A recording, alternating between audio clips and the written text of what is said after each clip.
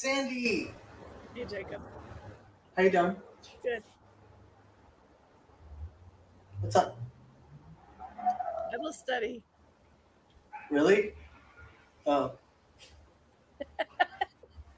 Jason has to work. We might end up changing the day of Bible study. Mm-hmm. We're thinking, yeah, I only watch Bible study for Jason, so um, we're thinking we might start doing it Saturday nights because it's easier for him to get that off, Right. and it's um,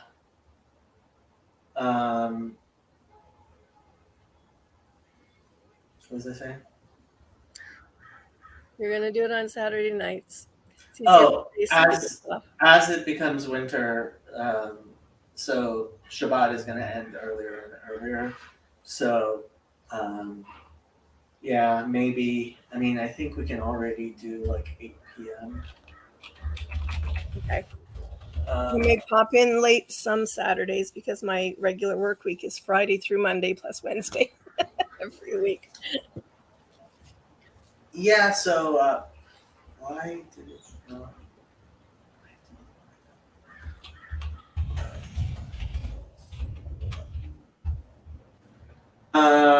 Yeah. So Shabbat ends this week at 8:06 p.m.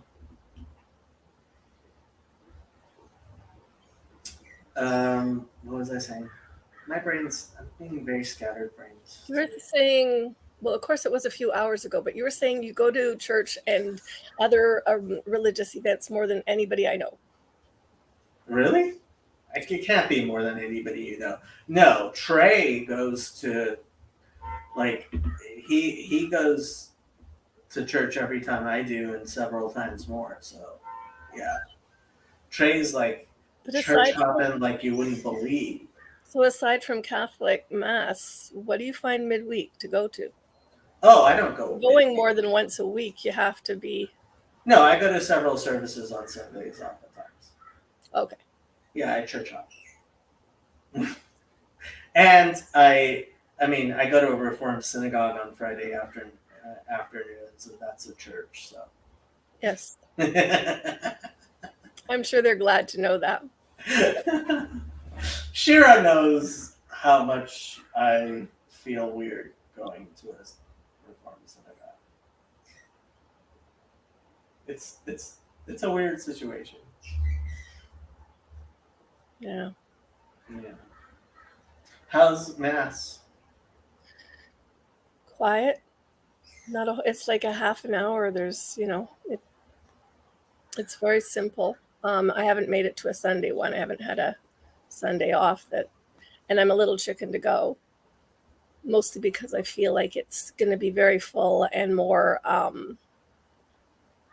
involved. There'll be more to follow.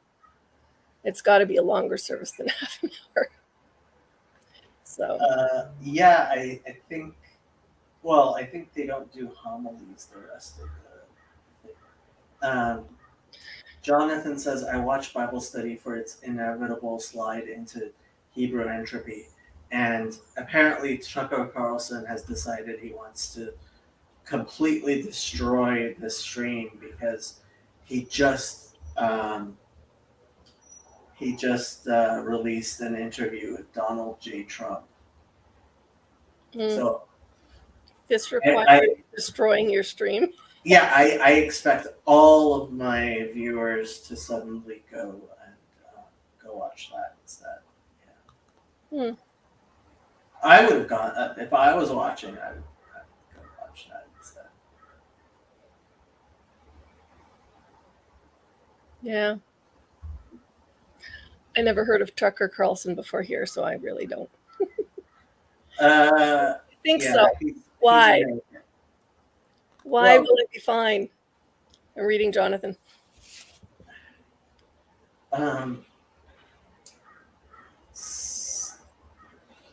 Well, Jonathan's been Catholic. When was the last time you heard someone laying Torah on Shabbat? Well, first of all, allow me to tell you that they actually lane Torah on Friday evenings at the Reformed Synagogue because just that's how. Although she doesn't actually lane, she lane is just Yiddish for read, but when we say lane, we mean chant, and she doesn't actually chant it. Jonathan says it's the same rubric. Okay. When's the last time I was actually at a Shabbat service? Did I go and get an Aliyah before Gimel Tammuz? I probably should have. That would be like 2 months ago. I don't know if I did. I try to. More people sit in the back and center pew. But I have claimed the back corner. Does this mean I have to get there early? And somebody will be very angry because, You'll People- be taking their seat. oh, yeah, you go and you visit those old churches where they have the little doors on the end of the pew and they'd have the name of the people that own it. We don't have that in the CRC. I don't think we can do it. I don't think Roman Catholic churches do that. No. But nonetheless, it's written in the air. A lot of synagogues have that, but that's mostly because if you're seriously going to synagogue, if you are an Orthodox Jew, you go at least every day, at least once a day, and so you have Really? So it's open every day. Oh, an Orthodox synagogue? I mean, a lot of people, depending on the timing, so because sunset ends, like moves around, so you have to do the afternoon. So I was always really bad at getting to morning services because I just couldn't wake up. Yeah, so Clown is right, 2 to 3 times a day. Wow.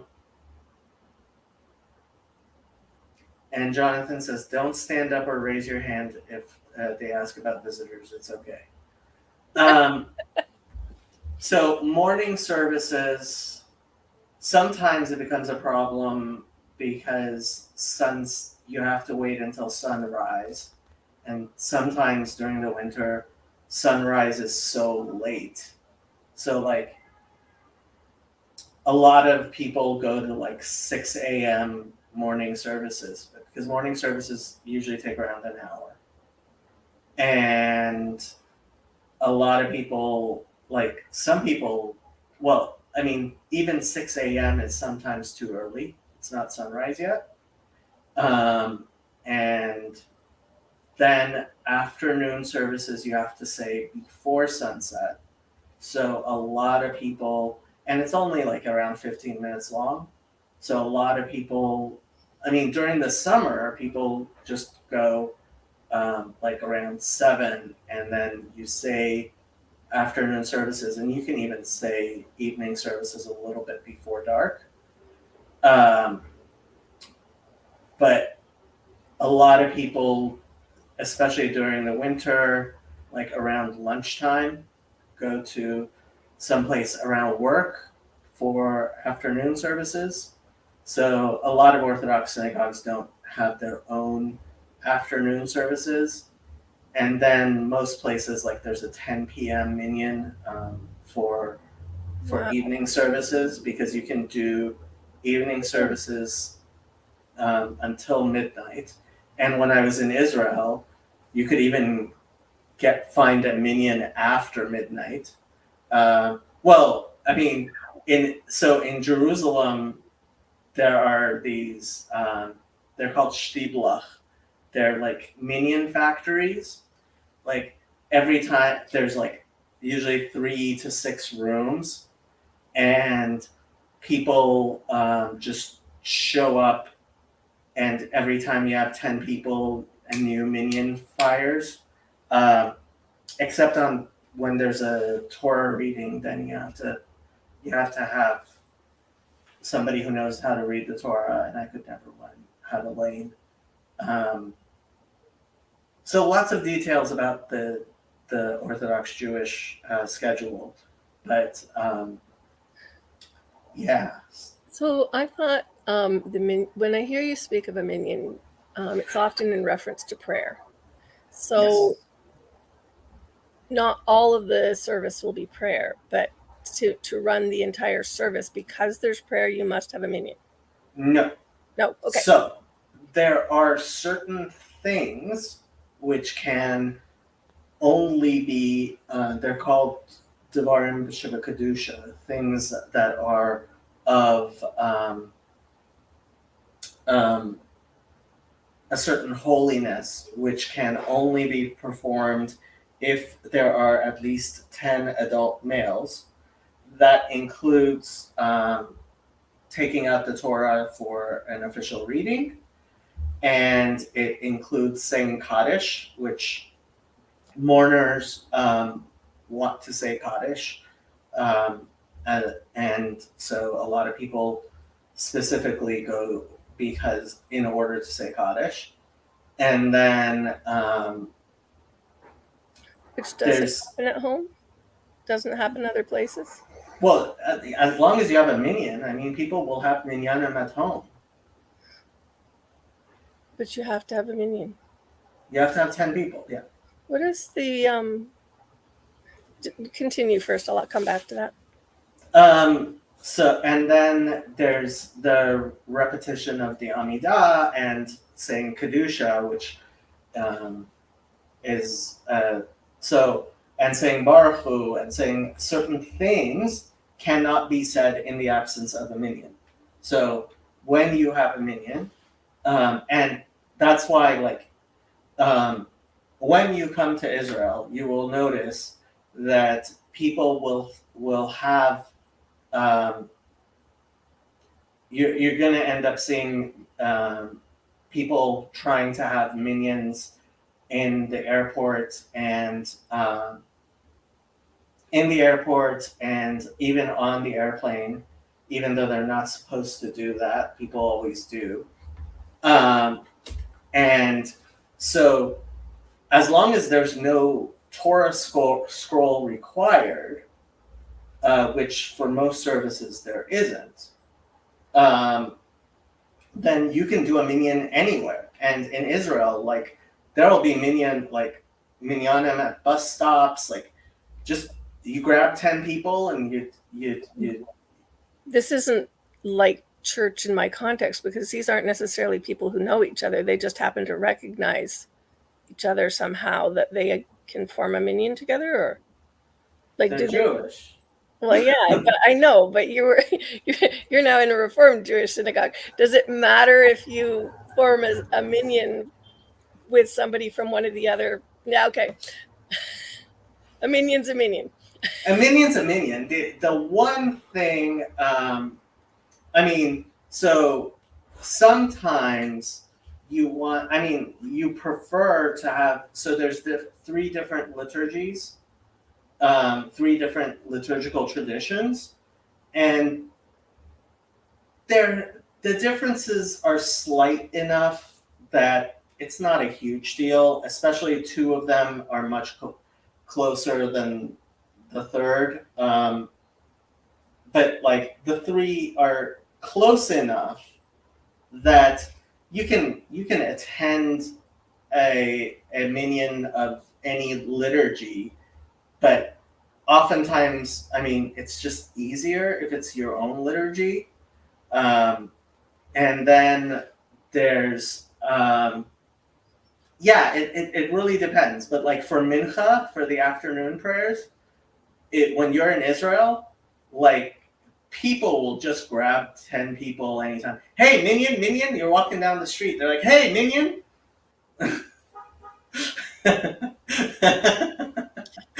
Beautiful. Yeah. I picture that so much here, but that's kind of beautiful. Yeah, that's why you have those minyan factories, And frankly, the difference between the minion factories tend to be which of the three liturgies the minion factory has. So in Jerusalem, when I was in Jerusalem, there was a Sephardic, which is my liturgy, minion factory in Mattisdorf I used to go to. And yeah, every time 10 people, a new minion would fire every time there were 10 people. And like certain people would try to catch up. I would actually go start saying the prayers and wait for because they would pray so fast that I would wait until I was up to what we call the actual prayer. What we call prayer is what's called the Amidah, the Great Standing Prayer. You know what? There, we can do my little rant and explanation of the Amidah, which I've done many times. But before we do that, you're going to have to say the prayer, Sandy. I haven't prayed since last time you asked me. I mean, I talked to God, but I don't have a minion. It's not a prayer. It's just me talking.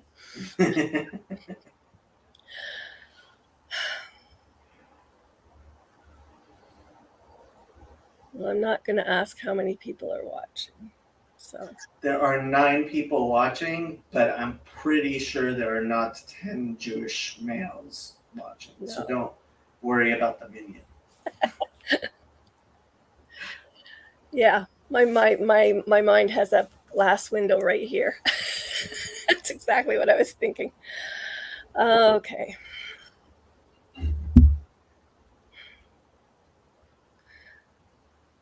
Lord, I thank you for this day. And I thank you for the good that comes even in the midst of trials.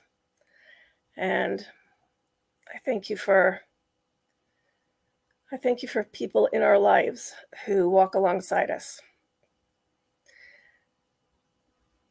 I thank you for the challenges I've had this week and for reasons to lean into them. And I pray that you will be as gracious to others here. Ça, c'est tout. Hey, Andrew. How's it going, Sandy? Well, it's going. So this is one of Jacob's greatest hits. I've said this many times, but I guess I'll do it again. So, what is defined as prayer in Judaism started with what were called ma'amadot, which is when people would bring their sacrifices to the temple, they would stand and quietly say prayers while their sacrifice was being brought up. And there were the public sacrifices. So people also had prayers that they said while, if they were visiting the temple and saying public, and the public sacrifices were being brought up. When the first temple was destroyed, the prophets instituted the what Hosea refers to as Parim Sefatenu, the calves of our lips, right? It says, let me find that verse in Hosea. Hosea 14:2. Okay. So,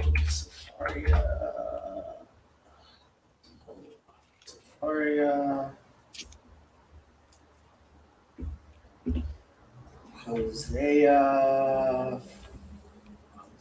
Bible. 14:2. Yep.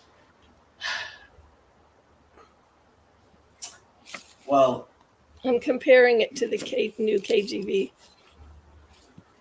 Oh. Yeah. Well, so our verse 2 is actually your verse. Our verse 3 is your verse 2. Yep. But O Okay. Israel, return to the Lord thy God, for thou hast stumbled in thy iniquity. Take with you words, kechu imachem devarim, and turn to the Lord. Veshuvu el havaya, imru alav, say to him, kol tisa avon, he who forgives all sins, I would say. Vekach tov, and he who takes that which is good. Uneshalma farim sefatenu, and we shall become whole through the calves of our lips, or we shall pay. Oh, I forgot to actually put this up. I would love to see it. There it is. That's their translation, which is slightly different than my translation. But my translation is obviously better than their translation.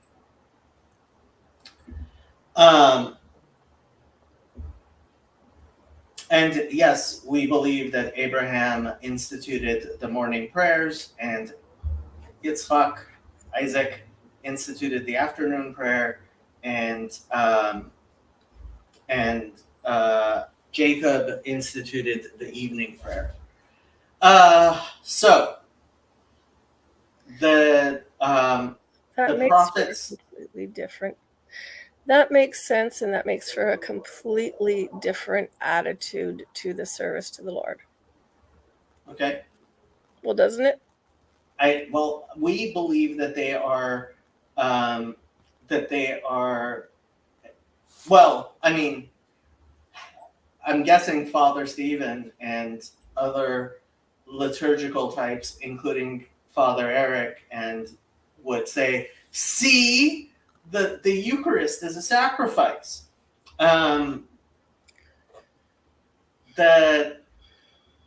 So prayer services in Judaism are instead of bringing sacrifices to the temple, because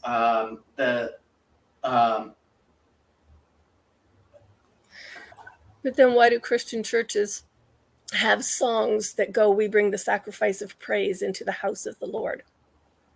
Well, I mean, the songs we bring are themselves a sort of offering, but the songs were said as the sacrifices were brought.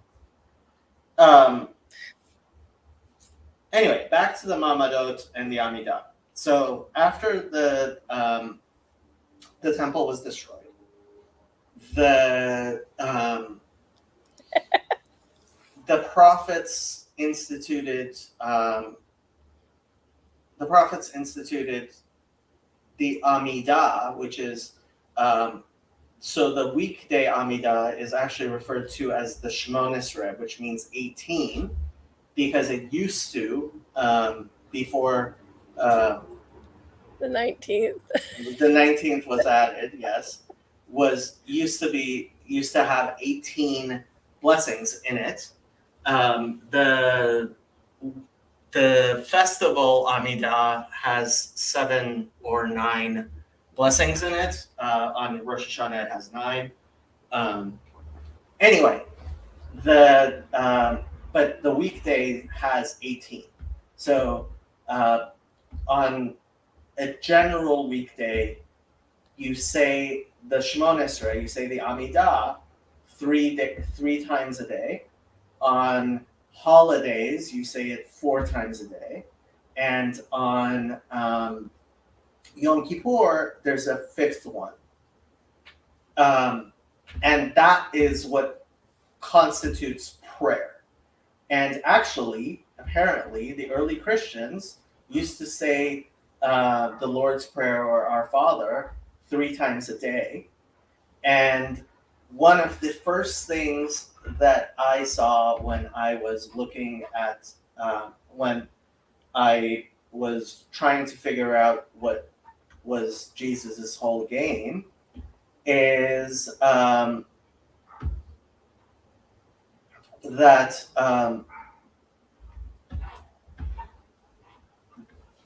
the Lord's Prayer or Our Father. So if you ever study Talmud, you will see that there are large sections which deal with how do you pray? Like, it's a common question. Somebody asks the rabbi, how do you pray? And the rabbi explains how to say the Amidah and what order to say and what to include, right?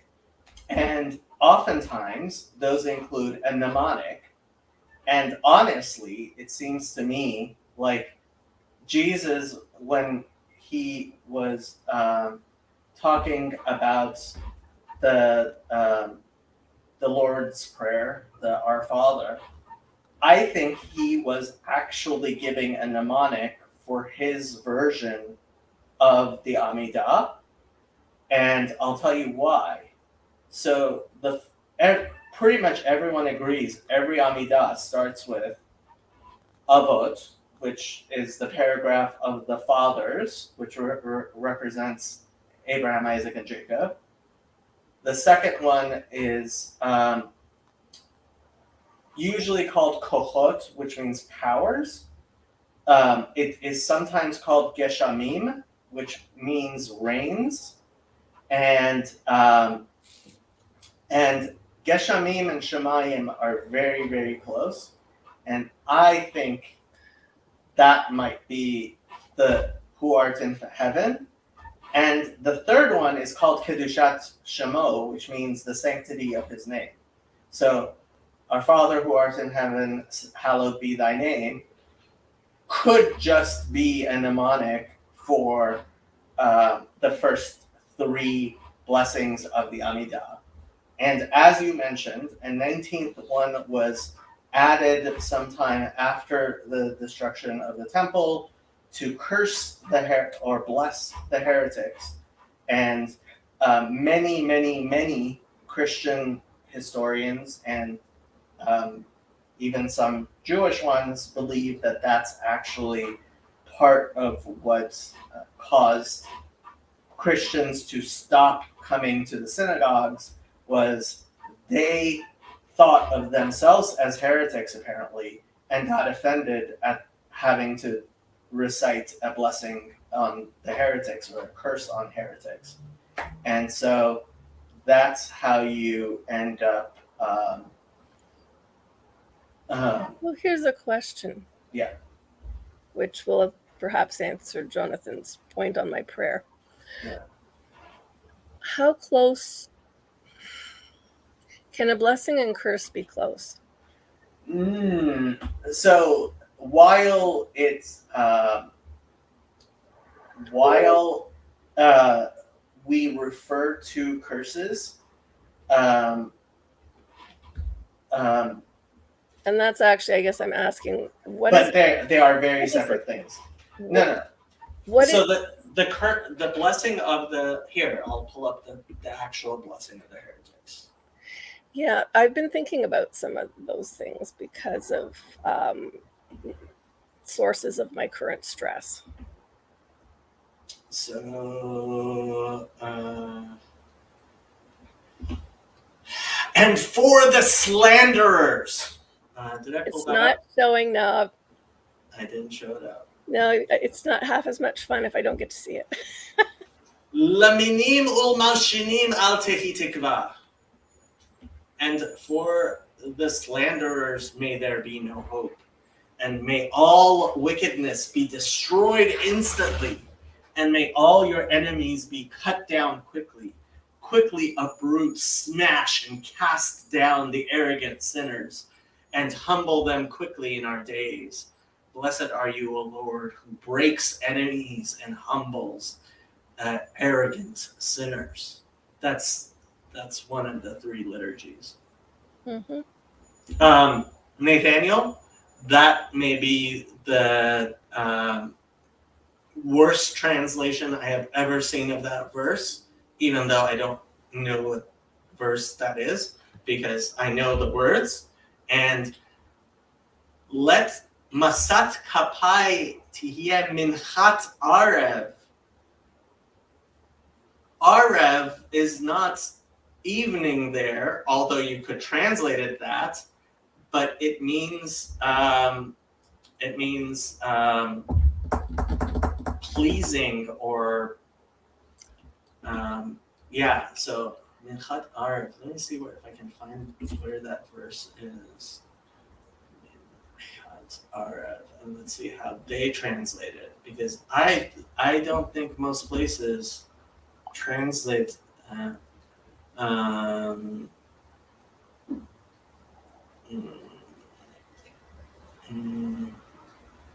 Psalm 141:2. I guess they also translate it as evening service. Tikon tefilati ketoret lefanecha masat kapai minchat arev. Let my prayer be set before thee like incense, and the lifting of my hands like the evening sacrifices. I never thought arev there. I mean minchat, but like arev, that's not how I understand Minchat Arev. Let me see.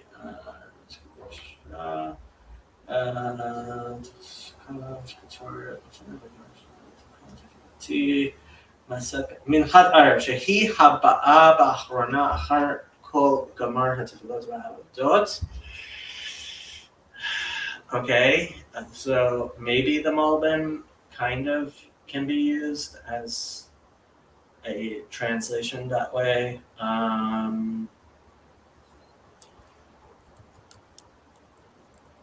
Metsudat Sion says Me'inyan Teshura. So he's saying Arev there is Teshura is how are they? Let's see what Teshura translates to.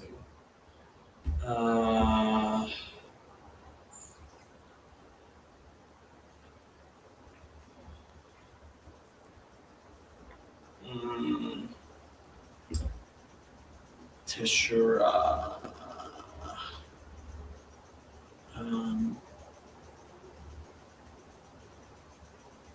Matana. As a gift. It's a type of gift. And it only appears once in the entire of the Bible in 1 Samuel 9:7. Okay, I'm not sure what he's saying there. Minchat Arev, Vahu Hadin LaMinchat Haboker, Ve'afshar Ki Erev. Yeah, Radak also sees it as evening. Yeah, so maybe I'm wrong. Can it be? This may be, I may have finally experienced being wrong. This is a new experience for me.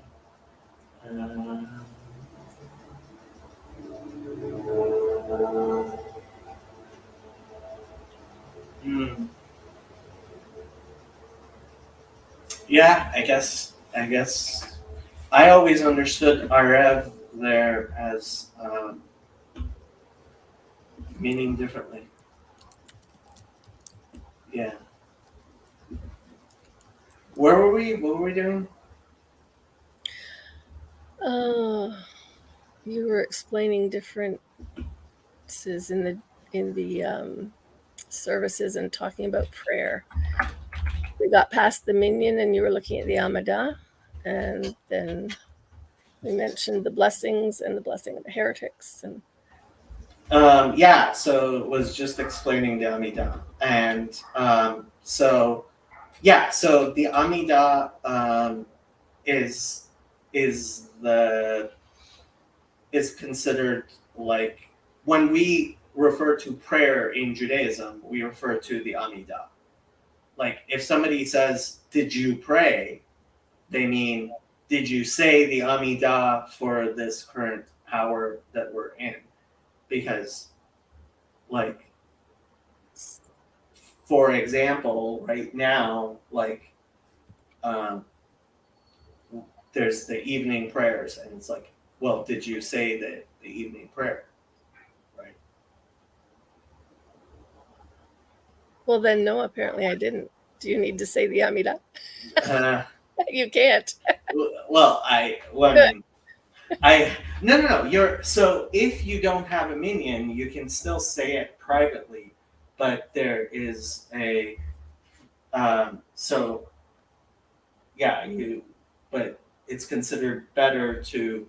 So I used to always miss morning prayer. Like I didn't miss morning prayers. I would say my morning prayers, but I generally almost never made it to a minion in the morning, and in the winter generally afternoon because I was at work or school or something, and then in the evening I would go and on the weekends and stuff. But yeah, Andrew, what do you have to say for yourself? Well, I mean, we have the hours, like prayer of the third hour, da da da da da. Um, Also, I know a little bit of Spanish. I took 3 years of it in high school. So if I ever want to become unrusty, could I practice with you? Sure. All right. We love to see it. Why do you want to become unrusty in your Spanish? I would love to be bilingual, Mm. Yeah, but you're trying to learn another language, Arabic. several more Yeah. languages actually, and Well, I mean, I took like 3 years of Spanish. I already yeah, know some of it, y- Um, how right. bad can it be? How bad can it be? But you kind of sort of need to learn some Arabic, Yeah, kind of.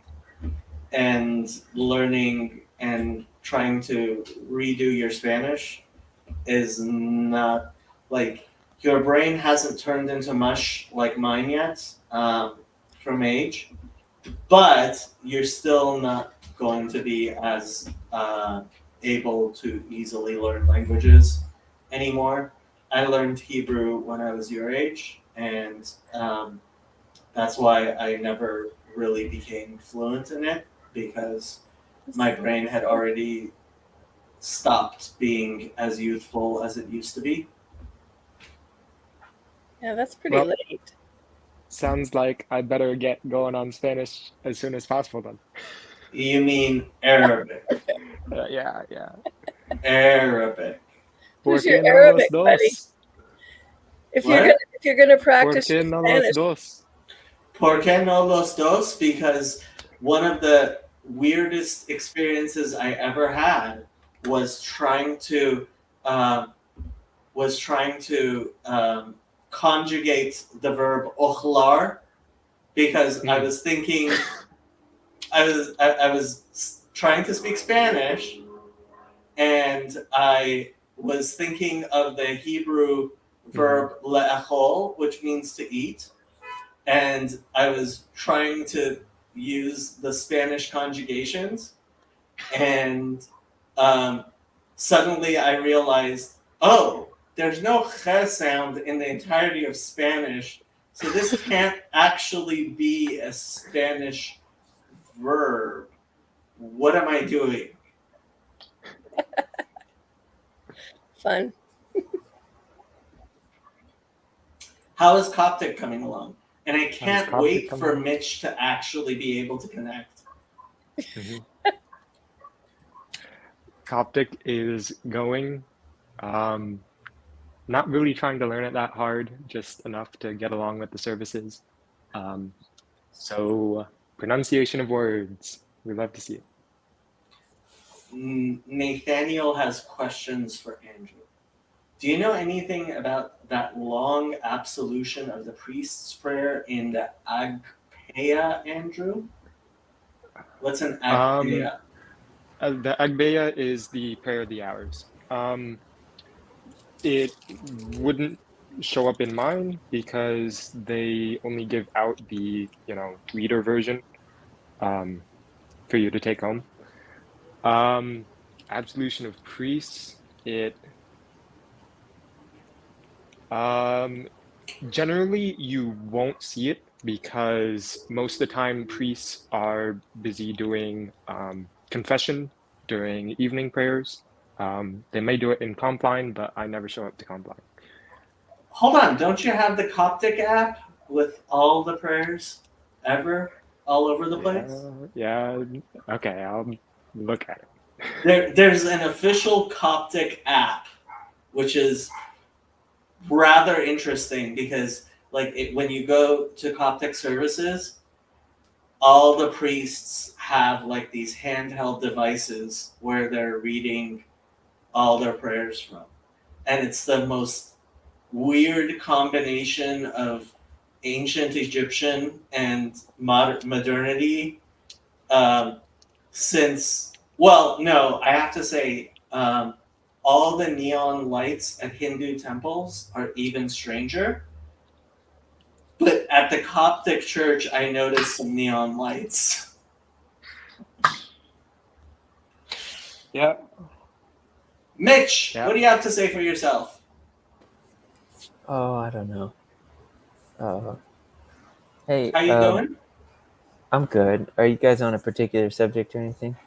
Not really. How's the baby? She's really well. She's sleeping, and she's starting to stand. She can like wobble for like 10 seconds before she falls on her butt.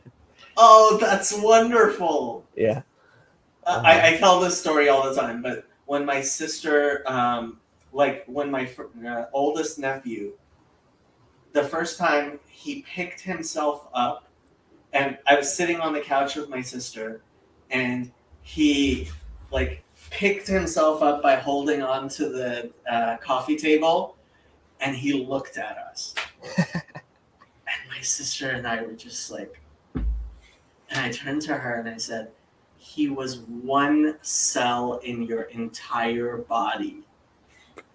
And he was just like looking at us. It was just like It's surreal for sure. all my even possible ideas of atheism, just like, I just don't understand how you can be so like delusional as to be an atheist after seeing a baby. So I wanted to ask you about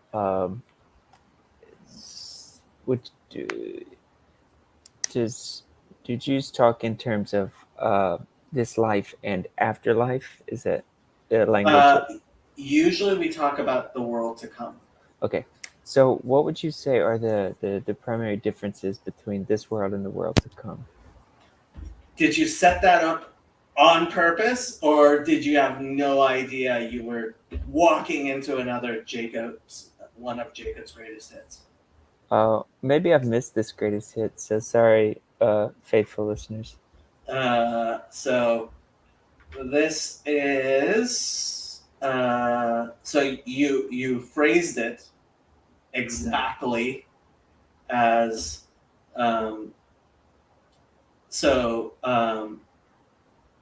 as Maimonides mentions in so the last chapter of the Mishnah Torah, which is his great restatement of the entirety of the Torah, is the last two chapters are about the coming of the Messiah, and famously he says in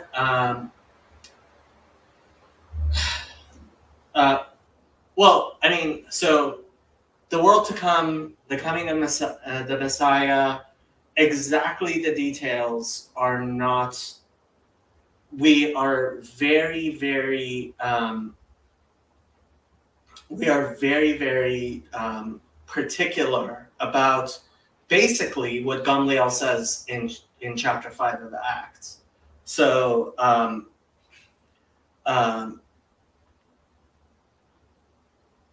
let me read the part where he Um, okay. And all of these things and things like them, people won't really know how it will be until it happens, because these things are not explicit in the prophet's words. And the sages also don't have a received tradition about these things, just an interpretation of the verses. Therefore, they argue about these things. And in any case, there is no order to these things happening, and the details of them is not necessary to the religion. And a person should never study the tales or spend a long time on the midrash told about these issues and things like them. And they shouldn't be made to be essential, since they bring about neither awe nor love. So, while if if talking about these things inspires you to love and fear of God, it is okay to do it. We have two rules. One of them is, let me put it 3 rules. One is, there is no clear teaching in the Bible, therefore don't claim that there are clear teachings in the Bible, because there obviously are not. Second, none of these things are fundamentals to our faith, and they should never become fundamentals of the faith. And third, you should not waste your time on them if they are not, at the very least, evoking some form of fear and love of God. Therefore, I mean, Maimonides does set out what he thinks it's going to be like. That's his opinion. There are other opinions. There are, in fact, many different opinions about what exactly will happen. But what is perfectly clear is the Bible itself has many different, these things are not explicit in the prophet's words. And so to overemphasize any particular interpretation, I mean, honestly, Gamliel, when I first read Acts 5, I was like, what have we been arguing about for 2,000 years? Like, how is this in the Christian Bible? And then why has there been an argument? Like, starting on Monday, what's his name? Elijah and I are going to be doing the Great Disputation of Barcelona, which was a forced disputation on these issues between Nachmanides, who is one of the greatest rabbis of Jewish history, Moses ben Nachman, also referred to as the Ramban or Nachmanides. And honestly, it's kind of like, if this is in Acts 5, like, what are we arguing about?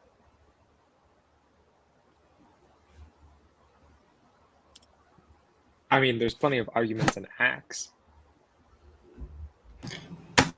Yeah, but it seems that Gamliel's He statement says, is positively. I mean, we can pull it up if you want. he says, kind of wait and see what comes of this, right? And Mhm. Yeah, saying that do not find yourself on the wrong side of God because you have your favorite candidate of the Messiah. Funny enough, like, that picture is actually the picture I used for the thumbnail. He is currently my favorite candidate for the Messiah, Rabbi Shlomo Yehuda Be'eri, also known as the Yanuka. And if he's the Messiah, I will be very happy. And if somebody else is the Messiah, I will be very happy. because I will not be found on the wrong side of God. If he's not the Messiah, he's not the Messiah. And if he is the Messiah, yay! Like, I have zero investment in who is the Messiah. So, what things do we know from the prophets about the world to come? I know that you said, or which this text said, there's nothing clear, but what do we have? Okay, so one of the things is that there will be the ingathering of exiles, which Chazi will say, hey, look, the state of Israel. And I will say, while I am glad that a majority of Jews are now living in the Holy Land, I don't believe that that is the ingathering of the exiles, but the rabid Zionists do point to that. And that is one of the things that very clearly is talked about. And obviously it didn't happen because of Christianity. Number two, there is an idea that there will no longer be sin because there will no longer be sin because people will all know God. And I keep on pointing how Jeremiah 31 says that the new covenant will be that there will no longer be any necessity for anyone to teach his fellow because everyone from the least to the greatest will know God. And this is repeated over and over again in lots of prophets about how the knowledge of God will cover the land as the waters cover the seas, and there will be a rebuilding of the temple. And the funny thing about that one is that actually the clearest indication we have of that particular tradition, which we do have, which is that it will be a temple not built by hands, is actually in the Christian Bible. That's the oldest writings we have of that, is that the third temple will be a temple not built by hands, although Ezekiel's temple, the second temple was never to the specifications of Ezekiel's temple, and it was generally understood during the Second Temple period that the Second Temple would have to be replaced.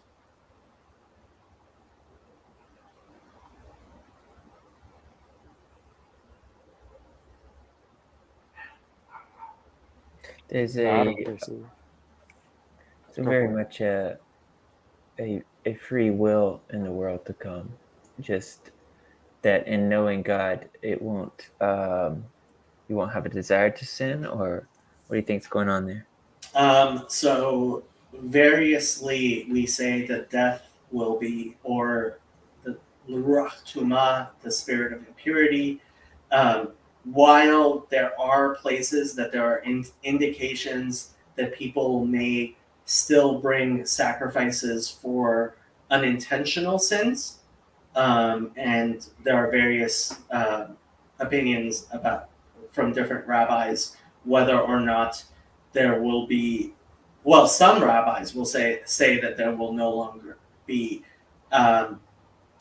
animal sacrifices, because actual animal sacrifices, because death will be death will cease.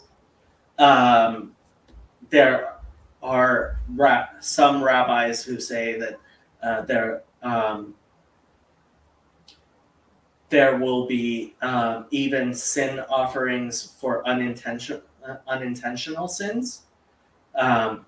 because there's one particular, I forget which prophet, talks about the Messiah and his sons bringing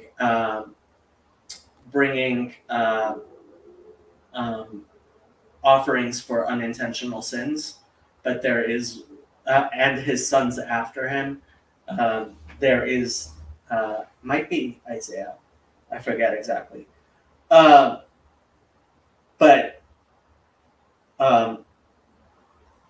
most people, like, I don't know that anybody is of the opinion that it will be possible to have um, intentional sins, and that's actually one of the, like, so we talk about the differences between this world and the world to come.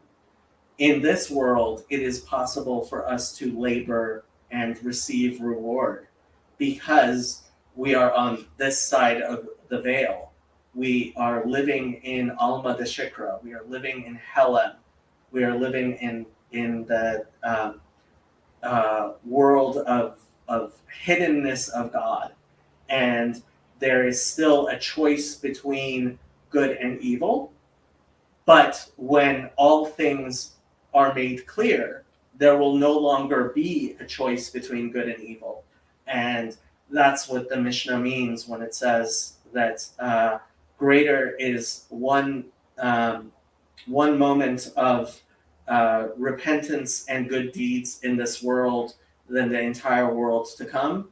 And the greater is one moment of the world to come from this entire world, because each has its aspect. Like the eternal reward that people will have for the choices they make in this, on this side of the veil, where we have free will,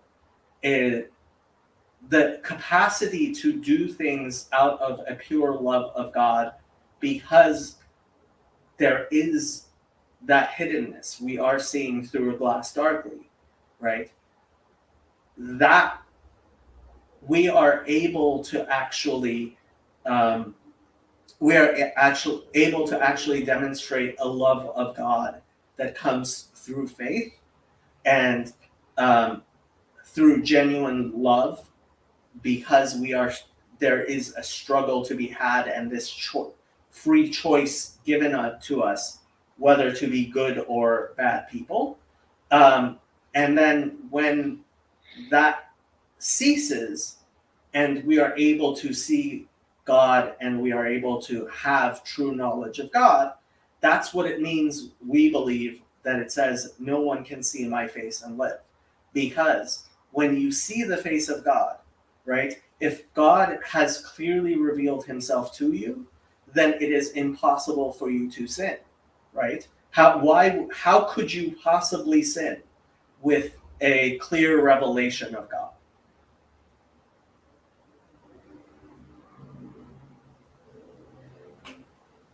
And you can't have a clear revelation of God unless you're dead.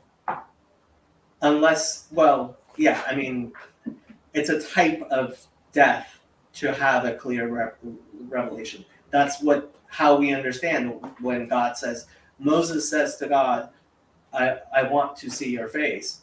And God says, no one can see my face and live. How do you say kaitissa? What am I saying? Kitissa.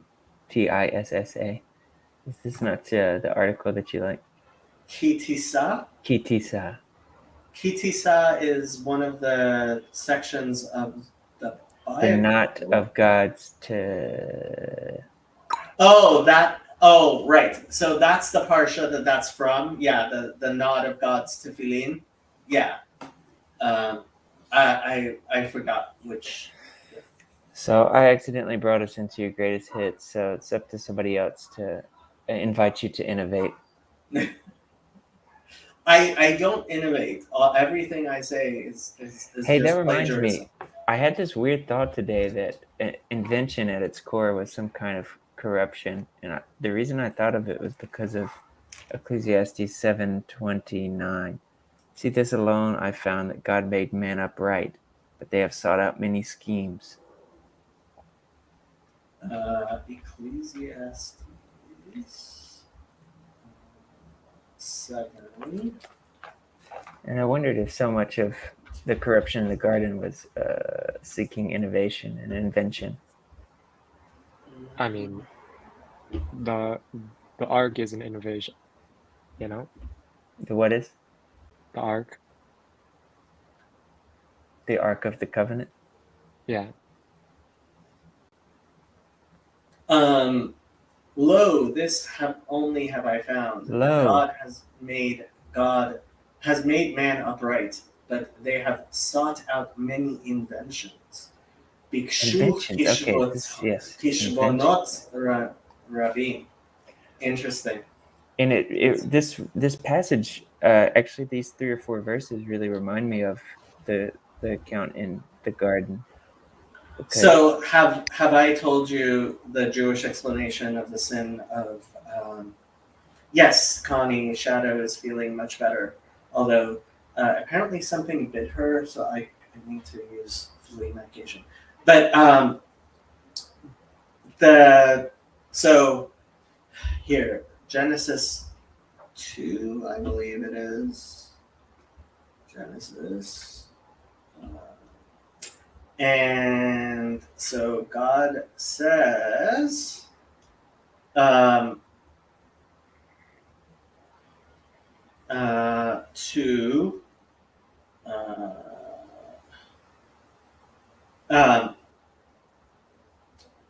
Adam, you and the Lord God commanded the man, saying, "Of every tree of the garden thou mayest freely eat, but of the tree of the knowledge of good and evil thou shalt not eat of it. For on the day that thou eatest of it, thou shalt surely die." Notice it says nothing about touching, right? And then God makes says it's not good for man to be alone, and he makes Eve, and then right.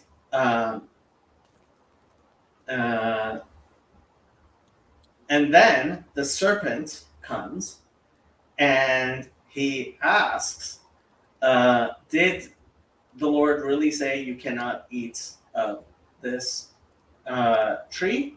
And she says, the Tomar Haisha, and the woman said to the serpent, we may eat of the fruit of the trees of the garden, but of the fruit of the tree which is in the midst of the garden, God has said, you shall not eat of it, neither shall you touch it, lest you die.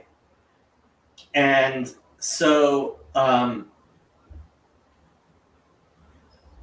one of the Midrashim, most famous Midrashim, says that what happened was that, in fact, Adam performed the first sin because he was trying to keep her from even touching it, lest she die. And so he made the first rabbinic injunction of saying you should not even touch it.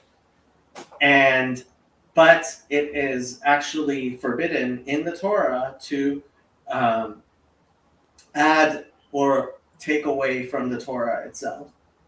And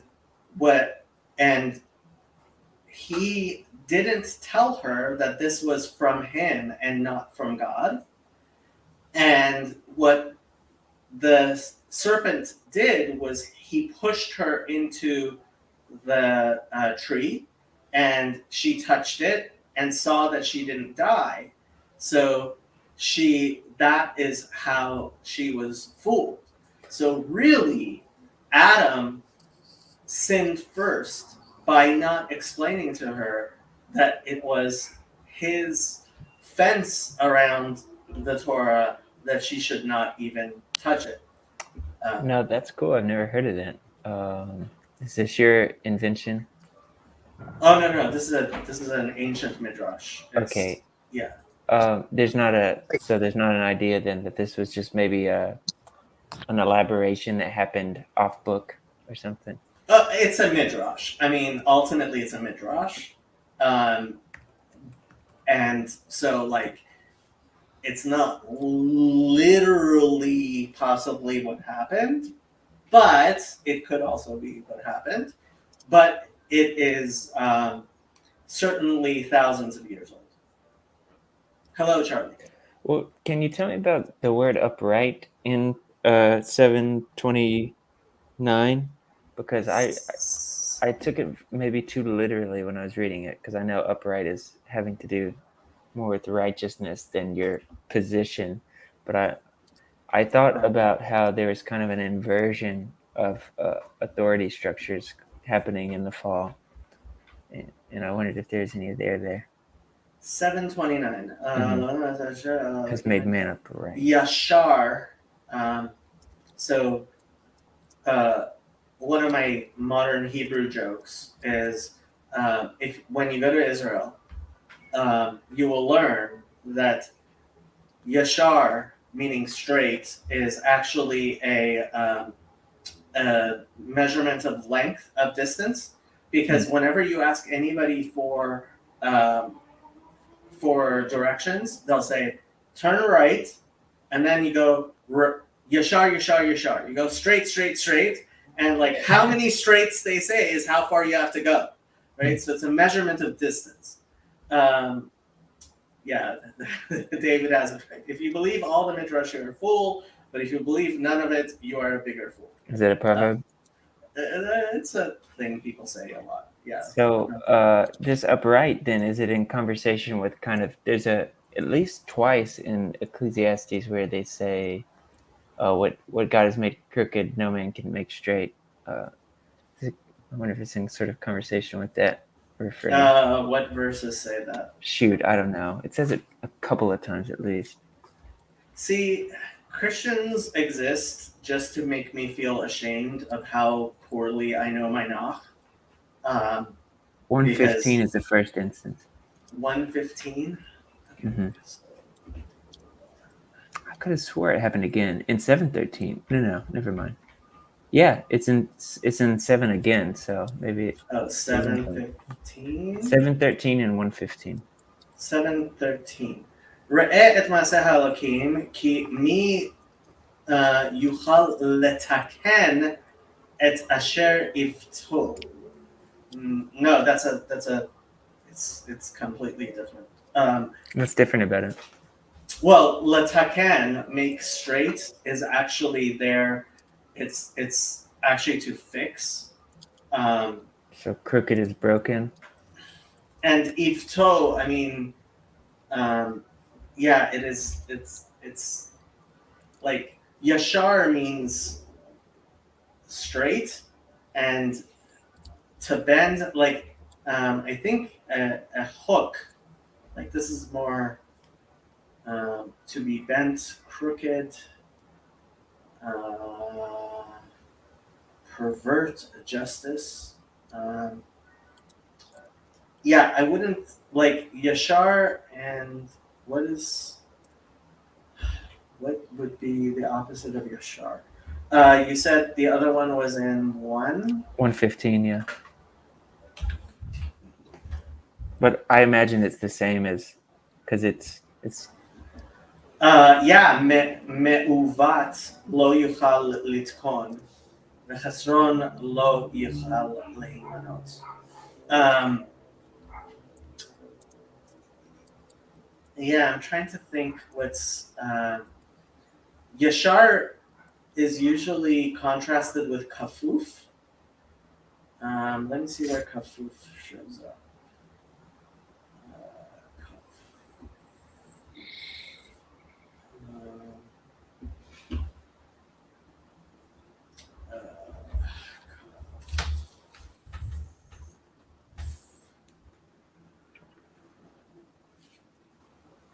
Should probably spell it correctly. So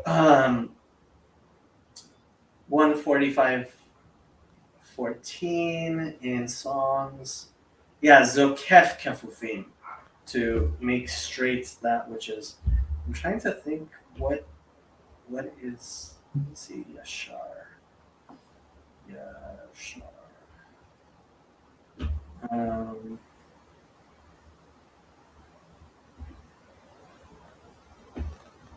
Yosef! When you're done looking them up, I have a question on the crooked and straight. Well, that's why I came on, but I'm like 2 minutes behind. 2 minutes. I missed a little bit of the background. How do you get the crooked and straight? Well, You're looking at the short. Ecclesiastes 1:15 and 7. Oh yeah, no, I know the verse. Okay. I just why did you ask about the verse? Oh, because I wondered if it was interacting at all with the word upright in 7:29, but apparently not. Probably not. I mean, it's a common enough word, but it could be patterns. I don't know. We could talk about that. Yashar is, but I mean, it talks about letaken ivut, right? Ayin vav taf. Yes. So This usually is a very famous verse. We use it in Halefa. I'd like to pick your brain on it, the Yosef. Yeah, go ahead, Sandy. So tomorrow is my regular every week Thursday. I go to physiotherapy so that I can go back to work. And he always says, "There, I've made you 2 inches taller again," because what he does is realign the spine. So that's what I'm curious about. When we use the word upright in a lot of Christian contexts, they'll be talking about in sense of when you're upright, you should show integrity. There's a whole list of words you can stick on it. That thing where whereas crooked is seen as that which is not in alignment with, or closer to like missing the mark and all that stuff. Is there an element of that in some of the stuff, Joseph, that Jacob read? The verses? So not exactly. I mean, so Jacob, I think, actually did sort of allude to something related to this, which is the idea of Zokef Kefufim, which is a verse also in, I want to say, Psalms, where God, it's the first of the Hallelujah, so it's like Psalm 145 or something, which is the. That's what I was looking up. It shows Right, so up straight. So Psalms. that's straight. That's straightening the bent. And that's like we have a blessing for that every morning when we get out of bed, of straightening the bent. But it's interesting because normally there we're talking more. We're not talking about moral as much as at least symbolically. I think we're talking more about like oppressed or like like confined or like stop. But also physically, like God actually is physically allowing us to have healthy bodies at one level. Another level, like he is, we're not under backbreaking labor and under a yoke of oppression, hopefully. Right. So like those are all kind of connected to this concept. Which is separate because I think there's a verticality to this discussion, but yashar is not usually used as vertical; it's horizontally straight usually. So we talk about like a bend in the road more, like so the God won't, right? So he does, and when we talk about like we do use this phrase upright, but often in Hebrew, I was noticing this other day actually with something close to what Mitch's question was about, which was so we've been saying Psalm 27 this month as part of the liturgy, and it has this word play that also appears in Psalm 5 between being straight, or I'm not going to use the word upright, but like acting straightly, so not crookedly, and our enemies who are called shorerim, which enemies is probably the wrong word, adversaries, but this actually derives weirdly enough from it's a weird etymology, but it essentially comes initially from tsar. So the word tsar means narrow, and it became, well, actually it probably initially means something like rocky, but it comes to mean like a narrow canyon, and then it becomes to mean someone who will attack you or ambush you in a narrow canyon. So like that type of enemy attack. We call Haman Sorer HaYehudim. So, but we also call the name of Egypt in Arabic and in Hebrew is Mitzrayim, which comes from this word too, which is the land that is narrow, right? 'Cause the Nile is very narrow, right? The whole population is along this tiny little narrow route. And they're, but we also use it like when the people are confined in the desert and trapped between the sea and the mountain, and you know, Pharaoh's coming down on them. And when we talk about the we're in, also there's a psalm, and one of the Psalms of Ascent, where we talk about being in the straits, like dire straits, right? So it's the Nehamet same, like, Sarkarati.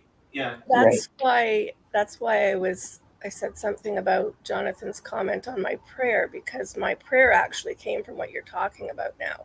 That place where you know, the constraints, and even the upright. I was talking to a lady today shopping for her husband in long-term care, but like so many people, she's hunched over on, like, you know, on the shopping. So it's not a matter of being morally better than somebody else.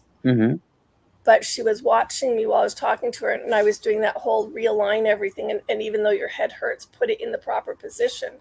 You know, and then she says, "Oh, I used to work in something or other," but she was saying, because she was in a car accident 40 years ago, and she still has repercussions of it. And I was thinking like that with the highway. When you have any kind of injury and you travel a winding road, there's so many highways now, they're straightening for the smoothness of the path instead of, you know, that rocky path. You know, there's a lot of and it's less dangerous. saying that makes sense in terms of what I was hearing in Mitch's question, in terms of, Oh, you muted yourself. sorry, fingers off the keyboard, in terms of why I prayed at the beginning. And he said such a Calvinist prayer for all the, you know, like those kind of, I forget what word he used, but you know, those places. Yeah, I'll say, so something that place, it's not so much being morally better, but at least being okay with it. yeah, being in alignment with God about it. and something that happens between the word tsar and when it becomes shar, and like that weird shift in the Hebrew etymologies, is that we go from a place where it's narrow and adversaries, and we come to a place where it's straight and adversaries. But in the way the psalm uses it, the adversaries help keep us on the straight and narrow. It's not that they're just like attacking us and trying to kill us and ambush us like in the tsar mode, but it's because the phrase used, the reason I looked it up is it's very weird. It says lama'an shorai, keep me on the straight path for the sake of my adversaries, or on behalf of my adversaries, or for their sake, which is very weird. Like, why would we be asking God to do anything for the sake of our adversaries? That's so like weirdly reflexive and positively enforcing. But in some ways, like, I mean, there's like the classic, you know, when you have enemies on the outside, you're gonna have more unity or cohesion or identity, all that type of stuff. But there's also something else here. It's more than that, I think, because it's very Vervaeke. It's affordances and constraints. It's affordances and constraints from Vervaeke. Even adversarial affordances or constraints are affordances. I was going to say it's beautiful and horrible all at once. That's true.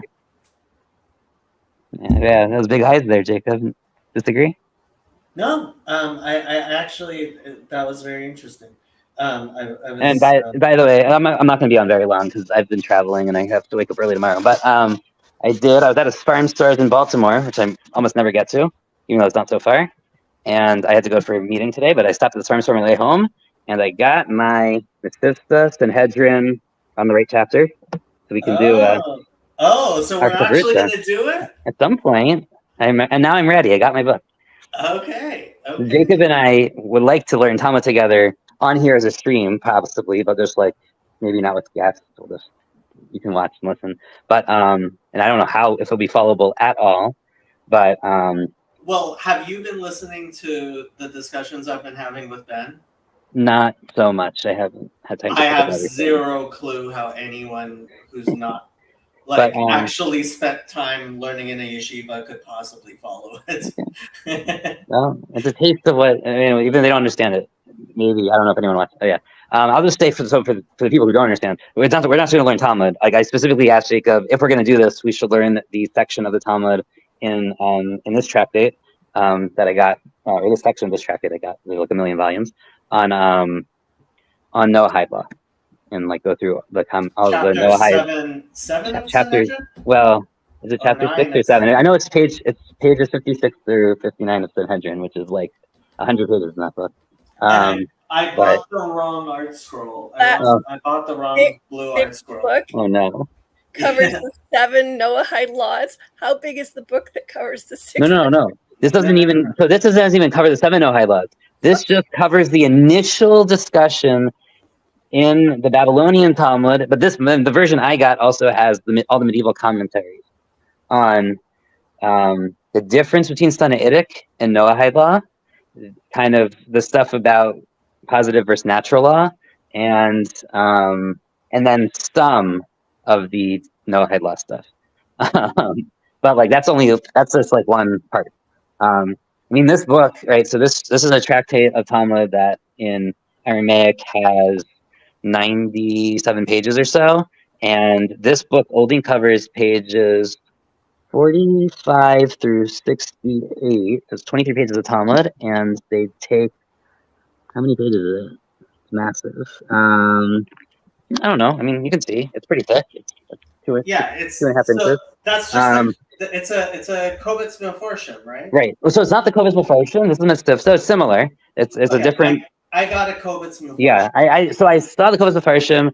Actually, I didn't see the Sanhedrin, but I was like, I think you got that one. I'd rather get a different one that might have a couple different. So what's nice about this is, in addition to the so Kovas Mefarshim, for those who don't speak, Hebrew here, is the compilation of all of the commentaries, because a lot of the commentaries are just like in all these manuscripts or in all these individual volumes, or some of them are in like very complicated, hard to find places, or in the back of other books. So these people in the modern age of publishing like took everything and put it all together into like a single collection of all the commentaries, or at least all the classical commentaries, because they might just do the ones from the years, I don't know, 850 through 1600 or 1700, depending. Yeah, it's But, the Rishonim almost. Right. Right. So they're not going to necessarily be everyone in the past 300 years, but it'll be 800 years of commentary.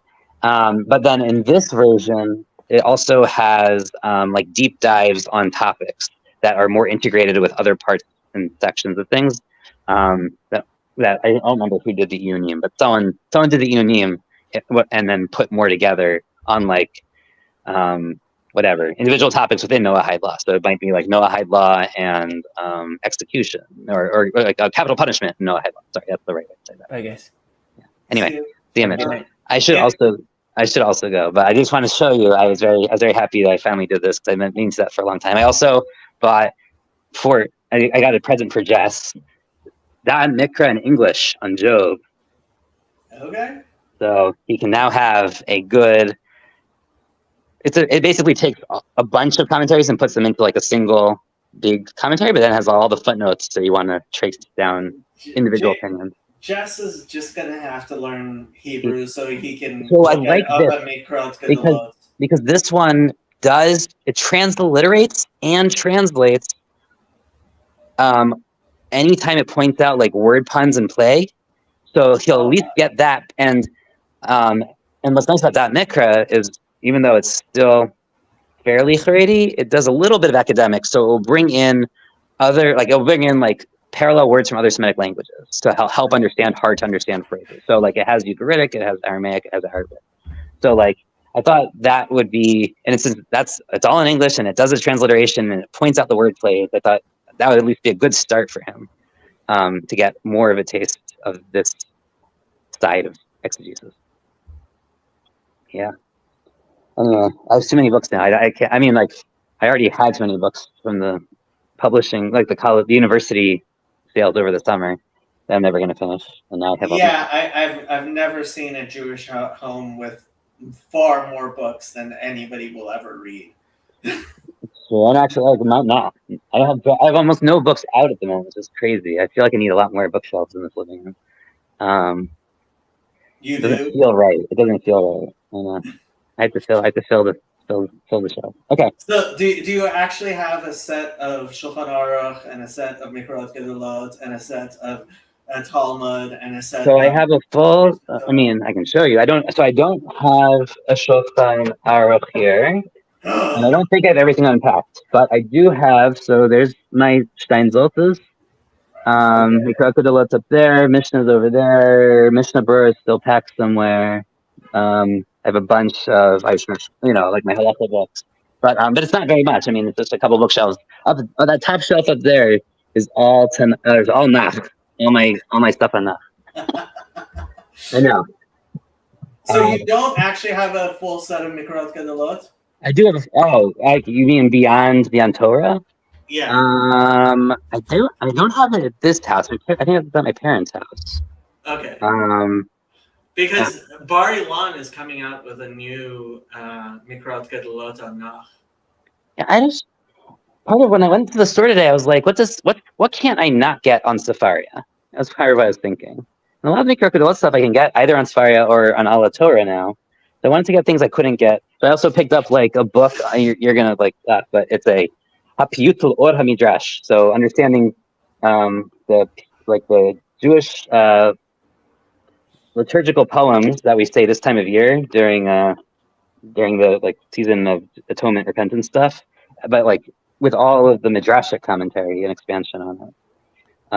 From I don't even remember who wrote that one, but anyway, like yeah, I haven't been in a farm store in years. It was great. Probably not since before COVID. But this was also like they had nothing. It was so Haredi. They had nothing from Maggid or Gush or any of the modern Orthodox publishing houses. That didn't surprise me so much. They barely had any art scroll though. That was more surprising. Like, so this was in Baltimore? This was in Baltimore, yeah. It was like the yeshivish. It They was had so nothing from yeshivish. Kahat. No. And their version of Shulchan Aruch Harav was from Satmar. It might have been. I definitely saw. Well, no. So they didn't have a massive amount of Hasidic stuff. I did look through because I was curious what they did have. They had a couple things, but not a ton. You can always tell if it's seriously misnagdish if this Shulchan Aruch Harav is not the Chabad version, it's the Satmar. Interesting.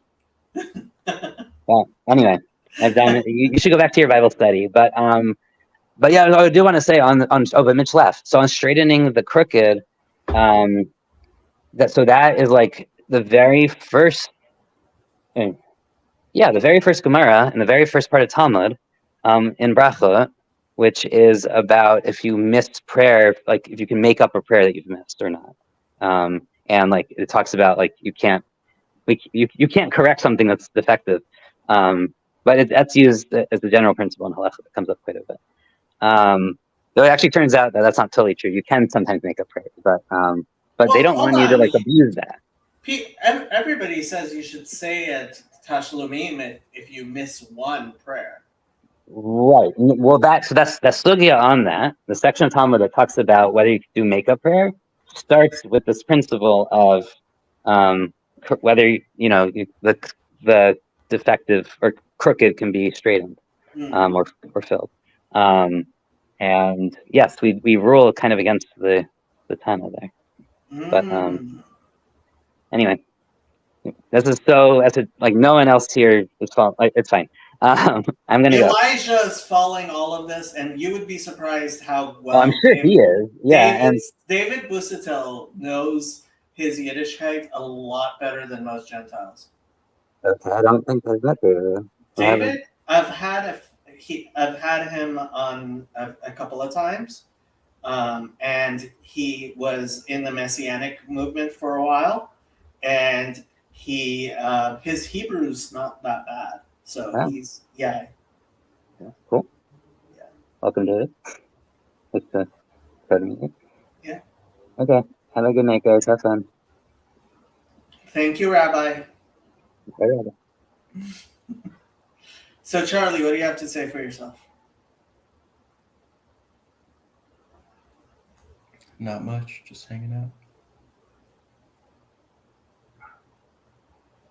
3 days into school. It's 100 degrees outside. I haven't starved yet at my apartment, so things are going well. 3 days into school.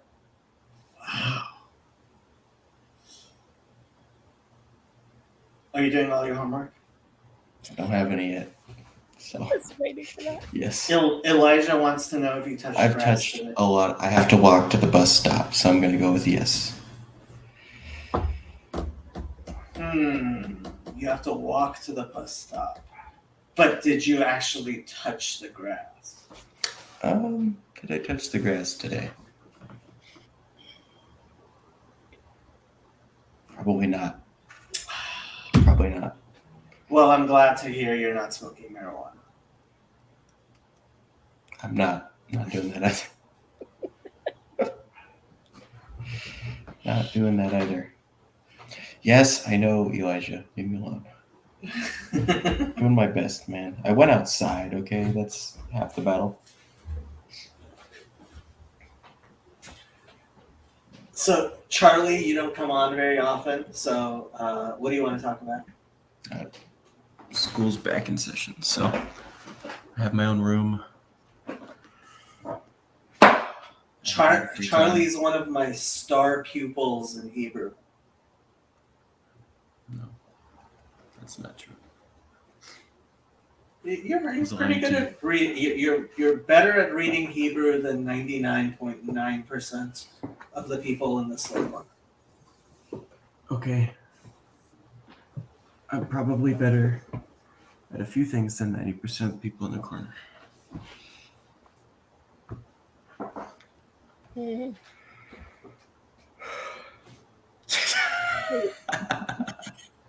Okay. If next book club, highly recommend Luther's Small Catechism. We could get that going. Everyone follow, subscribe. Everyone follow, subscribe, and like Dr. Jordan B. Cooper's channel for more biblical truth and takedowns of I don't know what, something probably. Matt Walsh. That was. Yeah, next book club we're doing on repentance. Rebecca Gottlieb is doing on repentance, apparently. Mishnah Torah or Yeah. the other one? Okay. I'll look at it. What's Should I the have other one? Should I have us do a hymn There's sing another on one in stream? the, We could get a Yeah, you sing. no. He's actually in a real choir. He actually knows how to sing. I would believe it. As soon as he learns how to chant in Hebrew, he's going to be I know how to doing- chant other languages. he's going to do Chant the Isaiah, entirety of Psalms. I'll chant Psalm 22, but I'll say pierced, not lion. So Like Just if picture you the do it word. in Hebrew, it won't matter. maybe I'll sing it with the spelling error in it though. Ka'aru instead of Ka'ari. Sure. I can read it. I don't understand it though. So that's the one thing I wondered too, is because Jacob talks a lot about people being able to read it. I cannot imagine anybody who can actually read it Hebrew who would look at that verse in Psalm 22 and not immediately say it's like a lion. I cannot imagine any honest person who knows how to read Hebrew looks at the consonantal text. Jacob, I think when's your birthday? My birthday I had it passed already. He just When is it? had it. It's the 12th of Tammuz. Okay. Well then next year I'm gonna buy you the largest paintbrush I can find so you can practice those big strokes. You're just anyone that reads Hebrew. Find me a Whoever did this, I guess. I don't know. Yes, I remember, and I went to town on it. If you remember, I remember you did something. I did something. Yeah. So how's Iowa otherwise? About the same as when I left it. pretty warm, pretty flat. Some pigs, a couple colleges, and Des Moines. That's about it. So And you know, if you should actually go to Postville. You can you can go sightseeing the Hasidim in Iowa. I have a friend who's at least ethnically Jewish. I could, hey Jeremy, want to go? Want to go sightseeing? I hear there's some Hasidim in Postville. We could. How far away is Postville from you? I don't know. Let's find out. So until Oh, you share your birthday with someone famous. my Sorry. birthday, Well, if I The- understood what you said. the 12th of Tammuz is actually a minor Chabad holiday. Well, there you go. Yes. Then I know why it is. Yes, the sixth Lubavitcher Rebbe, the Rebbe's father-in-law, was Yeah. also born on the 12th of Tammuz. It says it's a 3-hour drive, Jacob. I don't know. That's a little much. But it's the largest It's kosher basically. processing plant in the world. I mean, it's practically in Wisconsin.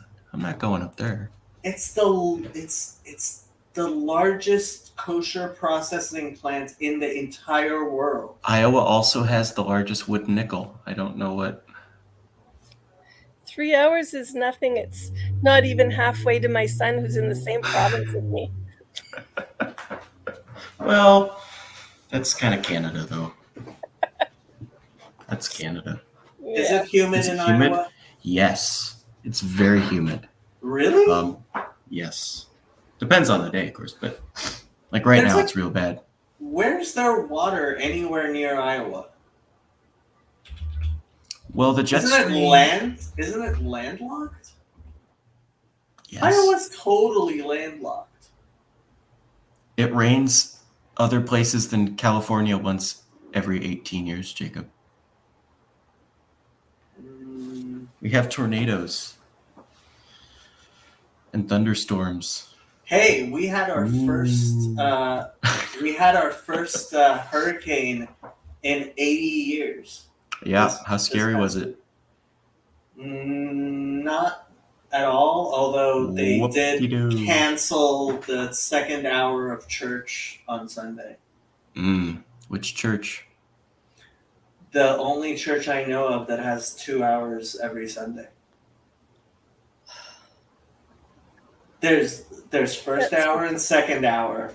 If you ever go to a Mormon church, you will see that first hour is sacrament meeting sometimes. In some wards, first hour is actually Bible study and priesthood. And second hour is sacrament. First hour and second hour. Yes. I've got to fill in for Jonathan, so I'll put my hat on.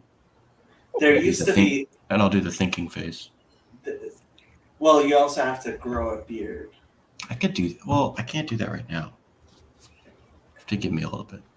I'll do it for you. You know, don't worry. You'll do it, Andrew? Yeah. The- Yeah. And Yeah, totally. Andrew shaves once every 5 months. By what? Oh no. I'm half white, you know. He's tall though. How tall are you, Charlie? I'm 5'11". 5'11". I used to And say that's I not was a fake 5'10". I used to say I'm 5'10", but I've started like doubting myself around these tall people. I'm 5'11", not 6 foot, not 5'9". I actually think I might be like 5'9 and a half, Probably. something like that.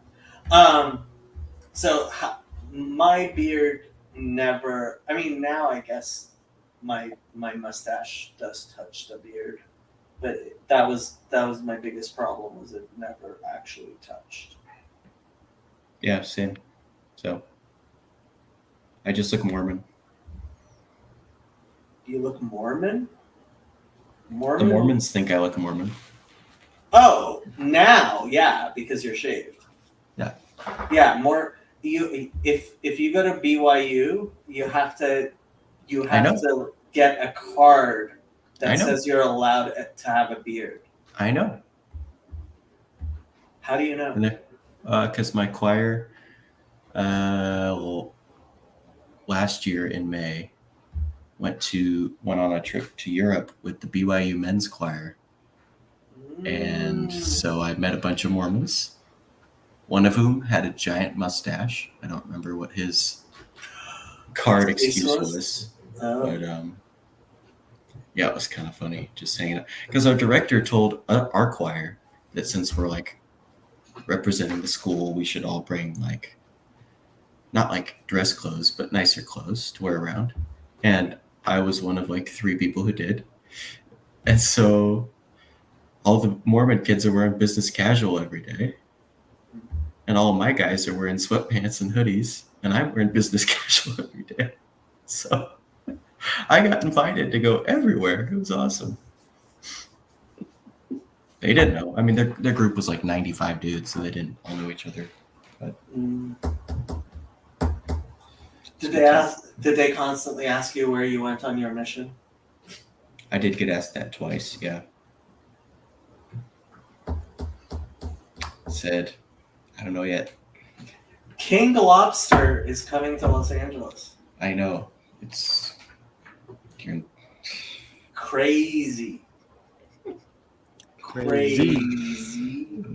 Jacob.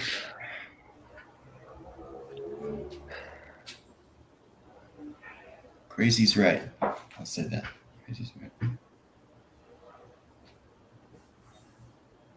So Hebrew Bible. Let's get after it. Well, Elijah, I think he was joking, but he was like, what's the deal with Alicia and the Bears in 2 Kings 2:24? I don't know. Oh, come on. That's like what all the atheists always go to. Is it? I Yeah. try not to. Let me pop it up Oh, here. what's the yeah, this is one I haven't looked into. What's the slavery Where's- bit? Oh, is it the slavery? Slavery? Yeah, isn't there's slavery in the Bible? Oh, There is? No. that's okay. That's like the dumbest atheist point in the world. Which did he want? 226 or whatever? It was. 2 Kings 2, 23. I think he was joking. 2 Kings 2:24. I mean, Better safe than sorry. Second Oh, yeah. Kings 2. But when they came to the camp of Israel, the Israelites rose and struck the Moabites till they fled before them, and they went forward, striking the Moabites as they went. Thus says the Lord. There you go. I don't see any bears. Were you looking at 2 Kings? Let me try again, but yeah, I think so. I don't think so. 2? 2 Kings Mm-hmm. 2. 24. 2 Kings. I can listen. Counting to 2 is tough. I was on 3. Let's try that one. Start at 20. Start at 20, he says. Mm-hmm. He said, Well, "Bring me." Yeah. Okay. I'm reading my ESV, so you can correct the translation as we go, I suppose. He said, "Bring me a new bowl and put salt in it." So they brought it to him. Then he went to the spring of water and threw salt in it and said, "Thus says the Lord, I have healed this water. From now on, neither death nor miscarriage shall come from it." So the water has been healed to this day, according to the word that Elisha spoke. He went up from there to Bethel, and while he was going up on the way, some small boys came out of the city and jeered at him, saying, "Go up, you bald head." Oh no. "Go up, you bald head." And he turned around, and when he saw them, he cursed them in the name of the Lord. And 2 she-bears came out of the woods and tore 42 of the boys. From there he went on to Mount Carmel, and from there he returned to Samaria. 42. What's the answer? What's the meaning of life? Or whatever. I haven't read Hitchhiker. Sorry. So the atheists lose their mind and say, He killed the children. he killed little kids. I can't believe in a God that would send bears to kill little kids I'll vote just for Planned because Parenthood, though. just because they called him a bald man. Baldy. Yeah. I can relate to Elisha in this passage, so I Yeah. support him. I mean, I support him. So can Jacob. if a bunch of kids called me a bald man, I would just like, you know. Unforgivable, honestly. Jacob, add that to your list of cardinal sins for non-Jews or whatever. Hate to break it to you, Jacob. You What? baldy. I am bald. I Mr. am Eggman. Wow.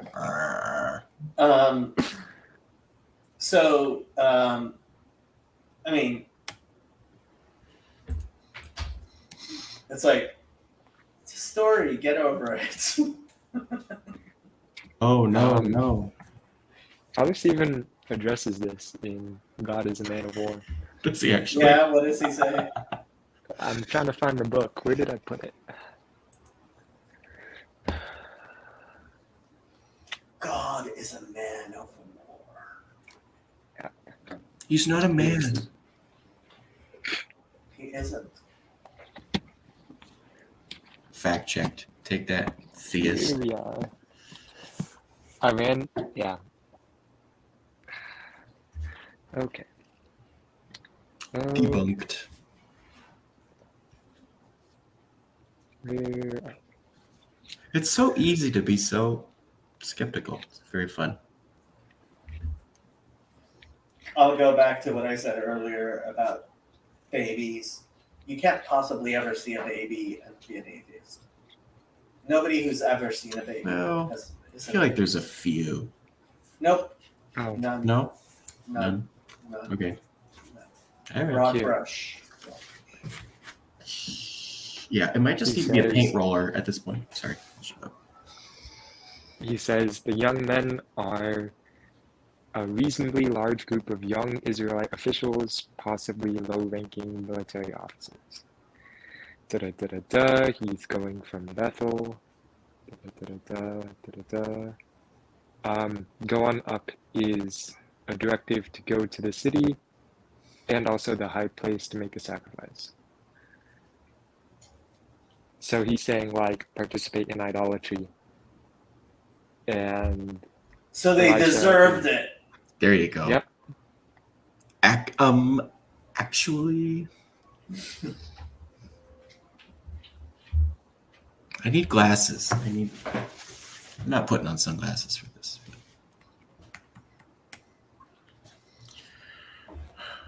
Well, might as well do numbers 25 while we're What's Numbers 25? or 22. I don't remember the bitters one. Oh, Sota, the bitter waters. the adultery adulterous test. woman. Honestly, like that's.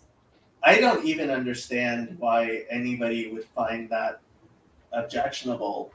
It's like it's an ordeal as opposed to, oh, I don't know, like see if she floats, and if she does, she's a witch type thing that other ordeals were. Like, this is actually an ordeal where she was like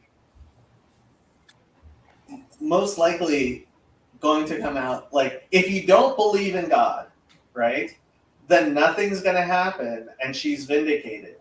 Like, can't get more feminist than that. Why would you be opposed to this? You can get more feminist than that for sure. How would you get more feminist than that? It's just not her fault. I don't know. No ordeal. She's fine. No ordeal, and then how would they know that she's fine? Well, because why would she have done something bad, Jacob? It's not It's very nice of you. impossible for a woman to do anything bad ever. How dare you say something like that? Clip it. So Hebrew, should I just start reading Jonah 1 because that's all I can do, or Go for it. Yeah, we could do Hebrew reading. Hey, I don't want to do that. Oh no. it's all you. It's all you, Charlie. I'm so screwed. Oh no. Wait, whoa. Not numbers. Nope. Why not numbers? Because I don't have this one memorized. Yeah. So you want to do Jonah? We'll do Jonah. I don't want to do either of them. I'm just trying to say If we are going to do anything, it's going to be Jonah. you went past it. I did. Yeah. What did you want? Jonah, really? Jonah. We've been practicing Jonah. It's all you, Charlie.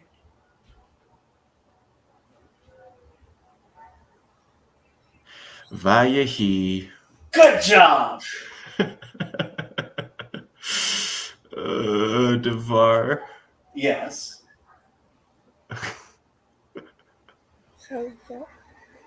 Devar, what class? You can do it. Isn't it Chava? Or is it No. close to that? Well, kind of. It's the Tetragrammaton. It's the naughty one. Oh, I don't know it just from Tetragrammaton. I'm learning the letters. Give me a break. Yeah. El Yonah Mhm. Ben Amitai Mhm. Lamor. You're so good at this. It's as if we spent hours on this just last week. I don't know my Cool. dots yet. Get up. Boom. No, we're not doing the translation, or I'm doing the translation. Get up, go, Yeah.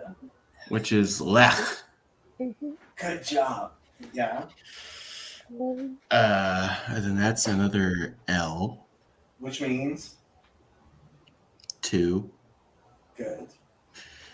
Nineveh, which is Nineveh, for all you folks out there at home. Get up, go to Nineveh. Ha'ir, Mhm.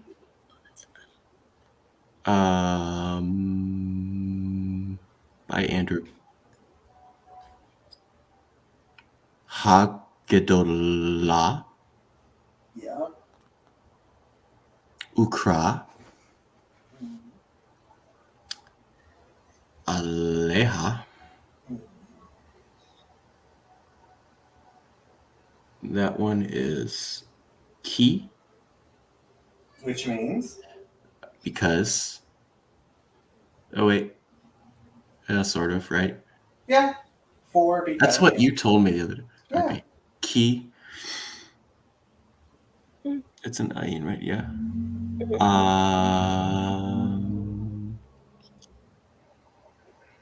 What is it? Aleta. Alta. Alta. It is a schwa, after all. Ra'aham. Ra'atam. Oh, sorry. Ra'atam. They're evil. Then this is my favorite word. Lefanai. Before me. Good job. I quit. No. You got to do the next one. That's the hardest one. Well, yeah, this verse is really hard. I'm getting exposed for how much of the stuff we did the other night was just because it was in the same Yeah, you're doing well. formatting. Now it's in longer. He had it zoomed in more, so I knew what the first words were of each line. This is actually a very difficult line. If you can read this line, I will be very proud of you. Vayakom. Good job. That long patach can't get me or whatever. Hamas. Kamats. Same difference. Yonah. Mm-hmm.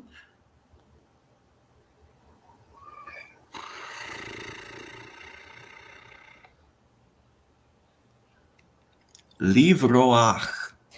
Good job. I am so proud of you. That's one of the hardest words because it has a stolen patach at the end. It's the one that cheats. Yeah. Tarshisha. Towards Tarshish. Yeah. Milifne.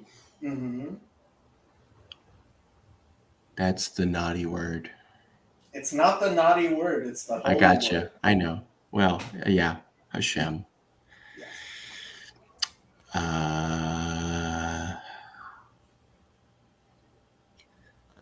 That's hard to see the dots. It's way too. No, I can see it. I don't have any clue. Where am I? Oh, there I am. Wow, I don't remember this word at all.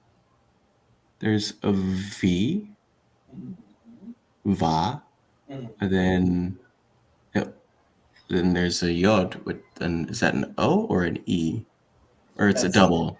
That's 2 dots underneath it. Vayered. Vayered, yes. Vayered. Yafo. Mhm.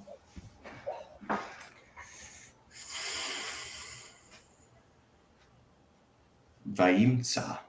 Good job. You're so excited. I am. You're doing a good job. This verse is actually very hard to read.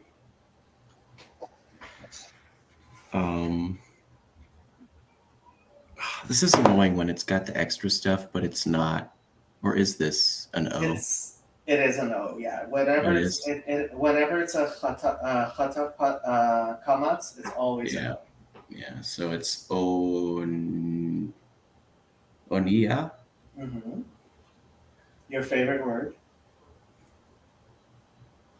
Ba'a. Mm-hmm. Oh yeah, Onia, the stupid boat. Mm-hmm. I hate boats in Hebrew, by the way, Sandy. These things are terrible. Why? It's got the olive with the extra garbage under it, and then it's got the yod with it's the doubled, and then there's just an H hanging out. But you're getting Yeah. help. All I've had is the guy from Tanakh giving you those really, which I appreciate because I used to do it for people with ASL, 5 billion really stupid reasons you're going to remember this. Onia, Ba'a, Tarshish.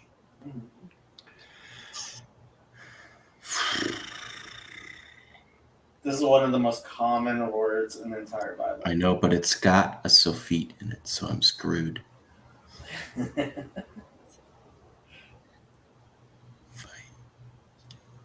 It's not the. Oh, it's It's not the noon, is it? Is it the? Vayaten. Yes. I guessed on the last letter. I'm like, it's probably, I don't know. Sandy just told you it was a noon. I'm going. I think it's the noon. It There's is. Yeah. something funny with the other one that looks like the noon. The way you can tell the difference between a noon sofit and above Yeah. is a noon sofit goes below the line. Right. Only one that, and the lamed is the only one that goes above the line. Yes, the lamed is the only one that goes above the line, And the noon, yeah. and most sofits go below the line. Okay. Mem sofit doesn't go below the line, but most sofits do. Okay.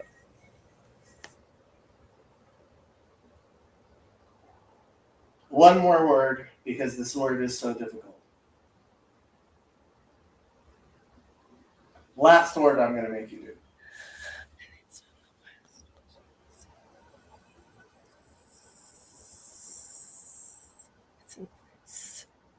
It's an S sound, right?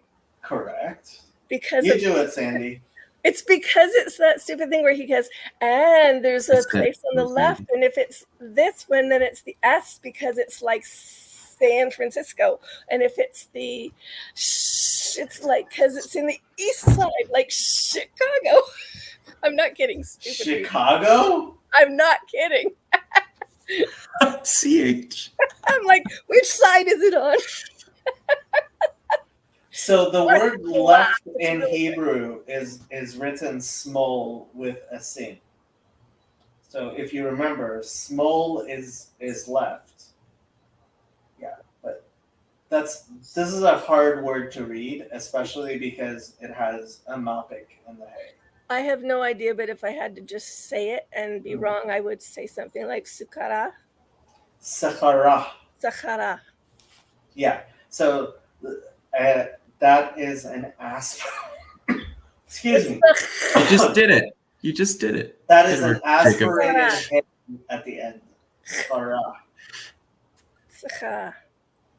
Yeah, her rent or her wage. Yeah. I'm sure this was riveting YouTube for so many people to watch Charlie try to remember how to read.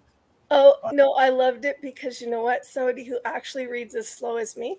That was amazing. Thank you, Charlie. You got it. It's brutal having to read slowly. Beginning of Job says, bless God and die, but to be pronounced, really? The Cree is different from the Katu? So let's look. This is getting too large. Job is there. And which verse are we talking about? Job. Must be at least chapter 2 or 3. Somebody call Jess. Yeah, somebody called Jess. Hebrew Bible study, except for Job. Well, I mean, around Jess, I feel like, I don't know. Let's see if I can find bless God or die. Do you feel like a Gentile on a Jewish YouTube stream? Whenever the Christians start asking me, Job 2:9. Job 2:9. There it is.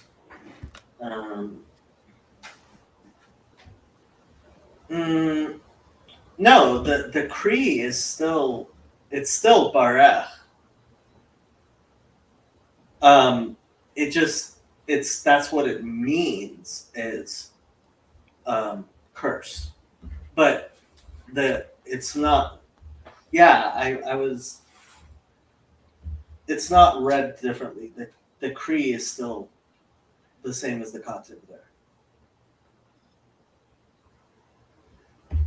I'm sure lots of people find this incredibly interesting. This is the most boring Bible study we've had yet. It's all your fault, Charlie. You forgot to call Father Stephen, I guess. You brought Iowa boredom to the Bible study.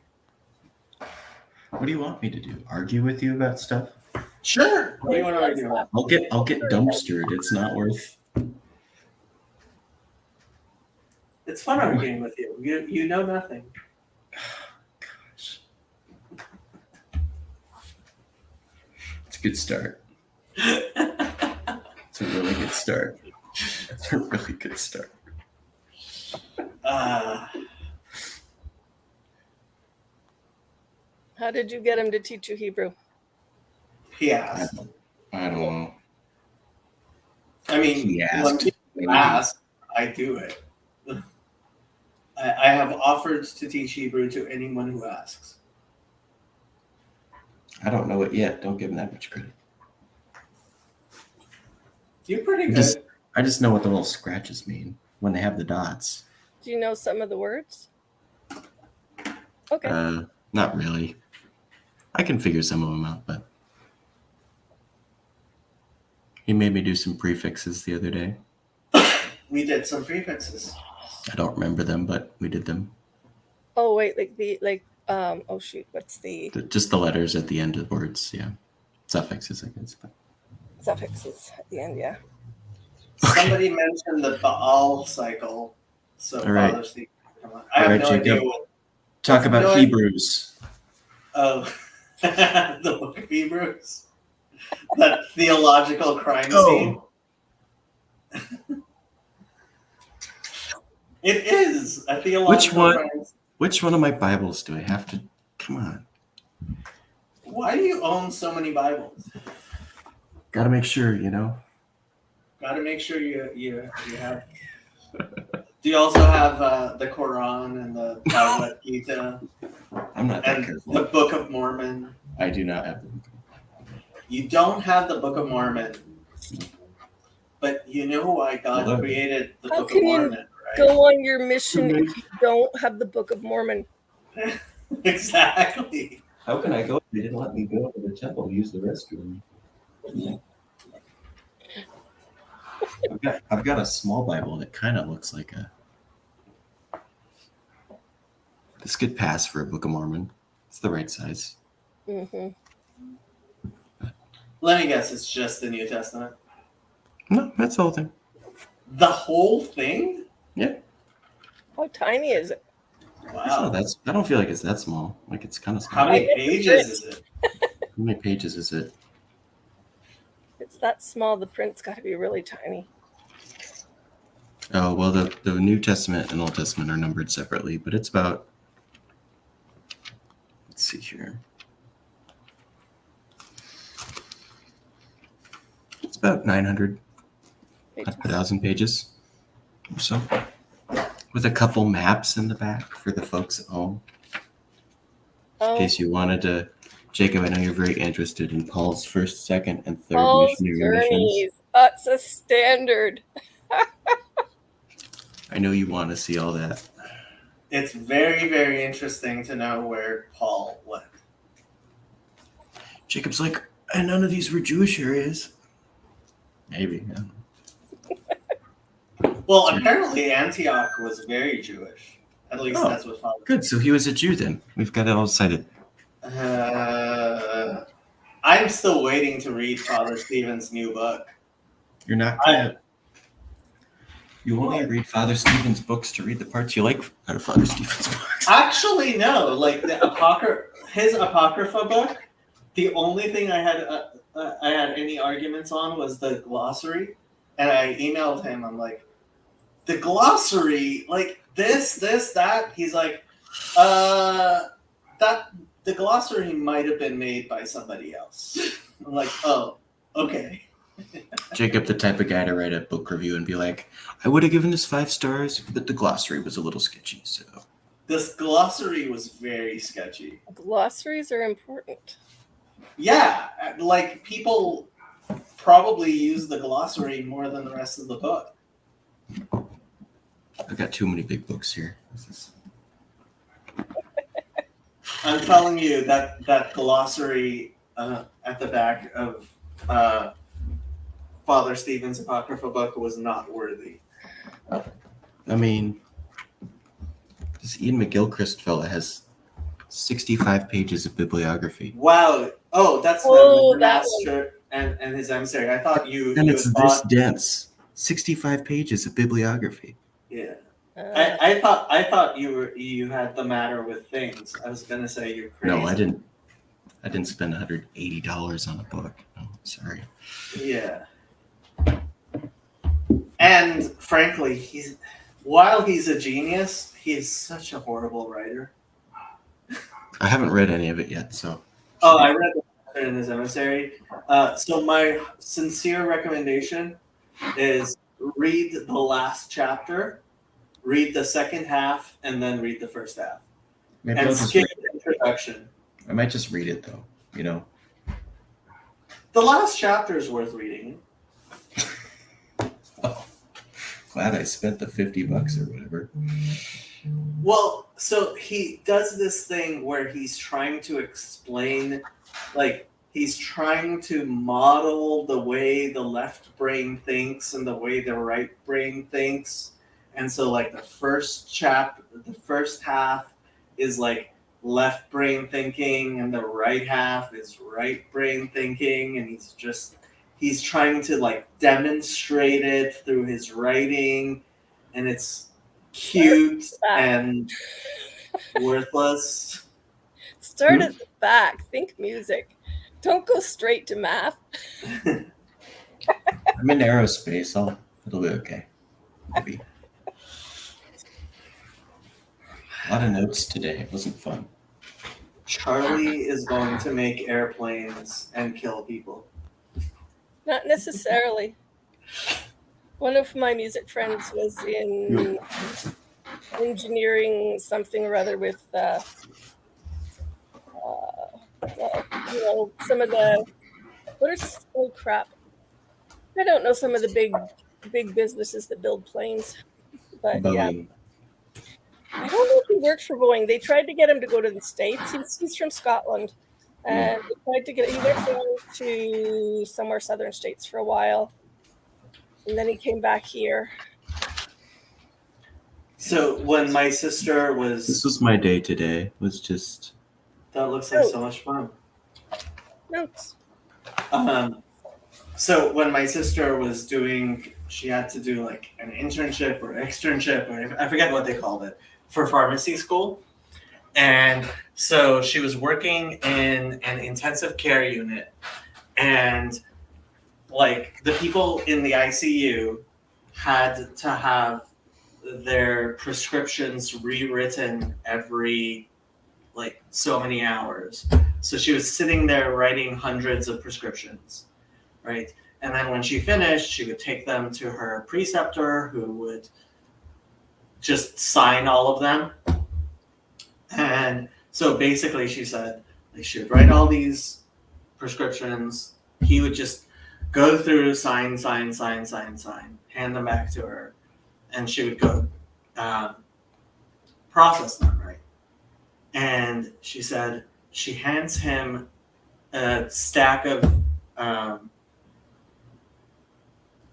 prescriptions. He goes through, signs all of them, hands them back to her, and she starts walking away. Says, "Hold on a minute." And she's like, "Yeah." He asks for the prescriptions back.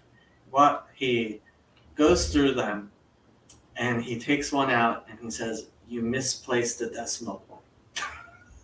And my sister, like, she came home that night.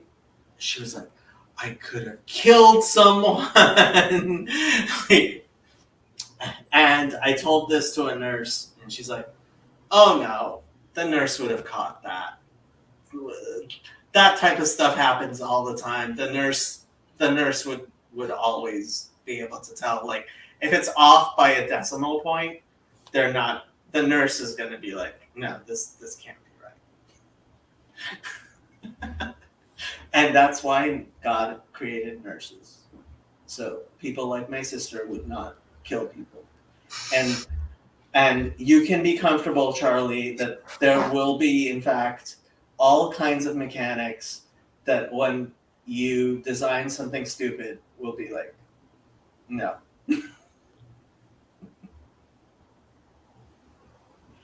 we'll see. We'll see. Oh, yeah. Like, Okay. what does an aerospace engineer do these days? Like, What do you is make new aerospace? planes? Is it just normal planes? Is it like what it sounds? Do you make things that go out into outer space, or just the normal space around us? It's a lot of stuff. Most of it's planes. A lot of it's government, like military contracts and stuff.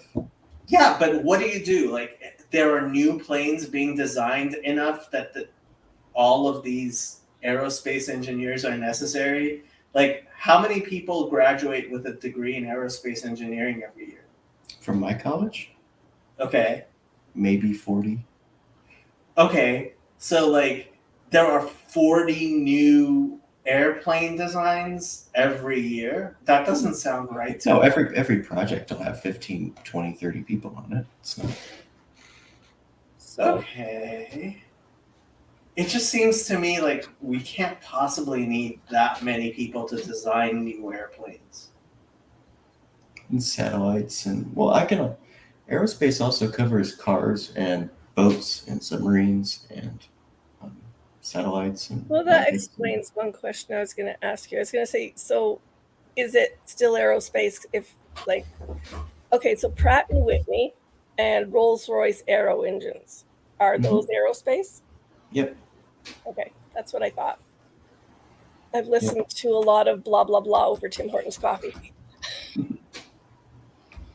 Yeah, and it depends. Like if it's aeronautics, that covers like everything I just listed. technically I'm getting an aerospace degree, but it's like a mechanical engineer, but with a little more specificity in it. So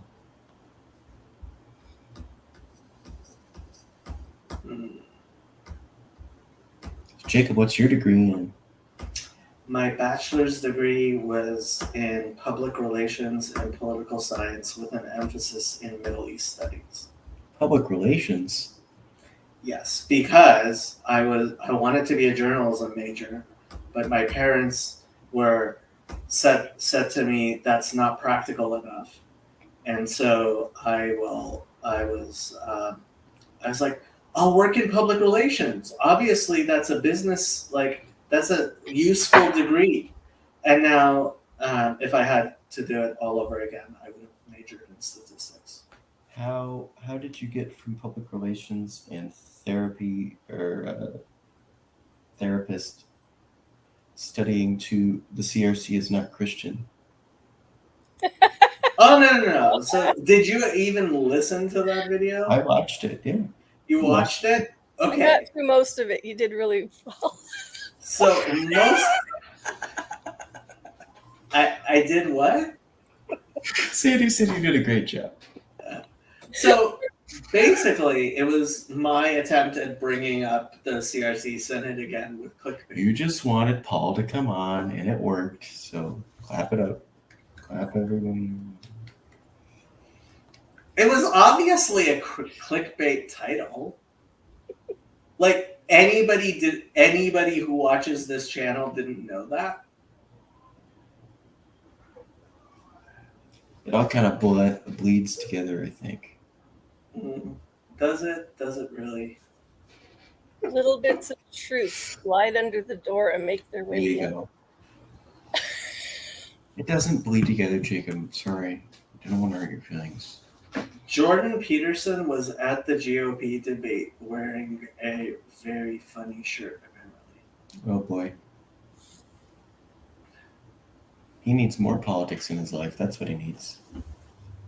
So somebody posted this on the. Is that real?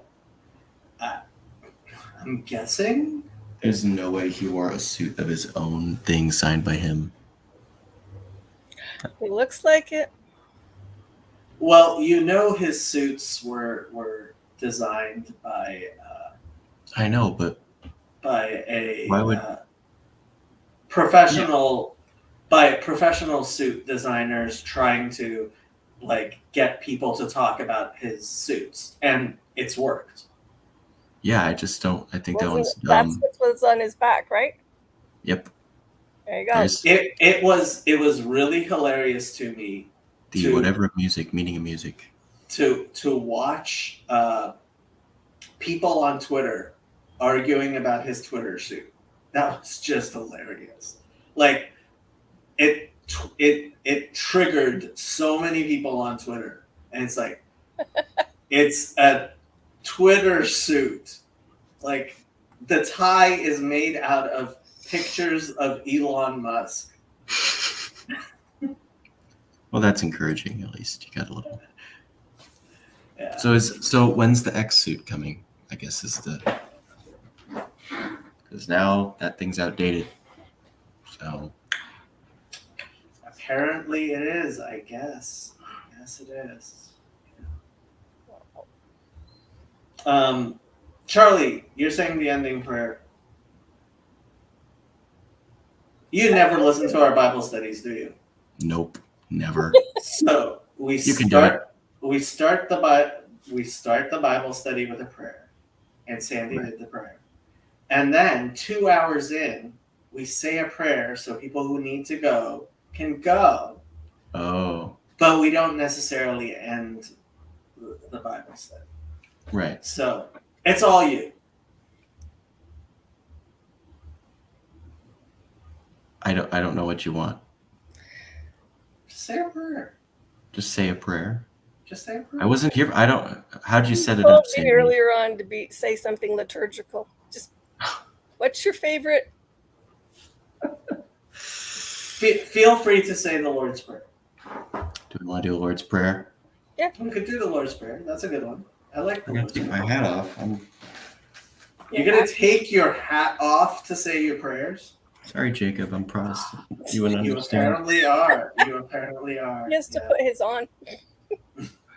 Jacob, put your hat on My hat or something. I is. don't know. I don't know how it all works over there. You don't put on prayer shawls in the evening. That's for the mornings. The more you know. The more you know. All right. Our Father, who art in heaven, hallowed be thy name. Thy kingdom come, thy will be done, on earth as it is in heaven. Give us this day our daily bread, and forgive us our trespasses, as we forgive those who trespass against us. And lead us not into temptation, but deliver us from evil. For thine is the kingdom, and the power, and the glory, forever and ever. Amen. Amen. There you go. It's one of my favorite Christian prayers. I can actually genuinely say amen to it. There's zero idolatry, no mention of the Trinity. Mazel tov, I guess. I should have just done like Athanasian Creed just to make you mad. It's not even a prayer. Just I would have been so upset. is God. I would have been so In upset, essay. Charlie. I would have been so I'll upset. just pull up my Lutheran worship book and start reading. Is there a prayer for the perfidious I just Jews? flipped to O Zion Haste. This could be your favorite new hymn. Really? I'll have Why? to forward. I don't know. It's got. I'll have to forward it to Zion his in email. Connie says Perhaps. you will be backwards engineering UFOs. Maybe I will, Connie. So you mentioned Umau Mao. Have you actually looked at Avi Loeb's calculations? Oh, Mua Mua? Yeah, No. I'm sorry I said it incorrectly. Come on, man. No, I haven't looked at. I know what it is, but he actually gave an online lecture at Iowa State 2 years ago. But So somehow he and one of his graduate students did a calculation because it it's just more was stale. flipping, and so they calculated something like it was 10 millimeters thick and 10 meters in diameter or something. Mhm. And I have no idea how he did those calculations, but you could probably check his calculations and see if it's right. I don't think I will do that. You should do that. No. Why not? If he's wrong, you could totally destroy him. He's the Wow. chairman of the physics department he was at Harvard. Jacob, we wake up and get excited about very different things, okay? We do. Yeah. Okay. I don't want to destroy Avi Loeb. Oh. Loeb. No, I want to know if Umau Mao is, or however you Mua say it. Mua. Umau, what? How do you say it? Oh, Mua Mua. Just how it's spelled, right? Mua Mua. I don't know. Isn't it? Oh, Mua Mua. I thought it was spelled like that. I don't know. The it's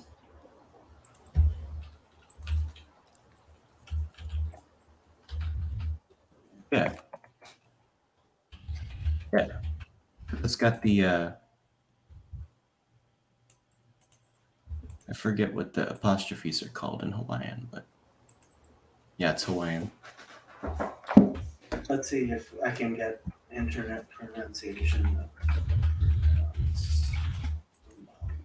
O Mua Mua, which means messenger from afar arriving first.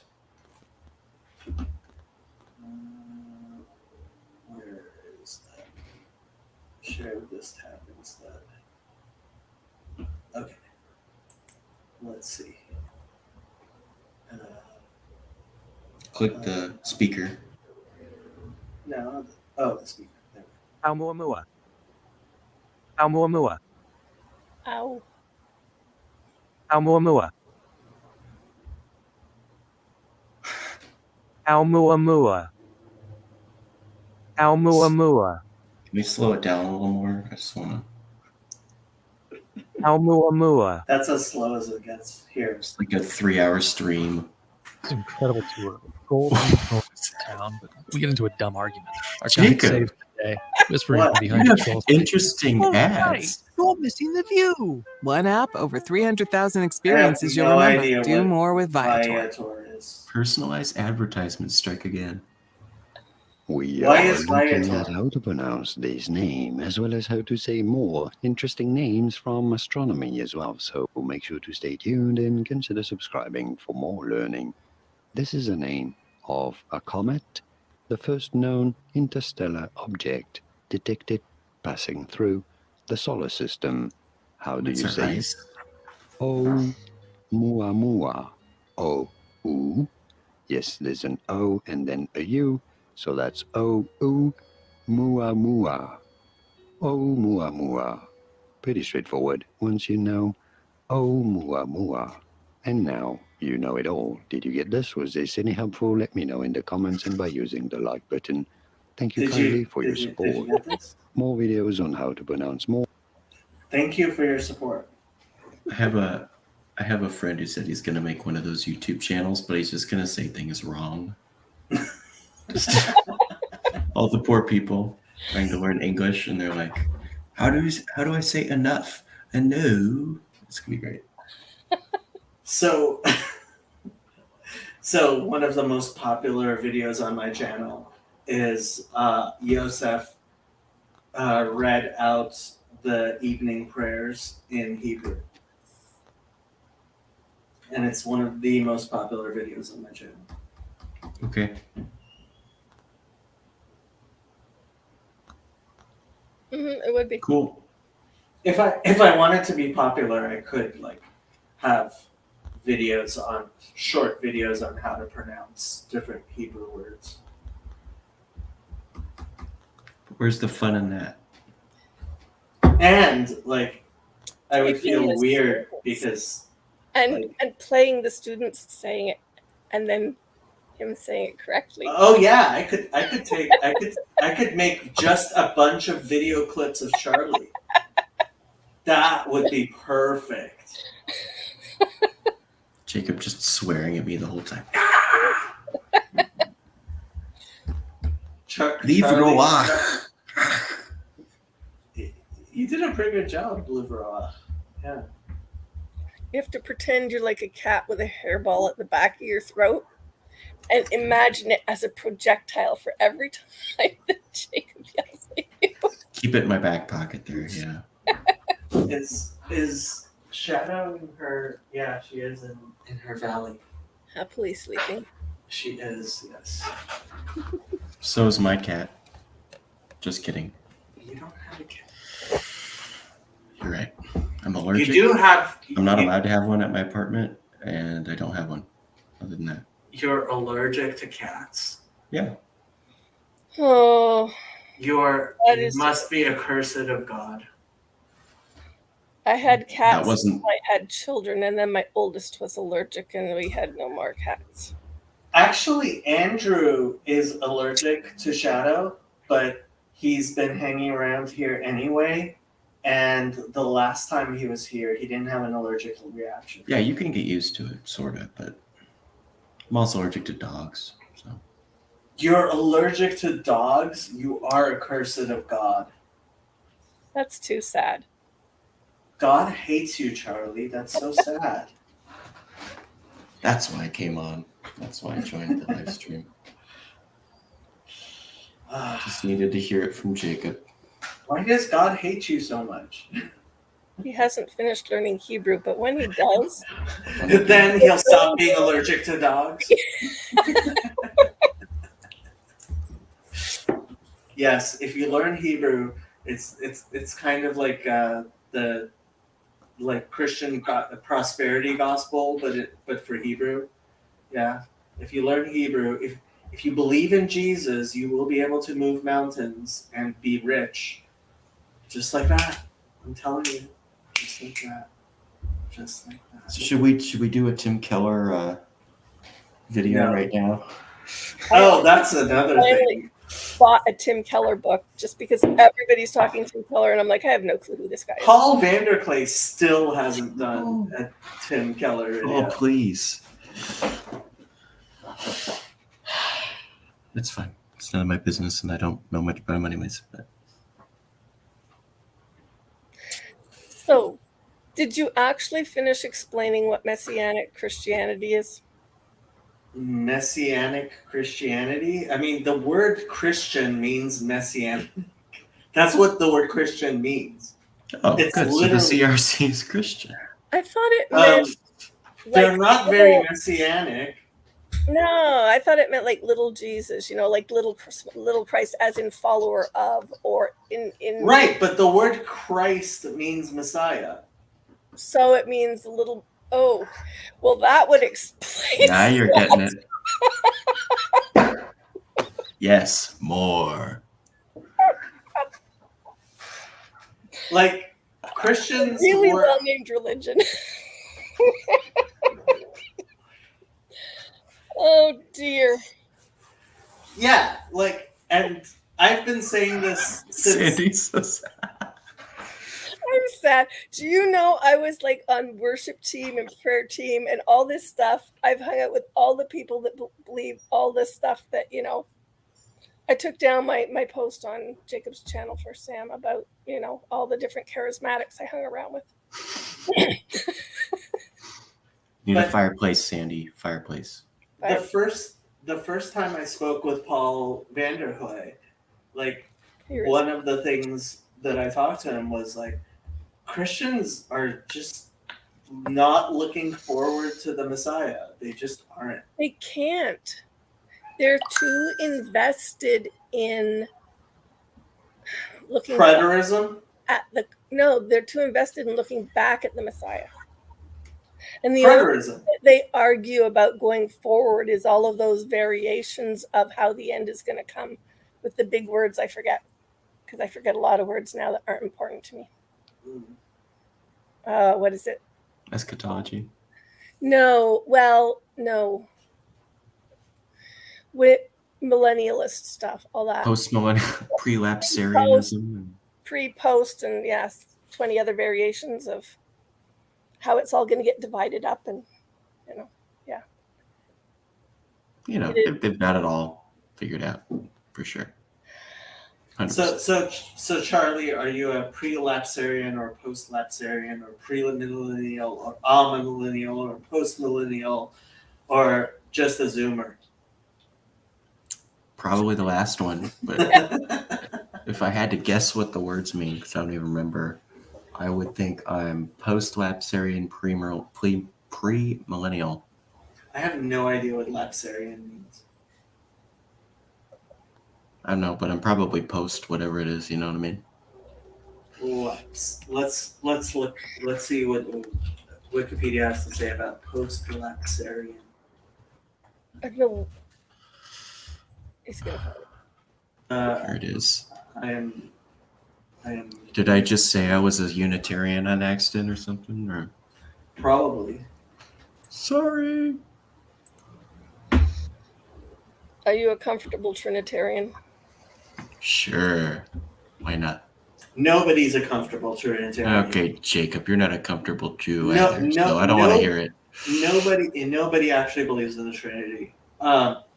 Reformed theology studies the logical order of God's decree to ordain the fall of man in relation to his decree to save some sinners through election and condemn others through reprobation.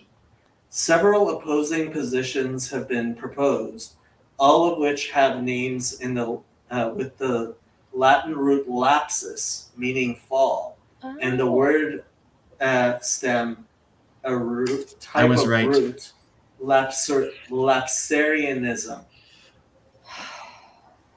Was I right? Supralapsarianism, also called Prelapsarian. anti-lapsarianism, prelapsarianism, or without a dash, prelapsarian, is the Hyphen. view that God's decrees of election and reprobation logically preceded the decree of the fall.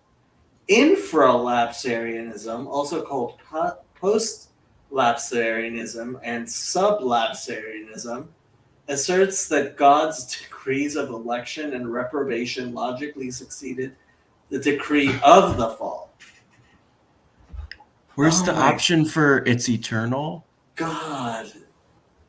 They I want have that a one. chart. Of course they do. This is the good stuff, Jacob. We're figuring it out. Here's This God. That's God right there in Wikipedia. There he is. See him? right, and Christians call Right, Jews legalistic. Yep, we do. Yeah, this isn't. Yosef has an 800-page book that doesn't even start on the first Noahide law, so I don't want to hear it. Yeah, this is true. He didn't even get to it. The book didn't even get to it. So. If you say so. I don't know what I'm talking about. Yeah, I know. But where's the right back at you? Where's the certain views and some contend of this? I'm just leaving this chart up because it's just so hilarious. Okay. And the not fact reformed. that there's a picture of that There he is. murderer right there. I mean, Hey, all we- Elisha killed 42 children for calling him bald. So yeah, but he was Elisha, not John. but they deserved Calvin. it. Yeah, exactly. Unlike John Calvin, who murdered the holy martyr Your favorite. Michael Servetus. Man, May Geza Vermesh. God avenge his blood. You like Geza Vermesh and Michael Servetus. You got an interesting crowd there, Jacob. Geza Vermesh, I'm not so sure I like so much after reading Okay. his autobiography. Yeah. His treatment, how he ended up leaving the priesthood, may have been the worst reason anyone has ever given for leaving the Big priesthood. thumbs down. Don't take another dude's wife. Bad call. Yep. Bad call. I agree. But he's another one of those good Christians who aren't Hebrew. You know what I mean?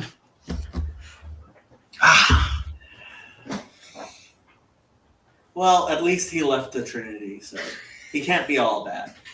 If you find yourself a good wife, Charlie, you hang on to her. I'll try. I mean, I want to hear that you have, well, you can't anymore completely honor my friend I just said was in aerospace. He met his dear recently departed wife of very many years when they were 16 and would still sing to her. So Dr. Gary, Nothing less of another good aerospaceman. so Dr. Gary, who you met, Sandy, Yeah. at Chino, he is turning 98, Wow. and they had their 75th wedding anniversary, whoa. and he is still practicing psychiatrist at age 98. So, Jacob, you got 50 years of practicing. Once you get I there. doubt very much I will end up practicing 50 years. But last night I did my first shift at Trevor, and first call, first shift, active, like it was somebody who had was in the middle of committing suicide. Yeah. Yeah, that was tiny bit stressful.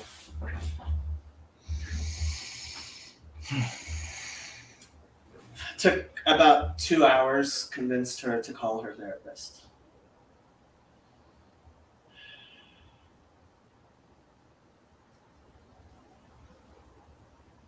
Good.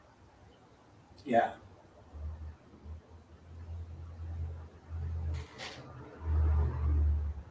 It's not an easy thing. Yeah. Honestly, the training was far better than I expected it to be. But like as much as my supervisor tried to be supportive, like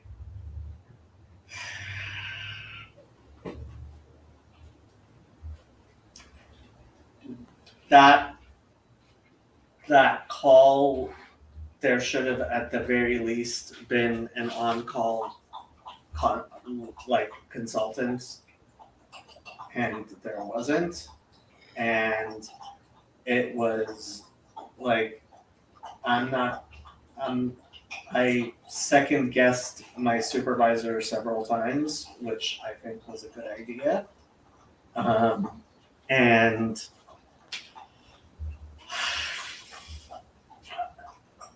you can't give people even a good 10-week training course and then tell them, here, take chats from people who are in the middle of committing suicide. Yeah.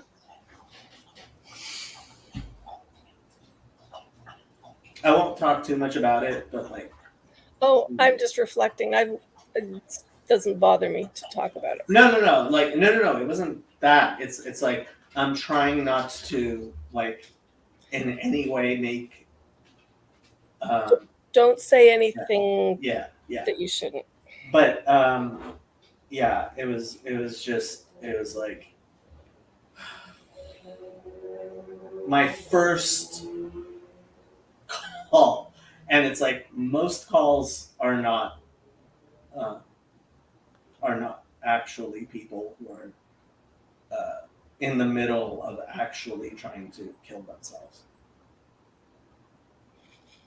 Yeah. Yeah, the first message she sent was, I tried to kill myself and I failed. And she felt really dumb about that. That's the hard thing. Like when I've read on it, it's kind of like more women try to kill themselves, less men try, but more men succeed. Oh yeah, men when they try to kill themselves actually do it. Yeah. Much larger percentage. Yeah.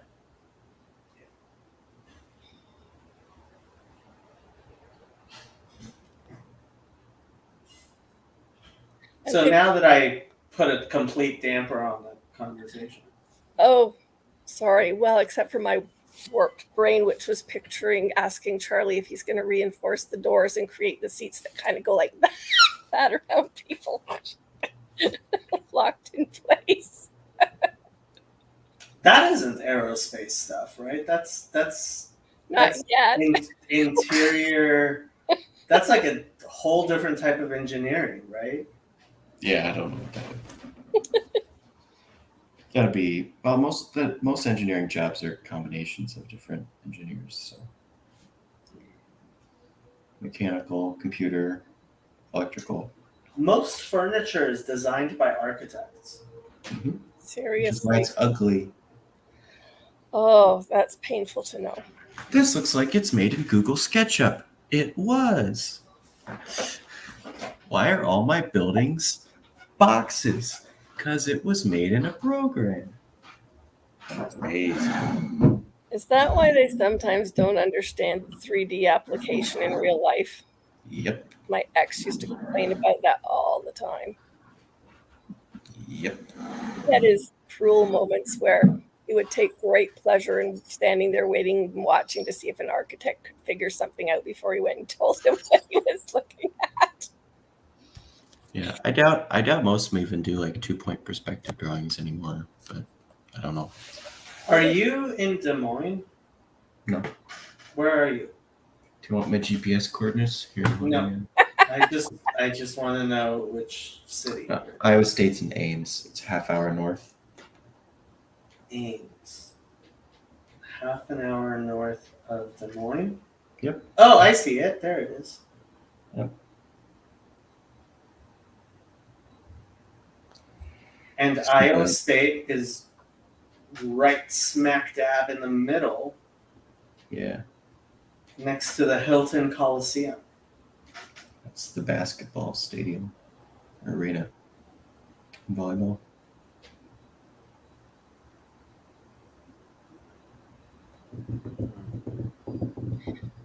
There's a river near you. Water in Iowa. Who knew? Iowa Creek. Yep.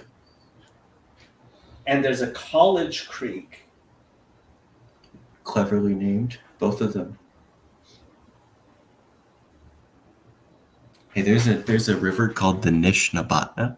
Hold on.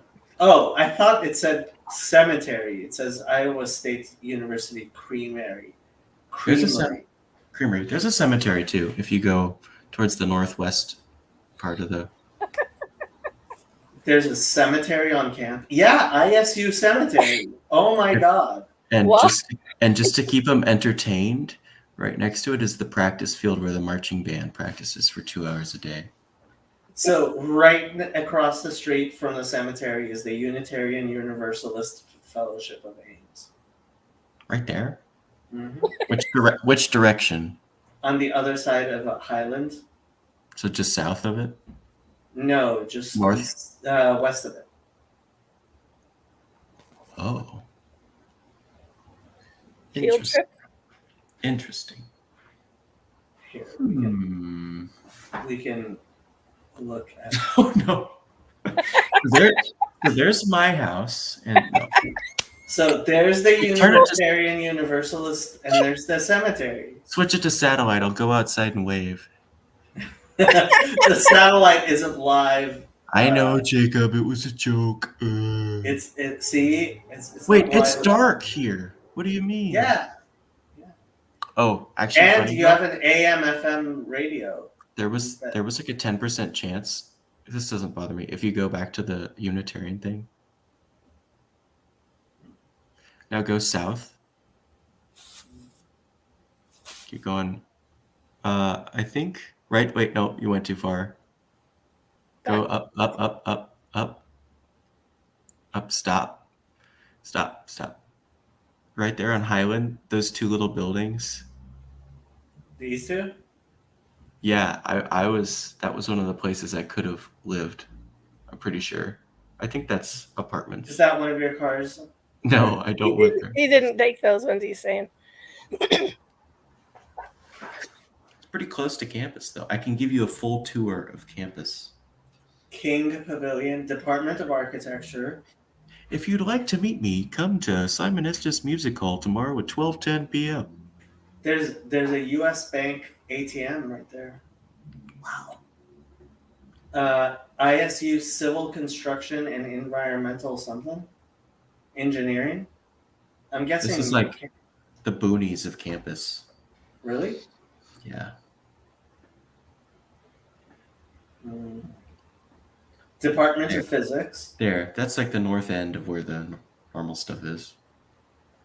North end of where normal stuff. Yeah, then everything's around the big field. Human Nutritional Sciences Building. And Well, that's where You they have a whole building for human nutritional sciences. Well, it's also elementary eds up there and stuff. Child Development Laboratory. Well, they have a daycare right there. What's Bessie Hall? Bessie? That's got something to do with ag. I think that's Department of Horticulture. Yeah. Farmhouse Museum, historical landmark. it's like from Oh. 18 something. So your university does ag stuff as well. Guelph. Well, it's in Iowa. Like the entire yeah, it makes sense. Why would you do anything other than ag? Oh, you guys have a School of Journalism and Communication. Yeah, they've got a lot. Jacob, there's 38,000 people. We have all of the colleges. Okay. So, Hold on, there's Way bigger than university. 38,000 students at Iowa State. yeah. There's over That's 30 like- for sure. So there's more people going to Iowa State than live in Iowa. Yes. What's going on here? Those are cooling for. Can you zoom out? There's a coal yard, and there's Cyride. I have no idea. It's a That's the public bus system. That's where they keep them. Those are them lined up. Those little red splotches. Those are the buses. the buses are red. Yeah, school colors, man. Come on. Okay. I have no idea what these fans are for. They're cooling for some. I don't know. Couldn't tell you. You got 30-something thousand? Yeah. Oh, you're bigger than Guelph. They've, 2021, they had 29,000 and change. Oh, it's Trey. It is Trey. Trey. That's Charlie? That is Charlie. Oh man, I've heard so much about you. Only bad things. We've been on stream before. We have? I don't know. Yeah. All white people look Come the same. on. True. Oh, 30,000 is the undergrads at Guelph. Okay. Should I dox Yeah. you, Trey, and say where you're going this weekend? Oh, that's the building I lived in last year. Sure, yeah. I don't think Residence I'll be hall? very. What? 2 years ago. Right there. I That was is a on nice the campus. northwest corner there. Northwest. Right there. Right there. Second floor. Had 2 windows. It was great. A little air circulation. 2 windows. Mm-hmm. Andrew, we're doxing me. Super random question, Charlie. What is your favorite piece of technology? My favorite piece of like any technology or just electronic? Any technology. Fraternity Row. I found Fraternity Row. Lutheran And of campus. course, it's Fraternity Row is surrounding Deutschland, the greatest Greek temple in the world. Hey, okay, Andrew, let me think for a second. But the only Orthodox church in Ames is in an old Lutheran church. So you're welcome, Andrew. I don't know. There's an Orthodox church. Where's the Orthodox church? It's it's Bavaria. No, Up, down. starts with B. I don't remember. It's like the really old Orthodox. I think Andrew froze.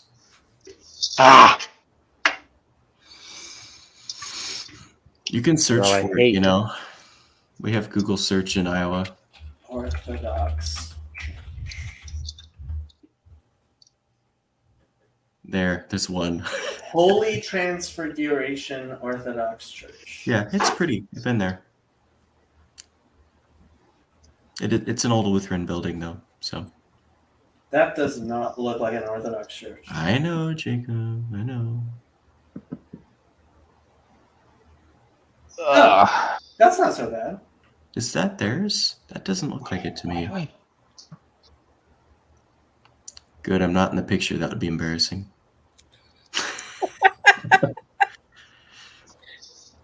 I've been there once. Somehow I end up on the Google image for it. Which? Oh, it's OCA. Oh, It's OCA. When's that picture from? I have no clue. July 2022. Is that your card, Charlie? No.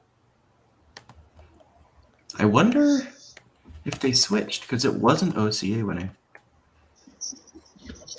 That's what it says. It says OCA on that sign. That was Bulgarian.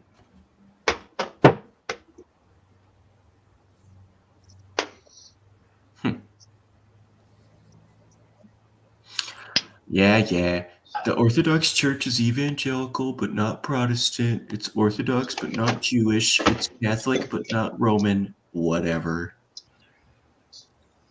There's Blah, a priest blah, in blah. charge. His name is Marty. Yes, used to- it is. Father He used Marty. he used to be Baptist. He's a LARPer. AmesOrthodox.org.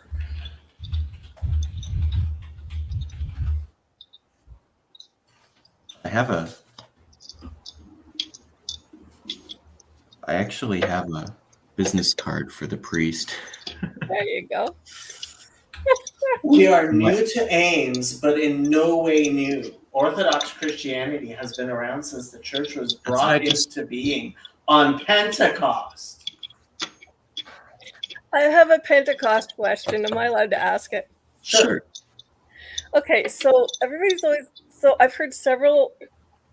Well, maybe they weren't arguments, but they were definitely differences of opinion on the whole speaking in tongues thing. But whenever I read it, aside from what everybody else is saying, weren't people just speaking naturally in their own language, and the miracle was that other people heard them in their language? Yep. Yes. I think so. Yeah. Yep. Okay. So I'm going like, there's an awful lot of, yeah. So Father Marty is originally from Knoxville, Tennessee, and grew up Who's in Baptist? Jackson, Tennessee, and Calhoun, Georgia. He attended Middle Tennessee State University in, I'm not even going to try to say that, This is so weird. Tennessee, graduating with a BBA in accounting. And he married his high school sweetheart. He was raised in the United Methodist and Southern Baptist traditions. Interesting And he combination. converted to Orthodox in 1994 as Antiochian. Father Stephen's first convert. We found him. Under Father John Troy Mashburn. A move to Ohio in 2001 prompted the move to the OCA. Okay. He was ordained as a subdeacon in 2006 and a deacon in 2008. After 25 years as an accountant and healthcare executive, he enrolled in St. Tikhon's Orthodox Theological Seminary. I think that's where Father Stephen went. He was ordained to the Holy Order in August 6, 2012. Graduated 2013. And then he was in Eastern Pennsylvania. His wife, Matushka Candy, they have a daughter, Sarah, who's also married to a priest.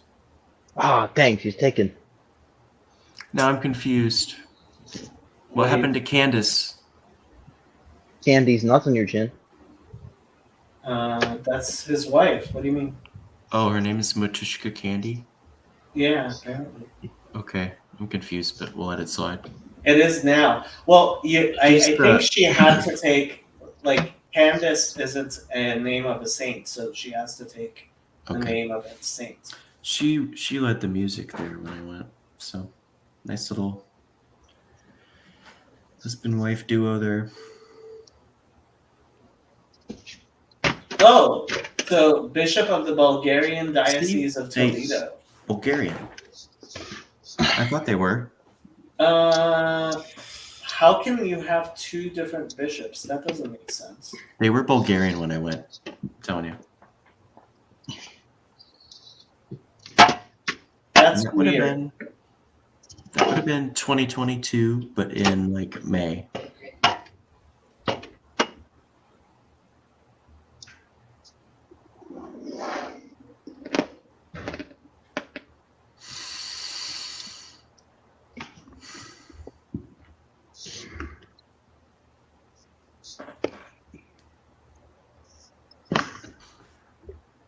Trey, what are you doing? Setting up my computer.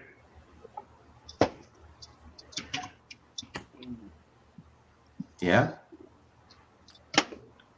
Oh, Andrew's back. Yeah. Andrew, You know, it just makes me more and more mad. Why? Just because I know that he is free to hang out, but he just makes choices to hang with us on stream, so he can't hang out with us. It's like an interesting confusion. You know what I mean? Dude, it's like an hour to get up there. Whose You're gonna fault be is saying the that? same thing when you're on campus. You're literally gonna be saying the same thing. All right. one month from now, we'll hang out. 1 month from now, you're still going to have your electronic leash. I actually am joshing because, not gonna lie, I did the same exact thing in college. Like, I only studied, but that's not a fun life. I can tell you that. I mean, you at least have to go crazy for senior year. Like, that's not even a question. Not even a question. Especially Exactly. since his master's degree is going to be a master's of divinity at the Coptic seminary. Don't do it. Don't do it. You'll More lose your likely faith. than you think. Maybe I'll end up like Lutheran clergy or something. Then we can. Yeah, that's not going to happen. Okay. So, Trey, you are you going to tell everyone about your weekend plans? You don't have You can to. tell. No, it's up to you. If you want to tell. Calling it now. No, that would actually be better than what I'm doing. 1,000 times better. Well, hold on. What did Andrew guess? Trey's got a girlfriend. Girlfriend? Actually, I'm I going wish. to a. I'm making it work. Okay. Tomorrow, I'm telling you, there may be. I don't think I'll get a girlfriend, but there may be actually some options to pursue. So. Jacob, we got to get on this, man. We're falling behind. I have definitely fallen behind. I'm 46 years old. 46, 26, Adam. Wait, I know. Charlie, how old are you? I'm 20. Oh yeah, you. What are you talking about? And what year in college are you? Junior. Oh, what are you talking about? What? I mean, you're just trying to be nice in college, right? Like, it's college, man. It's college. Sure, I don't. Sure. Haven't you watched that movie with the John Probably Belushi not. where he goes? Okay. Which one is it? I've seen a couple of John Belushi, but no. You know what I'm. Jacob, you're old. You know what I'm talking about, right? I'm guessing you're thinking of Animal House. Probably. Yes, Animal House. what's that? Yeah. Okay. I haven't, but I've seen parts of it. Was it over when the Germans burned Pearl Harbor? I don't remember that. I'm I only don't joking. remember Animal House at all, even though I watched it several times. Well, okay, I remember thinking, sir, may I have another? There you go. Andrew, which one am I reading first?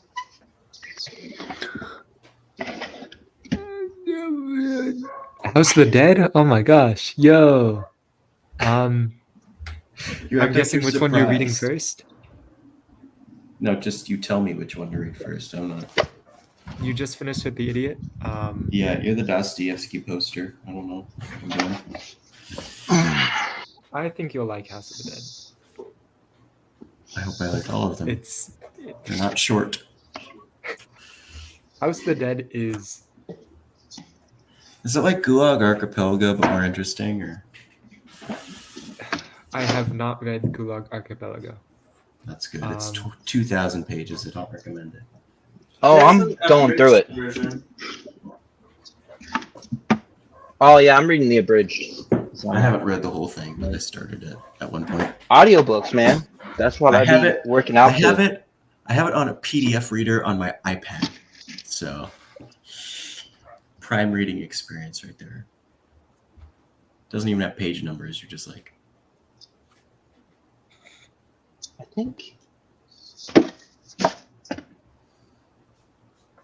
I think I put. okay, House of the Dead it is. How long is this one? Because this one is 800 pages, and it looks like it's 200 pages. And this one is bigger.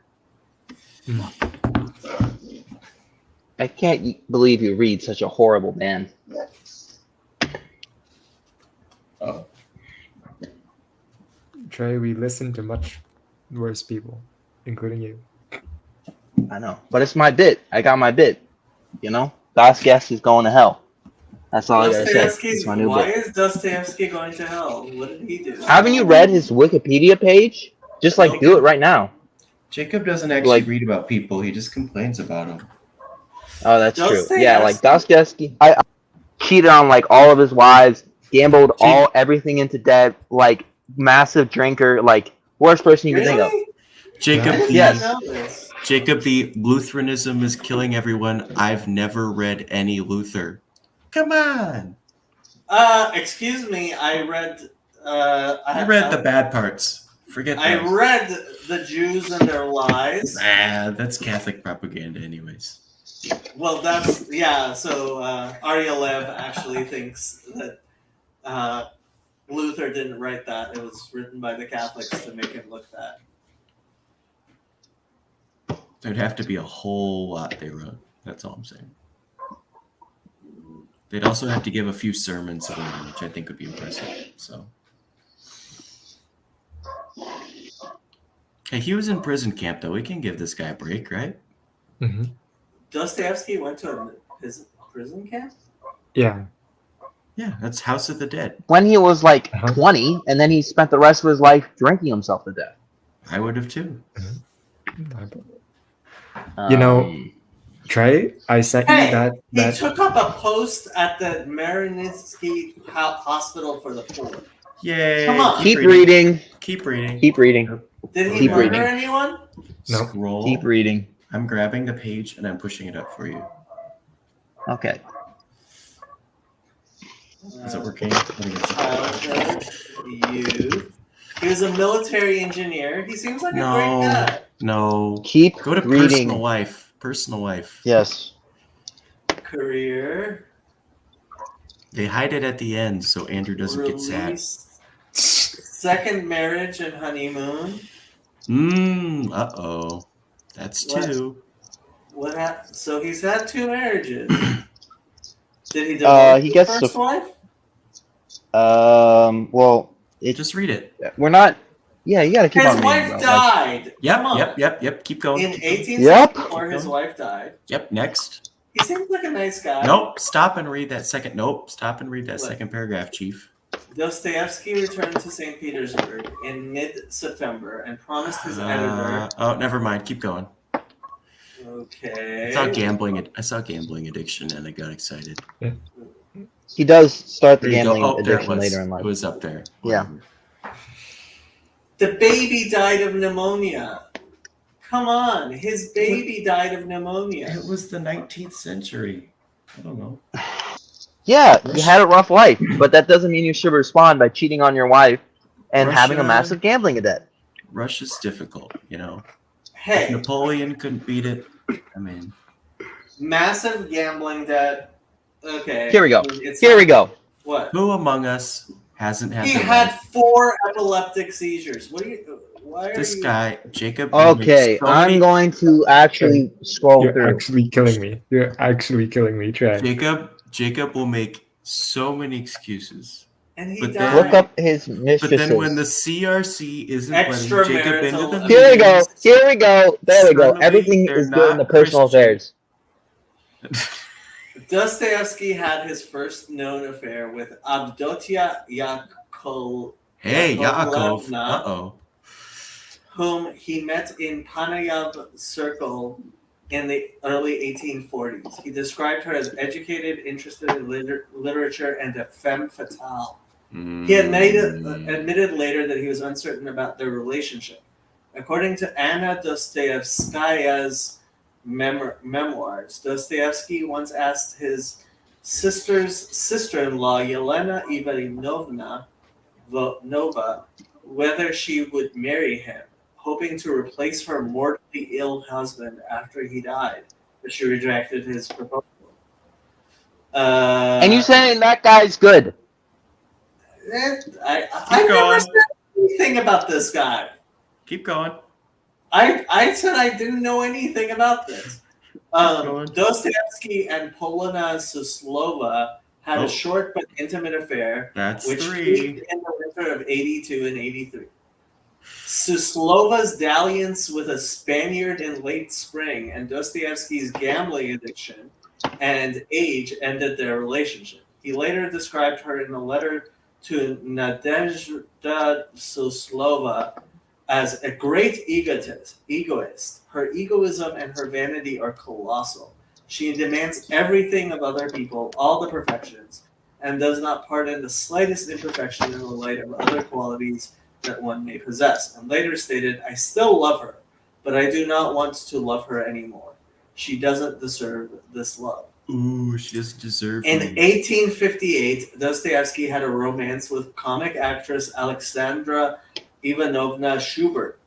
Although she divorced Dostoevsky's friend Stepan Yanovsky, she would not live with him. Dostoevsky did not love her either, but they were probably good friends. She wrote that he became very attracted to me. Through a worker in Epoch, Dostoevsky learned of the Russian-born Martha Brown, who had affairs with several Westerners. Her relationship with Dostoevsky is known only through letters written between November 1964. Okay, so he had a bunch of affairs. There's another one. Okay, so he had a bunch of affairs. Like, And he wait, didn't his murder last anyone. his last one basically, I think, like he gambled himself into like increased debt, and I believe like his wife like suffered immensely because of his gambling debt. Okay, so that sounds bad. Well, like Nietzsche sort of died the same way, like you know. I've never said anything bad about Nietzsche, have I? I just had a feeling you would. Yeah, you guys have lots of many crazy. Dostoevsky characters in Dostoevsky's works, including Jews, have been described as displaying negative stereotypes. In an 1877 letter to Arkady Kovner, a Jew who had accused Dostoevsky of anti-Semitism, he replied with the following: "I am not an enemy of the Jews at all, and never have been. Oh, I remember this. But as you say, its 40th century existence proves that this tribe has exceptional vitality, which would not help during the course of its history, taking the form of various status in statu. How can they fail to find themselves, even if only partially, at variance with the indigenous population, the Russian tribe?" Dostoevsky held to pan-Slavic ideology that was conditioned by the Ottoman occupation of Eastern Europe. In 1876, the Slavic populations of Serbia and Bulgaria rose up, but the rebellion was put down in the process, and an estimated 12,000 people were killed. That's sad. In his diaries, he scorned Westerners and those who were against the pan-Slavic movement. This ideology was motivated in part by the desire to promote a common Orthodox Christian heritage, which he saw as both unifying as well as a force for liberation. I mean, blah blah blah blah. Religious. All I'm saying is like he was not a good guy. Socialism. Yeah, I mean he was a socialist. Trey. Yeah. Trey. Oh, and then he became a Protestant. Wow. No. Did he become a Protestant? No, that can't be. So what does this verse say? Through his visits to Western Europe and discussions with Herzen, Grigorov, and Strakovs, Dostoevsky discovered the Podvenichestvo movement and the theory that the Catholic Church had adopted principles of rationalism, legalism, materialism, and individualism from ancient Rome and had passed it on its philosophy to Protestantism and consequently to atheistic socialism. So he hated the Catholics, the Protestants, and the atheists. He seems like a good guy to me. No, I think he just went the Lev Tolstoy route. Whatever his name is. All right, Jacob, what does Protestant mean? I explained quite clearly that when we talk about Protestantism, what we mean is those things which have not been accepted by everyone else. You said you said extreme individualism. You said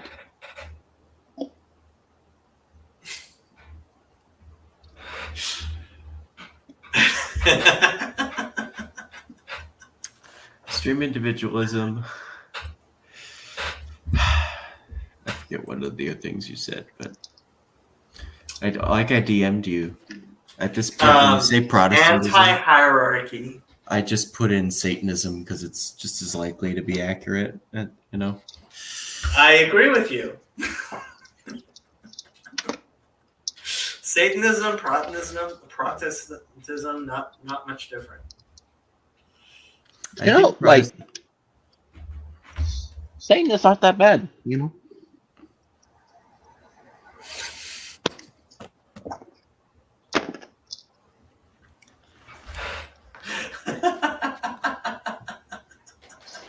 Do you leave? Charlie, what do you have against Satanists? well, I mean, who's worse, an average Satanist or Nick Fuentes?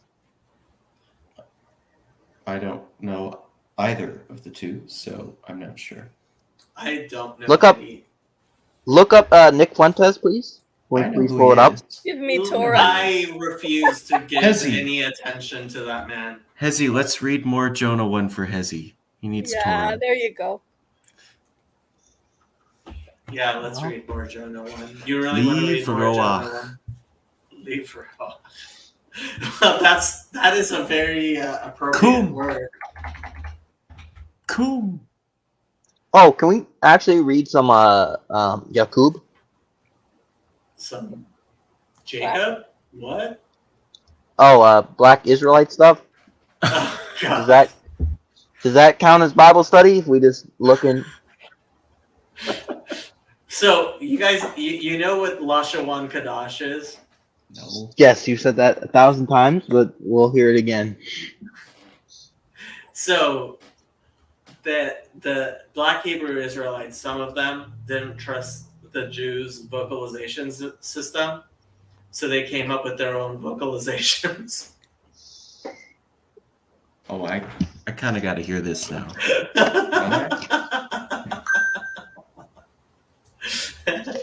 And they just came up with their own, like they just, instead of actually using the vowels, they just used ah for everything.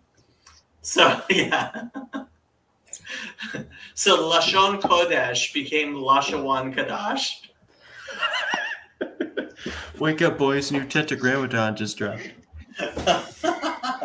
And like 500 of them moved to Israel, and they were trying to speak this language, and their kids grew up and actually learned Hebrew and recognized their parents were idiots.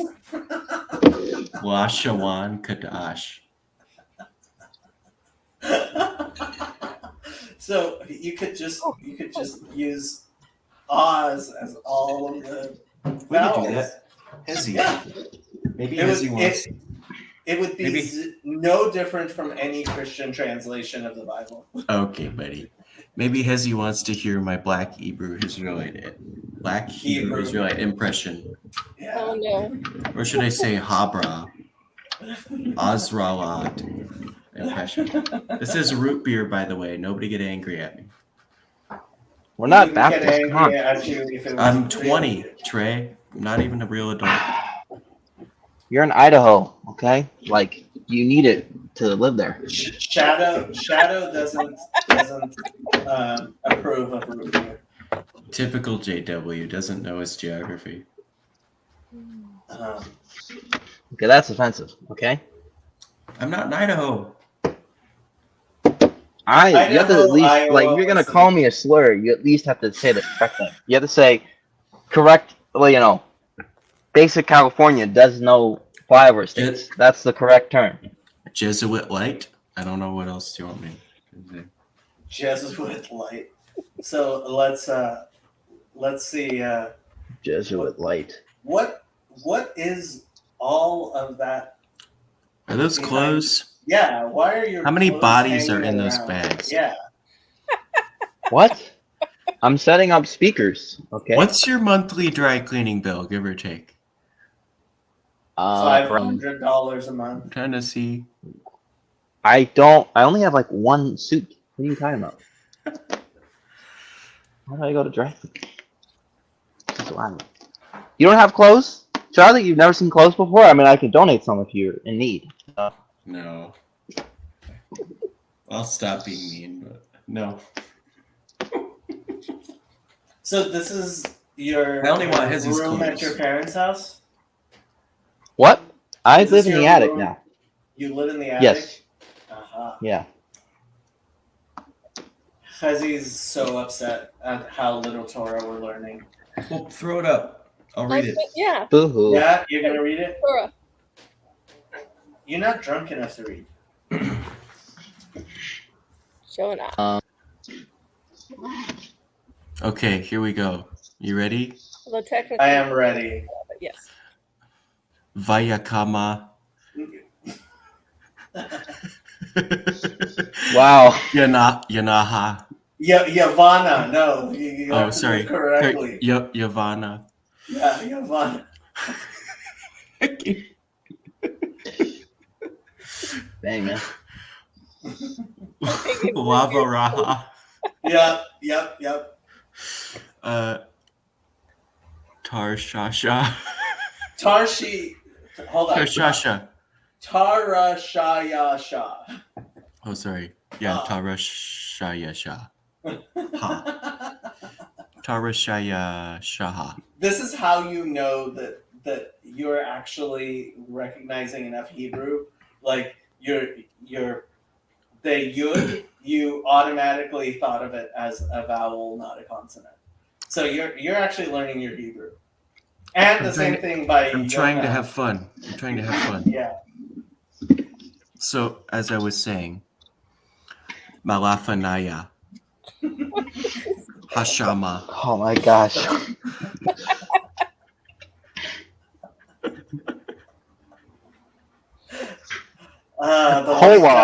The white devil is making fun of God's true Black Hebrew Israelite people. Put it on a poster. Who's Shalama. doing it? Shabbata Shalama. Oh, they actually say shalom. They do. I am not even joking.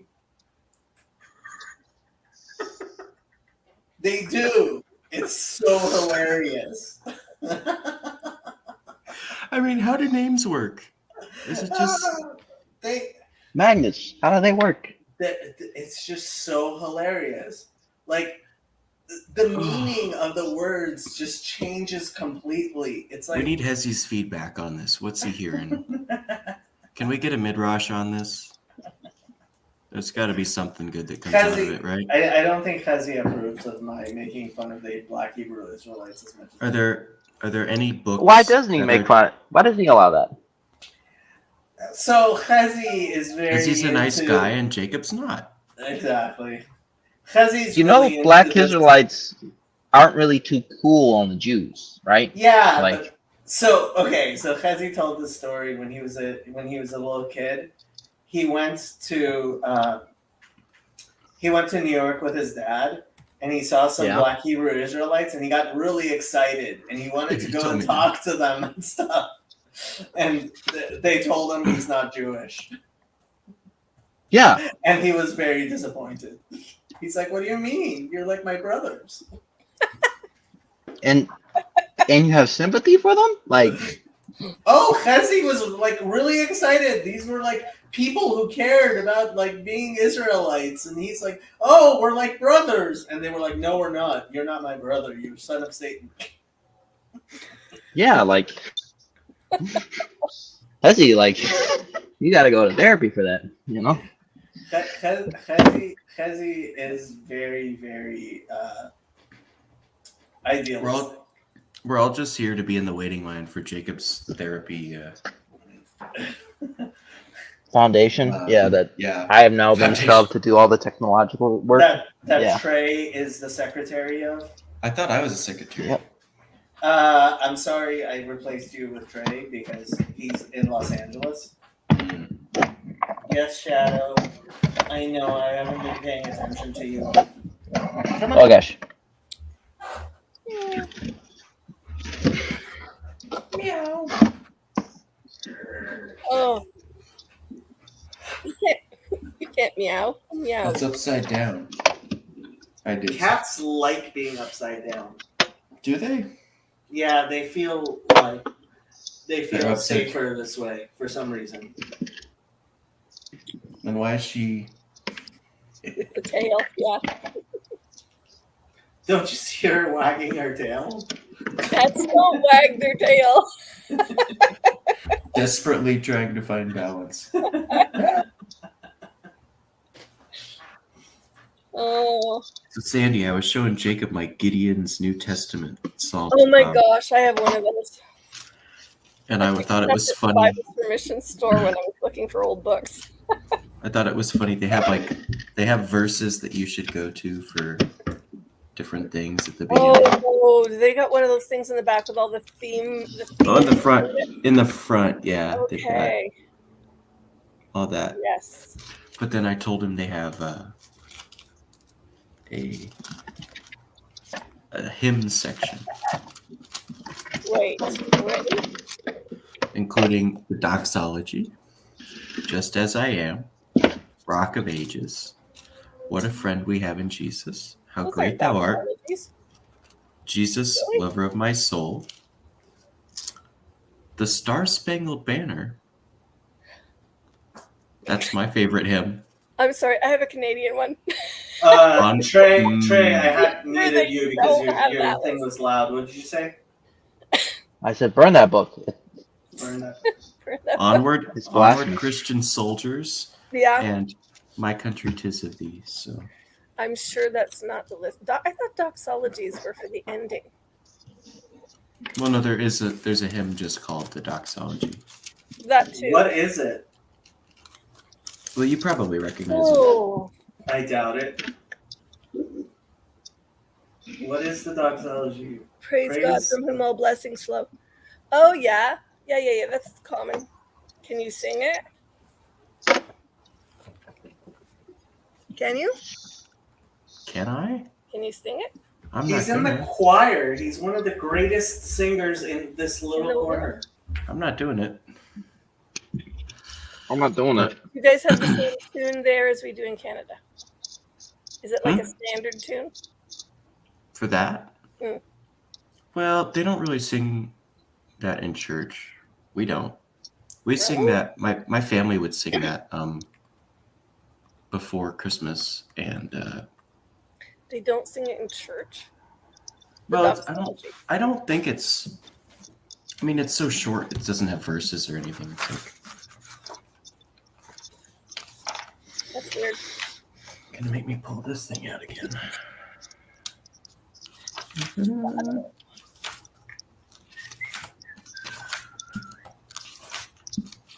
Help! There's so many indexes.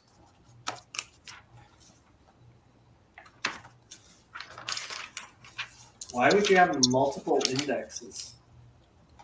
They have the list of hymns by name, by topic, and by author, and by Oh. meter, and by meter. By meter. Ooh. hmm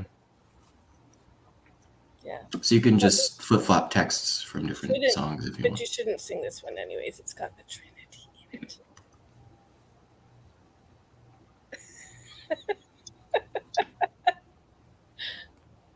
How'd that slip in there?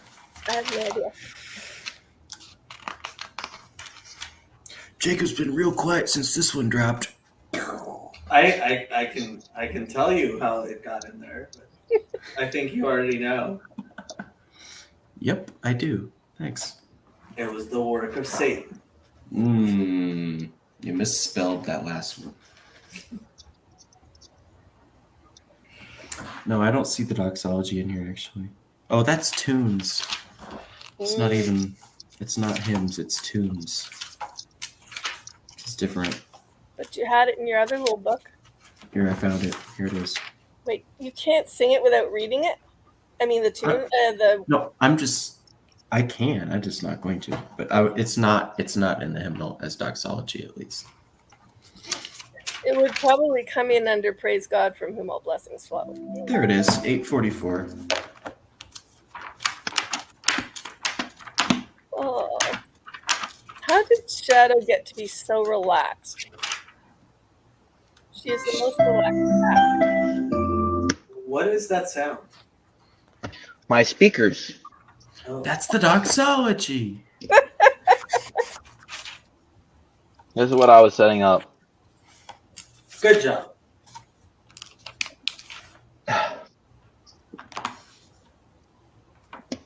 Yeah. My brother-in-law they just do the amen for their doxology, Yeah, we do that at the end. which is really nice. The threefold. Yeah, except that they do it several times over because they all know harmonies. So they have to go through it at least twice. Twice. Well, they sing it. I don't know. They sing it several times, I think. Because you should only have 3 repetitions, but they have more. Understandable.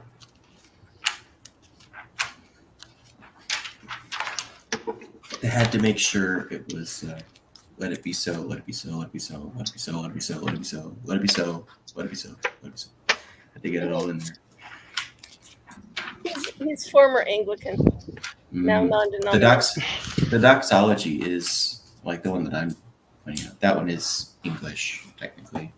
I think we checked one time, or it's Reformed. I don't remember. Here it is. There's no tune. That's the top one, yeah. That's just the same words that you just had on the other little book, right? Yeah. It's just inside a hymn book. Yeah. So what does this one say then? If this one, Kitty, your claws are too long. So is that a different one? I can't quite read it. The same thing twice, isn't it?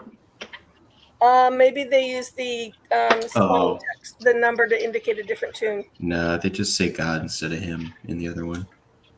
Oh, seriously? Well, there's both of them, and probably just 2 different traditions because it's not Lutheran. But. Oh.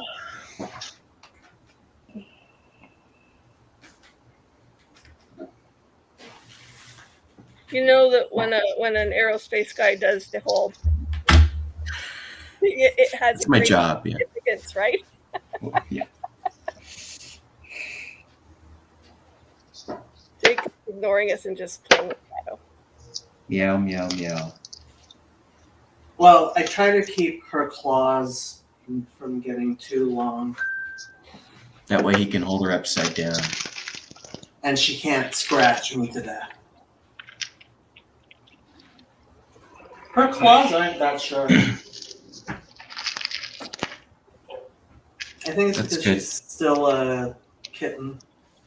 So when do we think Father Steven's going to show up? We haven't talked about anything controversial. Since it's 12:30 his time. He's probably still up, right? He Here's the stays thing. up real late, but it depends. Like, he listens to my stuff when he's writing. Yeah. Here's the thing. He listened to my comments, which I was so surprised about. When he was talking about Rabbi Wolpe and the whole idea of the Exodus and the whole debate and everything like that, he mentioned those comments. So, No, he's here's my dumb voice. aware of Wolpe. I've spoken to Wolpe more than just you talking about him. No. He was specifically talking about the time we argued over the Exodus. Okay. So Jacob, the That's my old flex. Canaanite storm god, thoughts?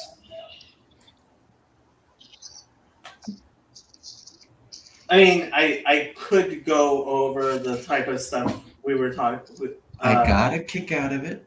We were talking about when Elijah wanted us to end the book club. thing. Well, end Or the- the discussion so we could have the book club.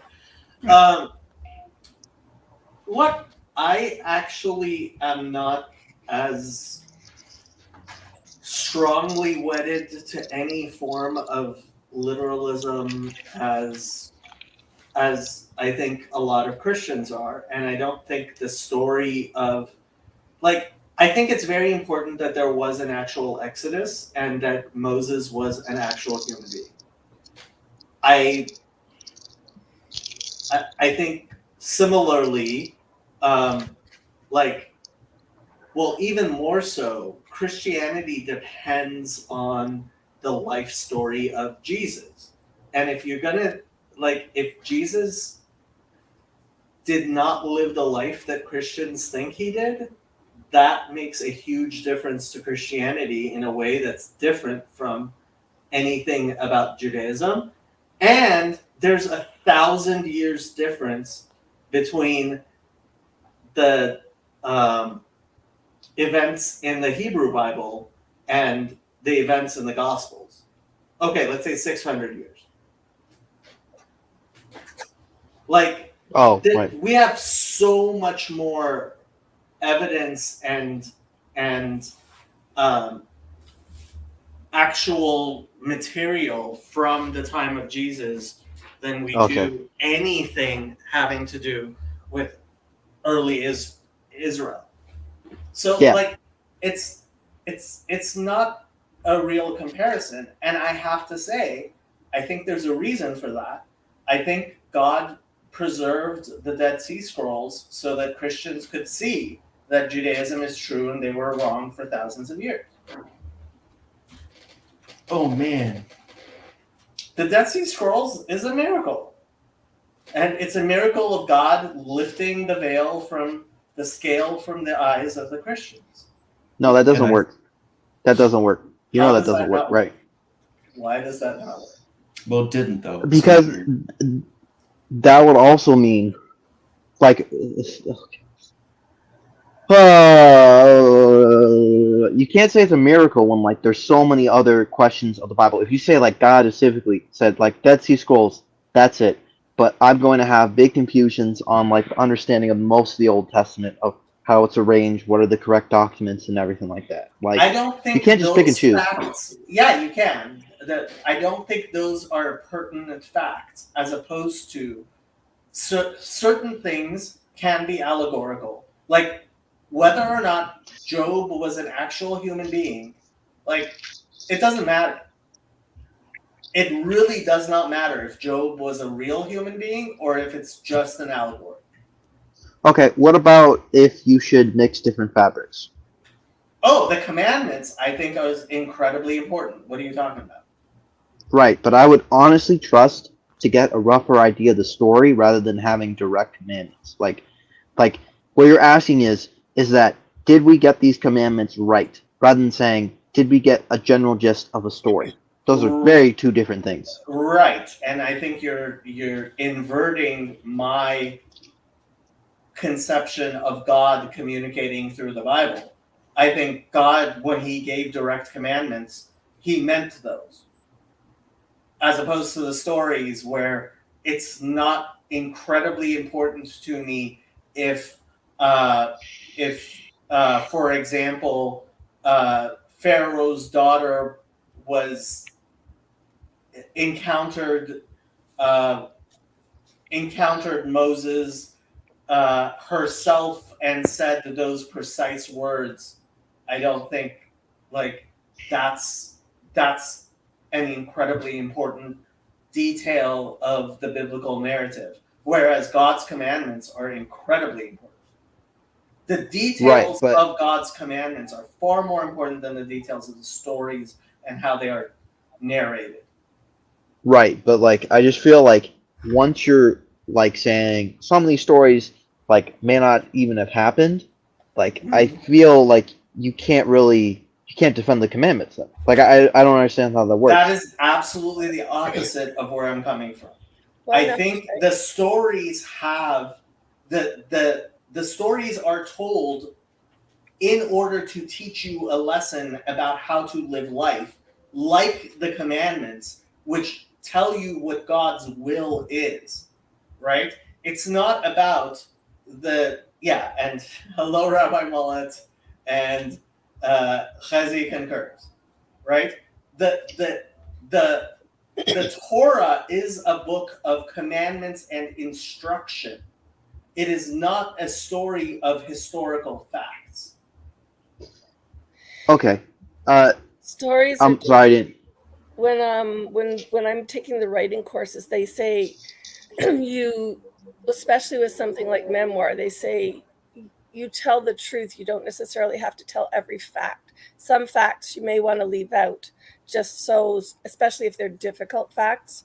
so you have some leeway in terms of the presentation of the story. And they said to us, always leave a little bit of space for people to fill in, because people create the story inside themselves. Just to be careful so that Rabbi Mullet doesn't lose all temper at me, I am not saying that I don't believe that the stories accurately reflect what happened. I am saying that it is far more important what the commandments and the lessons we get from what the Torah teaches as manifestations of God's will than anything about the particular details of how things occur. No, I'm gonna get you in trouble with Rabbi. That's not what you said on stream. Yes, it is. Because no. You said basically, I'm fine with looking at the New Testament with this very hyper civic comb, right, and trying to find that. And then Father Stephen DeYoung said, well, the same can be basically applied to the Exodus. And he says, I'm fine with that. You said those exact words. We can pull that up. Yes. No. And I will reiterate that. I think that the details of the occurrences in the life of Jesus are integral to Christianity and its truth or falsity. Whereas I don't think that the details of the stories in the Hebrew Bible are integral to Judaism as a religion. Okay, so then you would have to say that the Exodus did not happen. It was only a small group of slaves. Hold on, no. First of all, yep. No. Hold that up. He said, Stephen DeYoung. I said if somebody believes that, if someone believes that, first of all, we didn't talk about the Exodus because I think it is categorically different. If you don't believe the Exodus happened, like if I didn't believe the Exodus happened, I would just forget about Judaism. We have streams. Nullify Judaism. Pull it up. What? Pull it up. We can pull up the streams, fine. But like, I don't think I said what you think I said. He said that you cannot hold those two thoughts together. You can't be criticizing the New Testament and also hold up. And I explained to him how you actually could. So, I mean, okay, let me find. You know what? I will say so many apologies if those words come out of your mouth in the stream. If which words came out of my mouth? That believing that the Exodus didn't happen at all, like I would never say.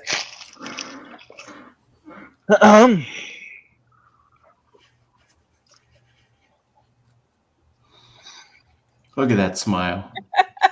Hello, Father Steve. Who could say no to that I probably smile? only need 5 minutes. Okay, it's all yours. Because I have a story I want to tell you. It's the Canaanite storm During god. the Bronze Age collapse, Yes. the Egyptians, weakened by famine in the Philistines, Yes. had a small group of Asiatic slaves escape Yes. and make their way to the land of Canaan. Yes. There they told. So this is actually a story of an exodus from Egypt, I have to say. Told fabulous stories about how they'd been delivered by their god. Yes. Was one of the gods of the Canaanite pantheon.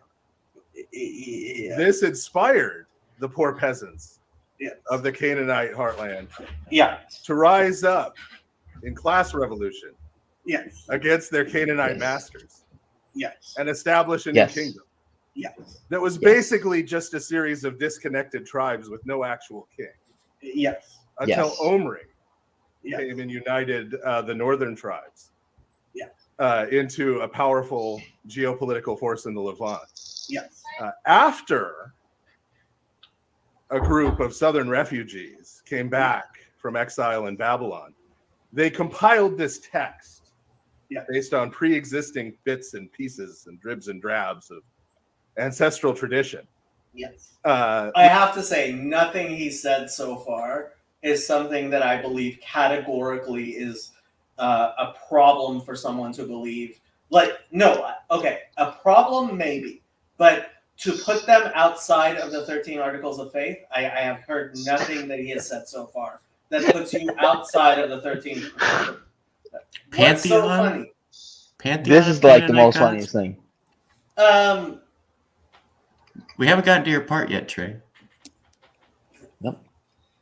Keep playing. Which told of this great fabricated history of this new people. But there are places, if you read it closely, where you can see through the seams and the cracks and the crayon drawing, and see the actual history of this people.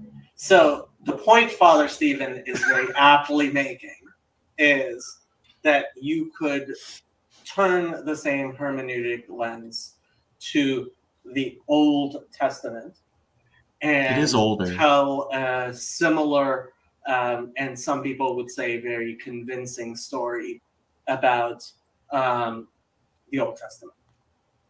Yes. And I have more scholars who would endorse what I just told you than you have that would endorse the story you told. This is definitely true. So I think that points to a problem with the hermeneutic. I actually don't have much of a problem with that hermeneutic, and I'll explain. There we go. And this is partially why I had to kind of battle it out with Rabbi Mullet over the literal understanding of Abraham, Isaac, and Jacob. Right. But this includes no Moses. Yes. Vis-a-vis that discussion. Yes. And let me just be perfectly clear. I do believe that there was an Abraham who had two sons, and that Isaac had two sons. And but what I will say is that I very deliberately hold things loosely because I am aware that the details of the Torah have to speak to people of different times and ages. So I believe this was with Rabbi We don't need to keep on going, but Ben Ish Chai. No, we actually do need to keep on going because this is exactly what I was explaining. No. Like, what do you think No. I said? No. He said the same hermeneutic, and he said there was more scholars that agree with him on the whole Exodus point than there was on the New Testament. Hold on, and he hold said on. No. same. Hold on. Same. Trey, you Yes. completely misunderstood what he said. You completely misunderstood what he said because the explanation he gave was an explanation of where the Exodus came from, which actually had escaped slaves from Egypt.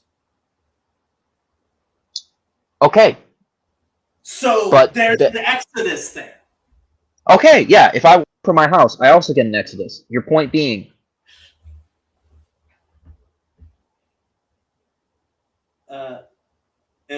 What'd you say? if I also walk outside my house, I also get an Exodus. I can call that an Exodus too if I want. Like what you're talking about is a small, like it's not even the same story. We can't even get the same elements.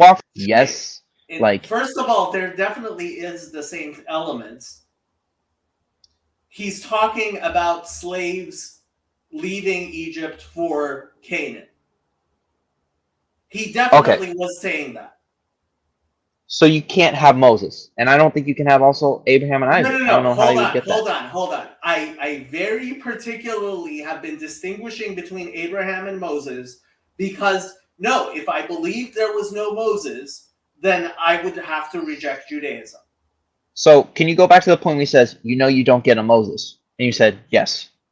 Well, I recognize that he had that, and then I was explaining why I think the hermeneutic is very different. Like Trey, the The problem you're having is with nuance. No. Yes. No. You used bad words. You didn't back him against. He said What do you mean? the same hermeneutic. He didn't say a different hermeneutic. He said the same. Right. And you said You're you agree with that talking point. about that. Yes, we're talking about Okay. the hermeneutic. We're Okay. not talking about individual details. This is Trey. You keep on getting hung up with this, where you think I have to defend every single detail of everything I talk to everyone about. Like, there are times when I talk about Marxism being stupid, right? And then I talk about Slavoj Žižek as not being stupid, and suddenly you think that that's some sort of contradiction because you drop context. Do not bring the politics into this Bible study It has nothing to do just with because it. you're getting heated. All I'm saying is you said, I'm not going to find that on the stream, and you said those words. We can also go Say back that on this again? stream. You said I wasn't going to find those things. What? I have to remember exactly what I said, but I should have wrote it down. Charlie, you want to stick into you? Do you want to clarify here? Okay, I'm all alone. Oh yeah. I said that. Yes. Wait. I remember what I said. I said that you didn't believe. Is with Trey. Is with you, Trey. He's a hyper literalist. Thank you, Rabbi. Please get your mans. Put him in correction. Come on. We don't have that in Judaism. I don't know. Just like counseling. I'm not big enough to actually be disciplined. Okay. I'm not Oh yeah. I said that basically if you apply the same hermeneutic that you do about the New Testament, you wouldn't get a Moses. And that's what you agree with there. You can change your words now, which is fine, but in the stream, you didn't back up against any of his points. In that stream, I did not challenge him specifically on Moses. In fact, I avoided it by talking about Abraham, Isaac, and Jacob because I didn't want to get into the details there. Yes. I did. I very much avoided talking about Moses. You didn't do that, but that's fine. That's all. I can replay it. We just listened Yes, to it. yes. I want to go back to the line. Okay. Yes, go back to the line where he says, you don't get an actual Moses, and you say yes. And what I said yes, but then I started talking not about Moses, but about Abraham, Isaac, and Jacob. Trey, he Very said yes. deliberately, Trey, because I didn't want to talk about Moses. And then later on, we actually, I hope it was before we ended the stream, but it may have been after the stream, where we yes, I know you think I'm going way too far, Rabbi, but I'm not one for orthodoxy around here. Not to lose all meaning, but I am certainly making the text a lot more elastic than you do. You can have Moses, but the details in his life may be in play. I agree with Chazi there. I think the details, the individual details, are actually in play.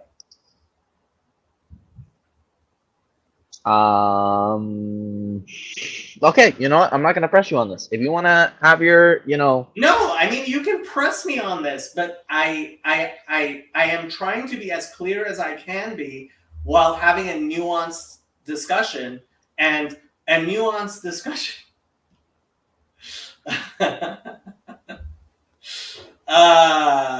Rabbi, you know you love me, and I love you too. Stay for the rest of us. I'm sorry I brought that up, Rabbi. I think it's just you, Sandy. No, he needed to be he's son. joking, Trey. He's joking. Trey, I know. I don't know him.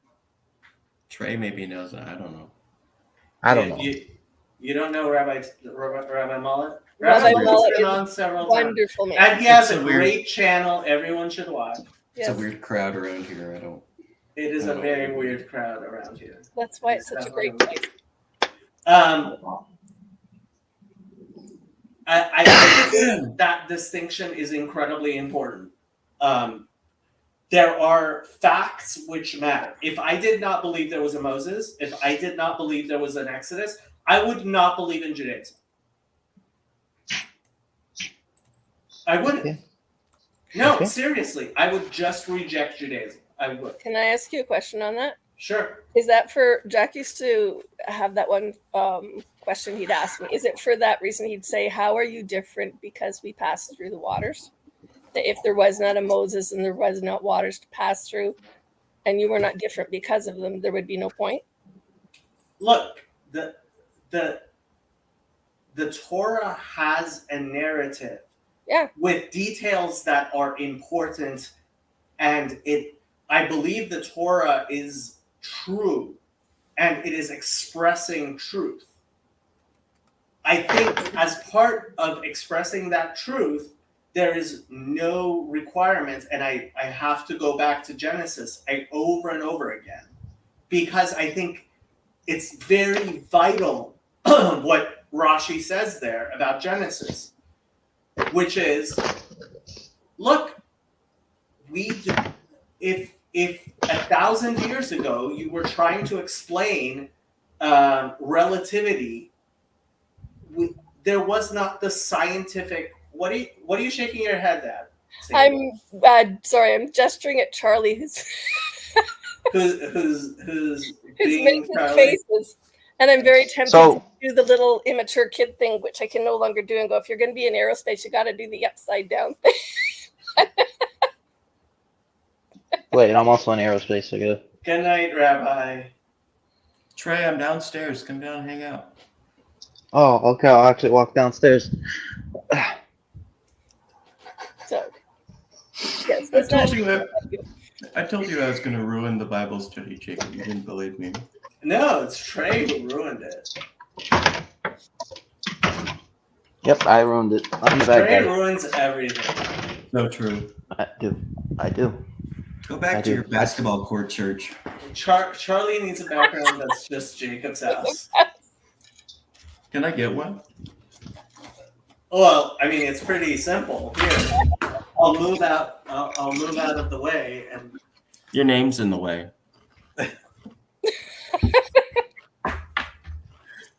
Your name's in the way. I can try, but give me a sec.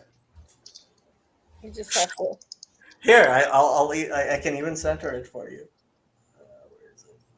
Oh, you got a cat? Oops, Not that's right. Trey. Why Trey? I don't want Trey. That's the worst background ever. There you go, Jacob. All right, watch this now. Get out of there. Shadow, what's going on? Nope, don't even think about it. There we go. You got it? I got this. Yeah, let me figure this out real quick.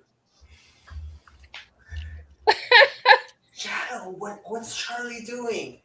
No, don't talk to your cat. She can't understand you. No.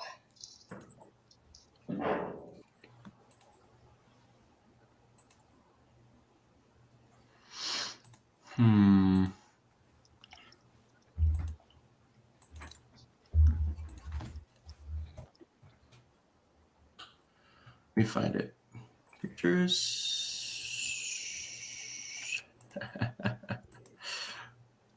Yeah. Come on. Come on. Work.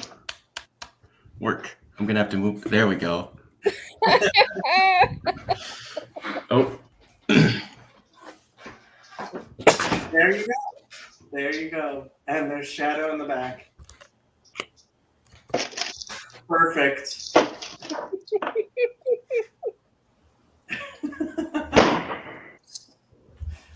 It's like you're in Los Angeles, Charlie. Wait, I don't want to be here. Get me out of here. Mom, I'm scared. Let me out! Let me out! And Shadow's looking over his shoulder. It's hilarious. Cheers, yeah.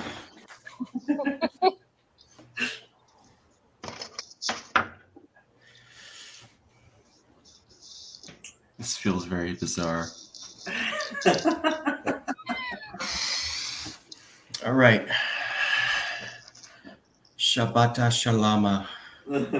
Shalawama. Shalawama. Yeah. Oh, Okay, I think I might actually end the stream. I'm Unless thinking- Hezzy wants. Really?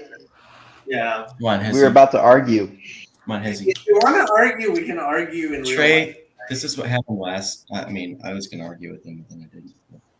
You Come on, argue with me, Charlie. Charlie. What you gonna do? Okay. Hop in and argue with them, Hezzy. It's 1 a.m. I'm gonna go to bed. Hezzy, You can't mess with the 310. Okay. What? That's our area code.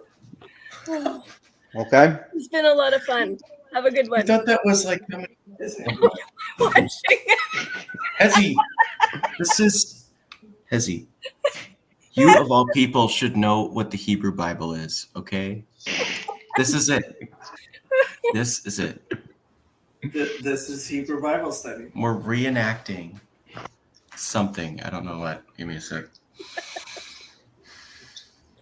Oh dear. It's so Well, funny. You look like if- you're actually in my. If you two, I'm so bad at this. If you two, Yeah. my finger won't. Also, not did my the finger. also put on the background. Right. Then we could have 4 wheels. Here's the wheel. And this will be Ezekiel's wheel. And we'll have, I don't know. I don't have any wings, though.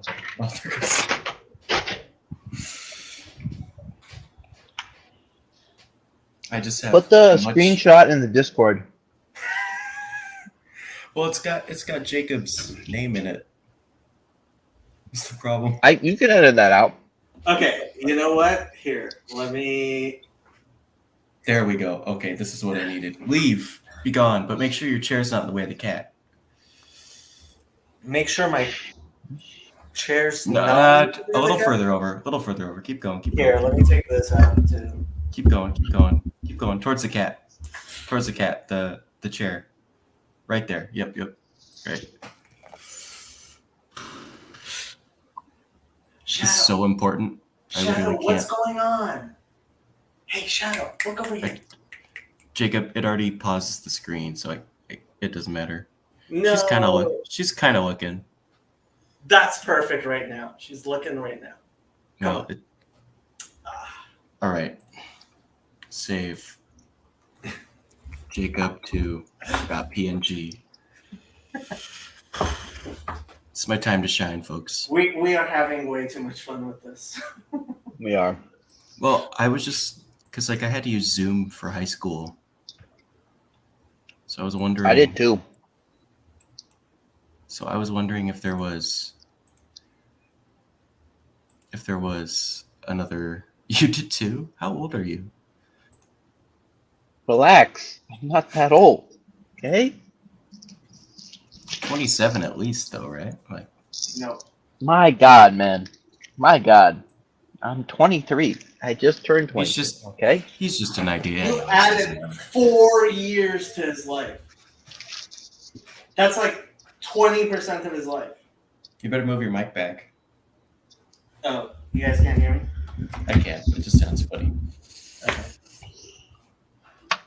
And now Kirk wants to jump on. Oh gosh. Okay, let's argue. Here's my mic. And now none of us are going to be able to talk, and Kirk is just going to ask random Jewish questions that we have Do no I idea need to? about. Do I need to turn on my speaker's corner mode and just? Jacob, here I'll disprove Judaism. Are you ready? We have Hezzy, kind of. Jacob, what would Jesus do? Think about it. Dang. And he's gone. Hezzy's gone. I miss Hezzy. What What happened to Hezi? Hot seat Hezi. I have a really offensive. Not that offensive. I want to know how has he developed that voice? What do I got to do to get that voice? Smoked way too much. You got to get the hair and the clothes too, though. Is it just all the weed he was smoking? Good evening. Constant vaping. That's what it is. I come in peace. Hello. Can you guys hear me? Yes. Yep. All right. I just hear people talking. You guys about you in the third person? Yeah. This is the panel. How did I get this voice? Years of arguing with people like Jacob in the study hall. Ooh, I'm about to get it soon. There you go. Jacob. Trey, you understand? Do you understand? I want to just make sure, because you understand that when you say Jacob is agreeing with Father Stephen DeYoung about Moses, what he's actually saying is what I mentioned, that yes, Moses is a real person, but there's play at the joints. The reason Jacob, one more second. The reason Jacob is saying that how it also relates to the 13 principles, which he won't agree with this, but even those 13 principles potentially are in play. But as in, if there was a group, goes so much farther than I ever went. But just to be clear, the reason I go further is not necessarily because that is what theologically I believe. It's more of my own. It's my own survival suit or exoskeleton suit that I build in case I don't want to be dumbfounded by reading a Freud article, and I don't want to be shocked if I find out that, like, guess what? They didn't go through the Red Sea, they went through that sea. None of those things matter to my relationship with God and the reason that keep commandments. Chezi, I think there's something wrong with that Rabbi Mullet is correctly pointing to, which is it should matter. If like there was no Exodus and there was no Moses at all. Yeah. Does that mean God doesn't exist? It means Judaism is false. It doesn't mean Judaism. It means you lose your triple parentheses. First off, again, that doesn't mean.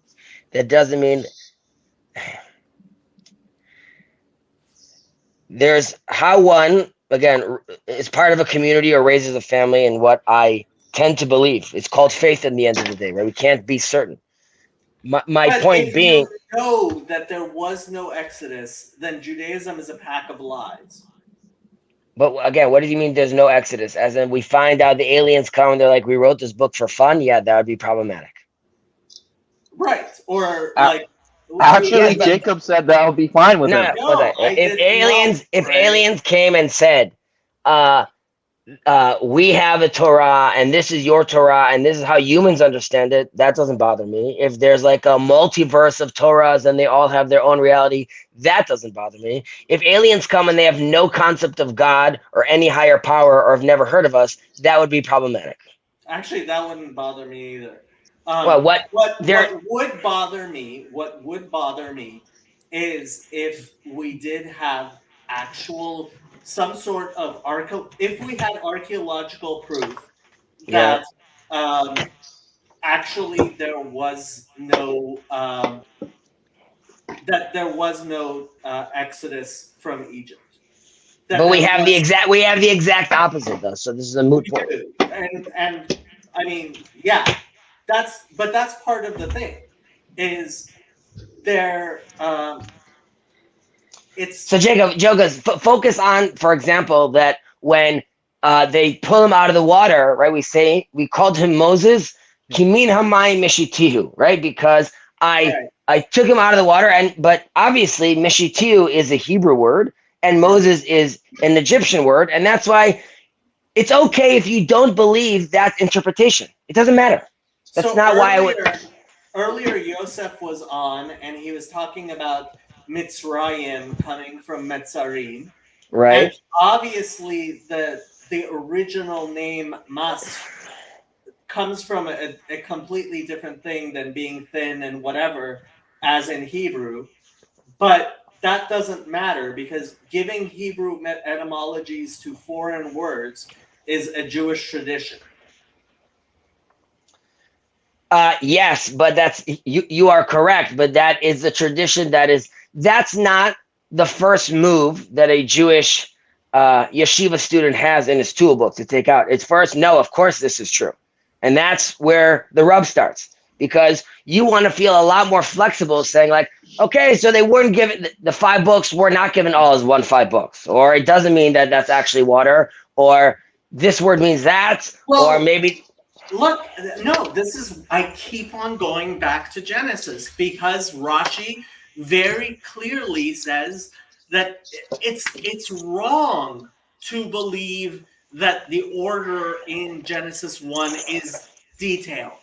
And he's but Jacob, right you are correct, but you know that the mass, I would say most Orthodox Jews are not thinking about that in their head, right? And they might have even seen that Rashi, but that's not the conversation they're having. But Chezi, excuse me, but I believe most people do Shnaim Mikra Chad Targum with Rashi. Like knowing Rashi, it's cute that 5-year-olds and little kids learn Chumash Rashi, but as an adult, you're supposed to know Chumash Rashi. Yeah, but Jacob, but many, I mean, many people. But they should. Yes, they should, but like you just said, but they don't. Or when they do, they're reading it through the prism of, what they were taught in school, and what they were taught in school was part of what the system teaches, and what the system teaches is to stay. It's not even the system, Chazi. This is something I encounter a lot with people who are growing into adulthood, is they learned things as children, they understood them in their preconceptual phase as children, right? And then when they become adults, they look back at them and recognize, oh, I had a childish view, and they either feel they were lied to, or it's jarring and uncomfortable for them to recognize, oh no, the problem was you were a little kid and you didn't understand. Jacob, first of all, I agree completely, but this has been a point that you and I have argued, which is my big fear of things like ChatGPT, which are going to get a lot of this youth you're talking about completely, they're going to be completely unprepared to be exposed to information like this without the proper scaffolding or framework. So you're saying, I think you're over worried, and frankly, little kids shouldn't be like. If I had kids, until their bar mitzvah, they're not touching a computer. Honestly, just Jacob, no computers until they're 13. Jacob, that's fine. My kids don't have any screens. My kid does. Okay, now, having said that, though, right? My son is in a school when he comes home, and the stories he's being told and the homework he has is teaching a specific narrative. Now, obviously, he's a young child, but you would hope, like at some point, someone's going to be like, well, there's other interpretations, and the answer is that. Have you studied Piaget very much? A little. Okay, so until they're 12, they can't understand. They're in their preconceptual stage. They cannot understand things conceptually the way you want them to. There's no teacher who can teach a 10-year-old, like, unless that kid is way mature beyond his normal maturation and development. Like, it's not a problem with the teacher. It's a problem like no. I disagree. I agree with you that children obviously cannot be absorbing this kind of information at that level. They're neurologically not equipped for that yet, and emotionally also not equipped enough for that yet. It is on the teachers, and it's difficult to. A perfect example would be right? There's the concept of the Torah was giving scrolls, the Megillot, right? This used to be something that was more hidden, less talked about. That there is a concept where maybe the Torah wasn't given at once, but rather in different portions. Now, if you studied in a study hall in a yeshiva, you would be able to have access to those kind of ideas. And even then, people would be like, "Yeah, well, we don't have to get into that. We don't have to get into that right now. That we'll leave that for later." Somehow, teachers, and it's not in first grade, it's not in second grade. At some point, there needs to be a narrative that is at least shown or explained as giving them access to these concepts, where they could start realizing that, okay, if it could be given all at once, it could be given split up. That doesn't affect how I put on my phylacteries in the morning. Is it okay if I ask Hezi a quick question? It's more than okay, Kirk. How is that any different from the postmodernist claim that there is no monopoly on objective truth, that everyone creates their own narrative, and that the idea of a central narrative on truth is inherently oppressive? That sounds very postmodernist of you. So first of all, I do think that there's some divine sparks even in postmodernism. But I would say generally it's a garbage theology. It's a garbage philosophy. But I do think that breaking down the concepts of words and meanings only brings us closer to already a Kabbalistic level of conversation, which I don't think we get too deep into right now. But I do think we need to look.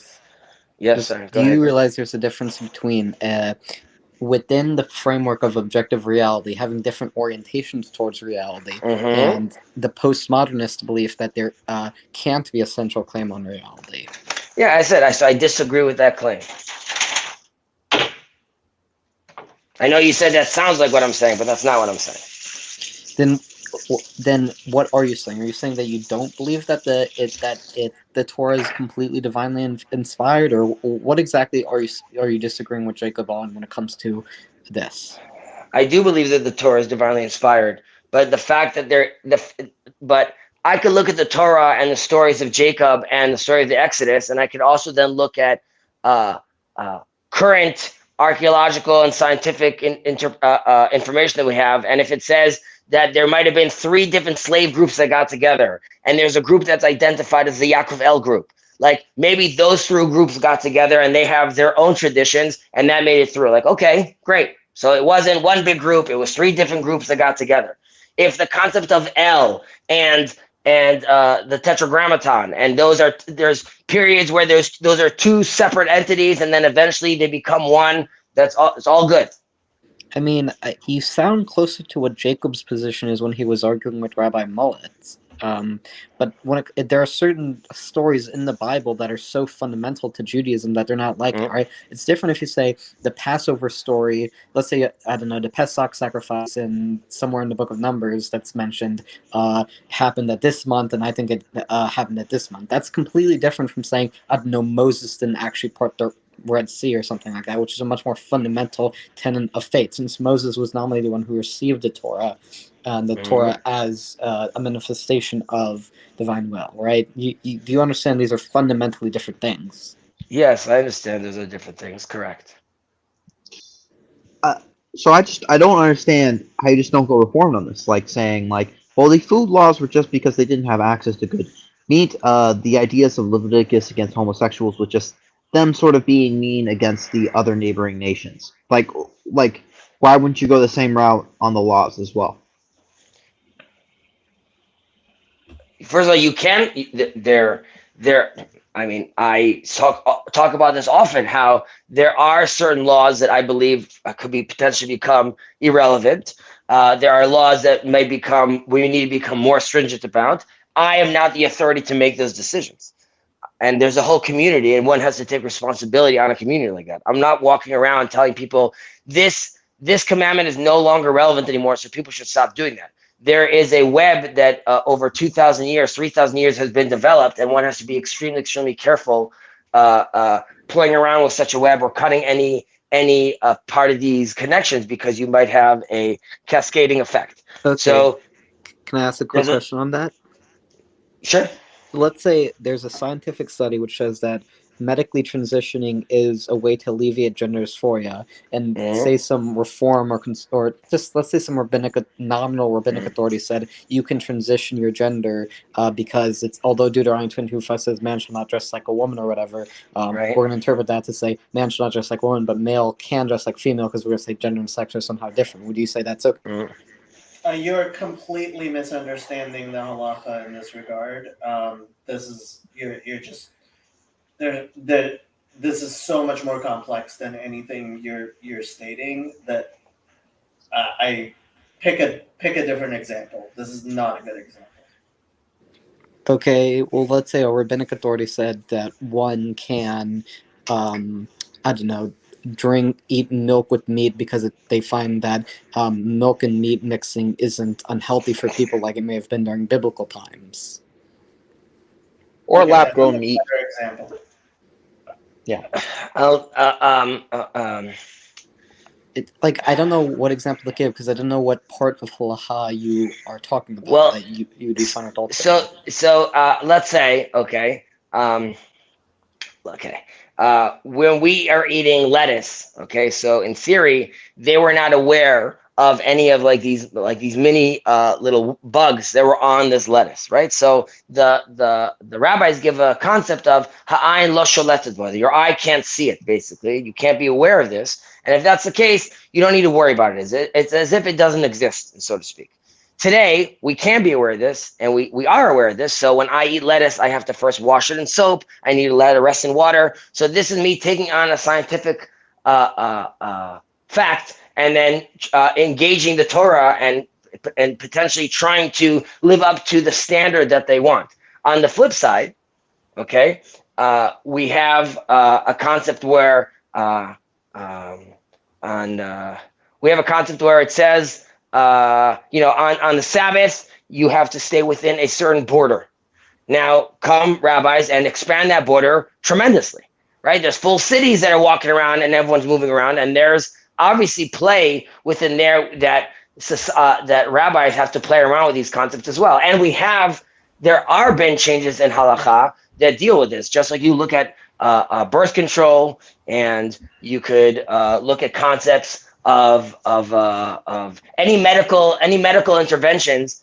It just takes halacha and rabbis a lot more time to react and develop.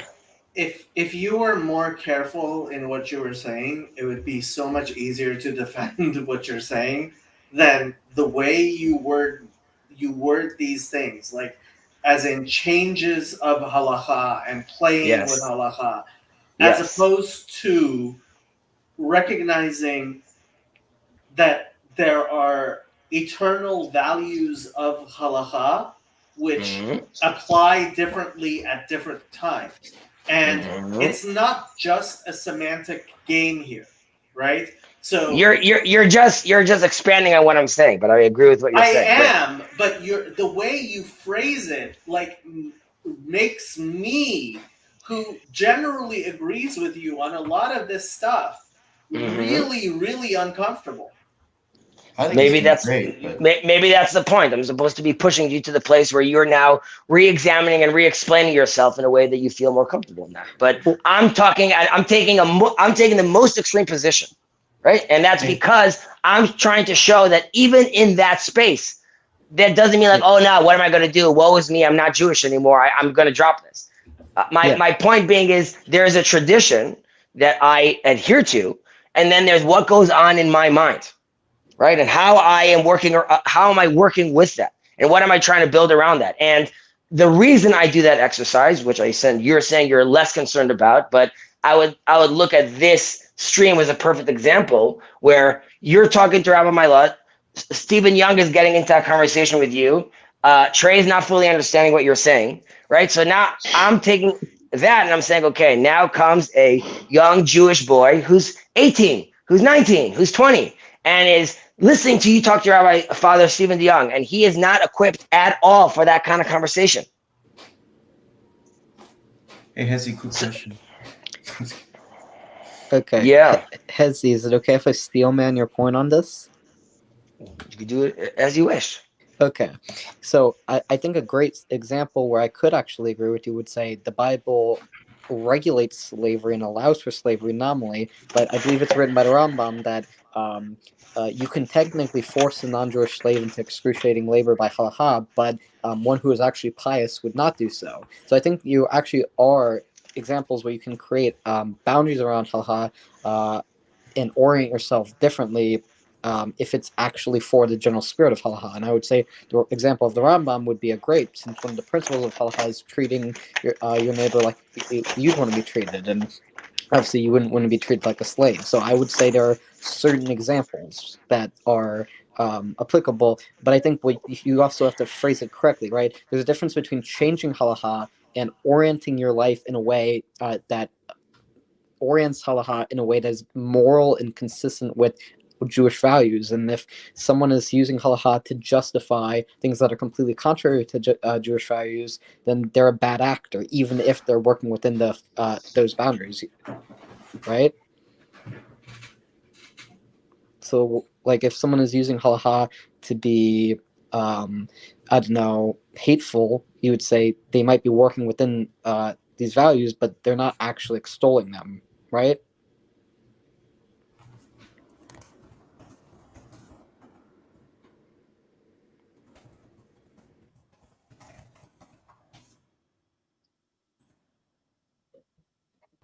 Andrew, it's their turn to talk.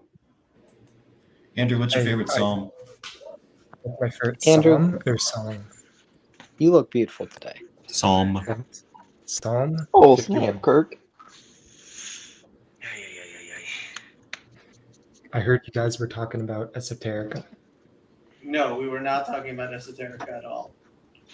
So, genuine question, not to get back into the weeds, but why is reform bad then? It feels like you can have your cake and eat it too. Like, if you want to be pious, you can be pious. You know? Okay, Trey. So, again,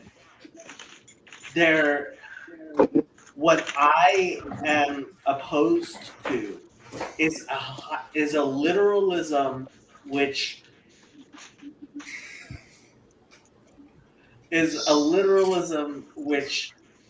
defines itself in opposition to other people. I don't like Judaism being defined as being opposed to Christianity. I don't like Orthodox Judaism being defined as being opposed to Reform Judaism. Orthodox Judaism teaches what it teaches, and what it teaches is that it is incredibly important to know the difference between what is literal and what is allegorical, and there are actual boundaries of nuance and understanding where you get a hermeneutic as taught by Talmud and our tradition of how to understand what is actually literal in the Bible and what is allegorical. And that is a complex hermeneutic that is taught over years through a principled understanding of how to read the Bible.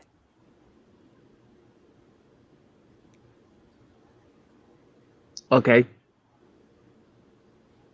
Yeah, Trey, he's not saying that there aren't boundaries of the Torah, which is what Reform Judaism does believe. He's saying that there are ways you can orient halacha in a way that is in the modern times, right? So, right, there are boundaries, but those boundaries don't have to be so absolute that you can't be rational about it.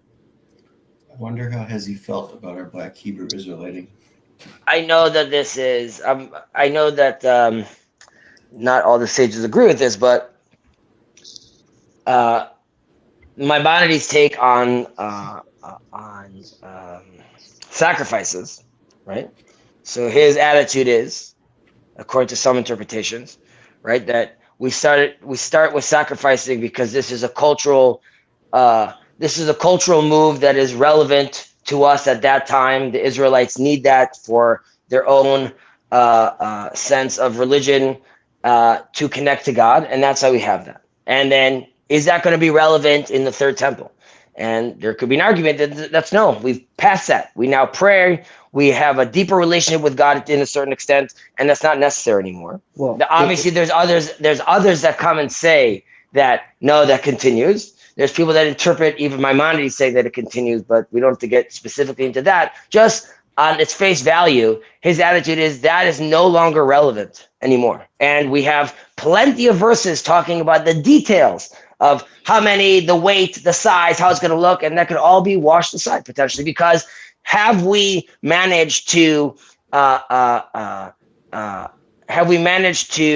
fully integrate what the core value of those sacrifices were, and are we manifesting that in our day-to-day, and that's no longer necessary? Yeah, Hezi, there are a lot of Arabs living on the temple, so Jews coming in and saying that. Kirk, you're not contributing to this conversation, so let the adults speak, please, because Jacob, you can let him finish this thought.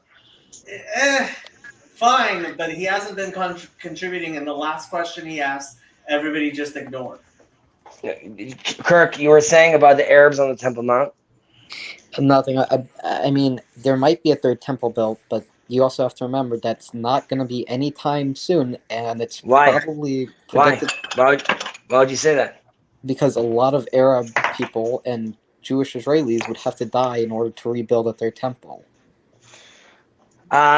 So I'm just saying, like 75 years ago, if you asked anyone if the Israelites, the Jews are going to come back to the land, you'd be like, that's not happening, right? And then pow. Well, yeah, maybe you're right. To be fair, this isn't an issue I've looked too into, so let's just leave it at that, okay? What's it? Wait, 1 second. 1 second. What's an issue you looked into? Is it possible to build a third temple? I have not looked too much into like the halacha of building the temple or the practicality of dividing it between Jews and Arabs. So let's just leave It it is at that. completely forbidden to build a temple. And the Temple Institute and Rabbi Israel Ariel disagrees. So Yeah, and they're wrong. Let's just drop it. Let's just drop it. But you know that obviously there's varying opinions on this, but my point being is you're right. If there's some opinions that allow it. So let me break something out. Let's pretend for a second, okay? There's been these historic Abraham Accords. Is it so crazy to think that in 10, 20, 30 years, even 100 years, which as far as history is considered is nothing, that there could be a peace and understand? Like I could draw many different versions where like there's a lot more peace suddenly. Yes, of course it would require a phase shift and a mindset change from a lot of people, and we're not there yet, and hence we have no temple. But I don't think that being like that is definitely a reality that I want to raise my son to expect, which is also possible. But it's more than just possible. It's how you're going to live your life. He needs to be raised with. If the temple is rebuilt, presumably, people that have the last name Cohen and people that have the last name Levi would get a bunch of new jobs. That's all I can say. I mean, I would hope for something a lot more than that. The real question is, like you said, like how do I maintain a space that still allows me to interact with my Christian and Muslim brothers? How does their relationship towards God change? And part of that conversation is also going to be all of us together, all of us religions together, looking into our texts and trying to now, again, with these new inspired eyes, understand what the text is trying to tell us. Yeah, but to be honest, I don't think I or you, I don't know about Jacob, he's a really smart guy, have looked into this enough to comment on the spiritual significance of the temple. So to be honest, I think this is an area where I'm just going to have to hold my tongue. Is that okay? That's totally fine, and yes, you're 100% right. We know nothing. Jacob, I love that smirk. Kirk, let Hezi speak. Okay, it's fine. You're right. These are very dense things. These are very dense things, and Hezi is far. There's a reason. Jacob. It's fine. It's complicated stuff, and you're right that one has to be very, very careful. And I speak very cavalierly on this channel. And I feel very comfortable speaking this way. This is not how I would generally speak if I'm speaking inside like a Jewish context. But your concerns and questions are valid. Can I ask Jacob more of a philosophical question of Judaism? Sure.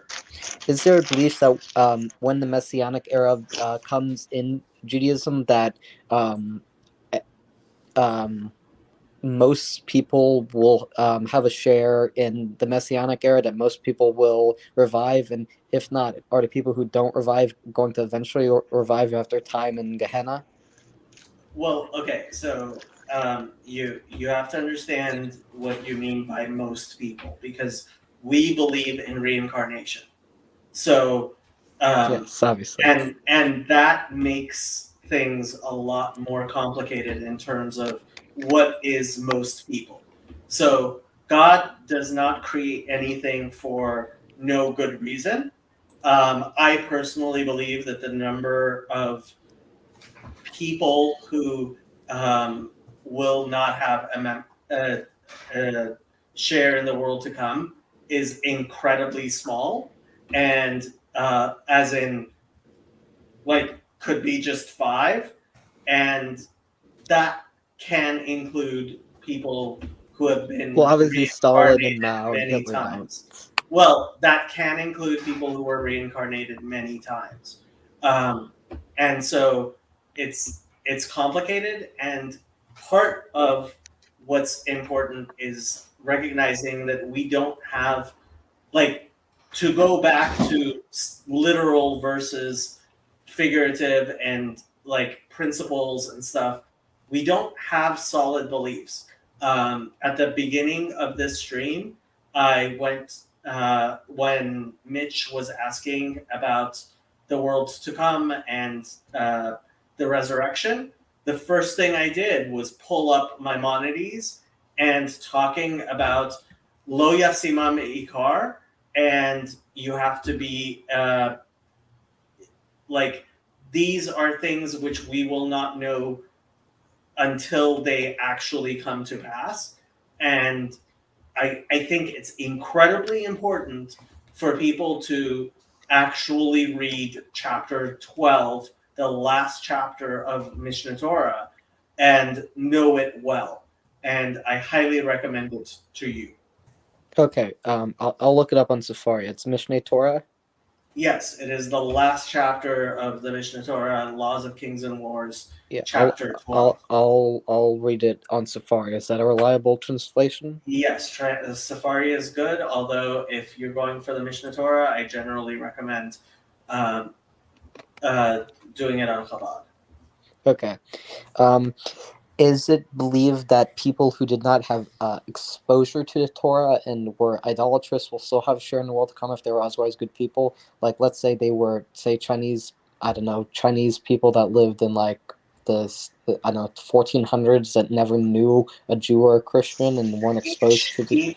Each person is judged according to what capacities God gave them, and God's judgment is infinitely just in that it is individual to each human being and their particular kol midotav shel HaKadosh Baruch Hu midah keneged midahem. They are perfectly exact, and this concept of a binary of salvation versus damnation that Christians have is completely antithetical to everything Judaism teaches about God. I see. So it's believed that, generally speaking, if a person didn't have capacity to know God in the way that, say, Orthodox Jewish people would, because they were not exposed to the Torah, because they were exposed to completely foreign traditions, they'll be judged by their capacity to. It's even beyond that. So an Orthodox Jew who grew up, and frankly, this is how Father Stephen understands Romans, right? The book of Romans, and Paul of Tarsus, that the people who grew up with the Torah have a far greater responsibility than people who did not grow up with Torah.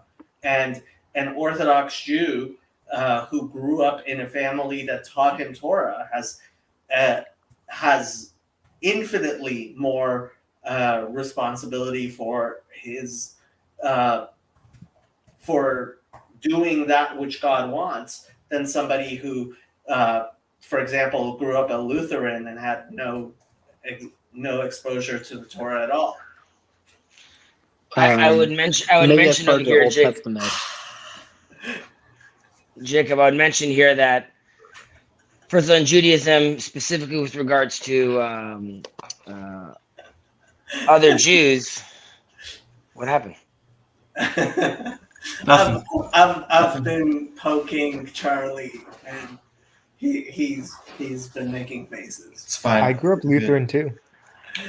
If you didn't know. Yeah, but you've been exposed to God in the Torah. You found God. I didn't.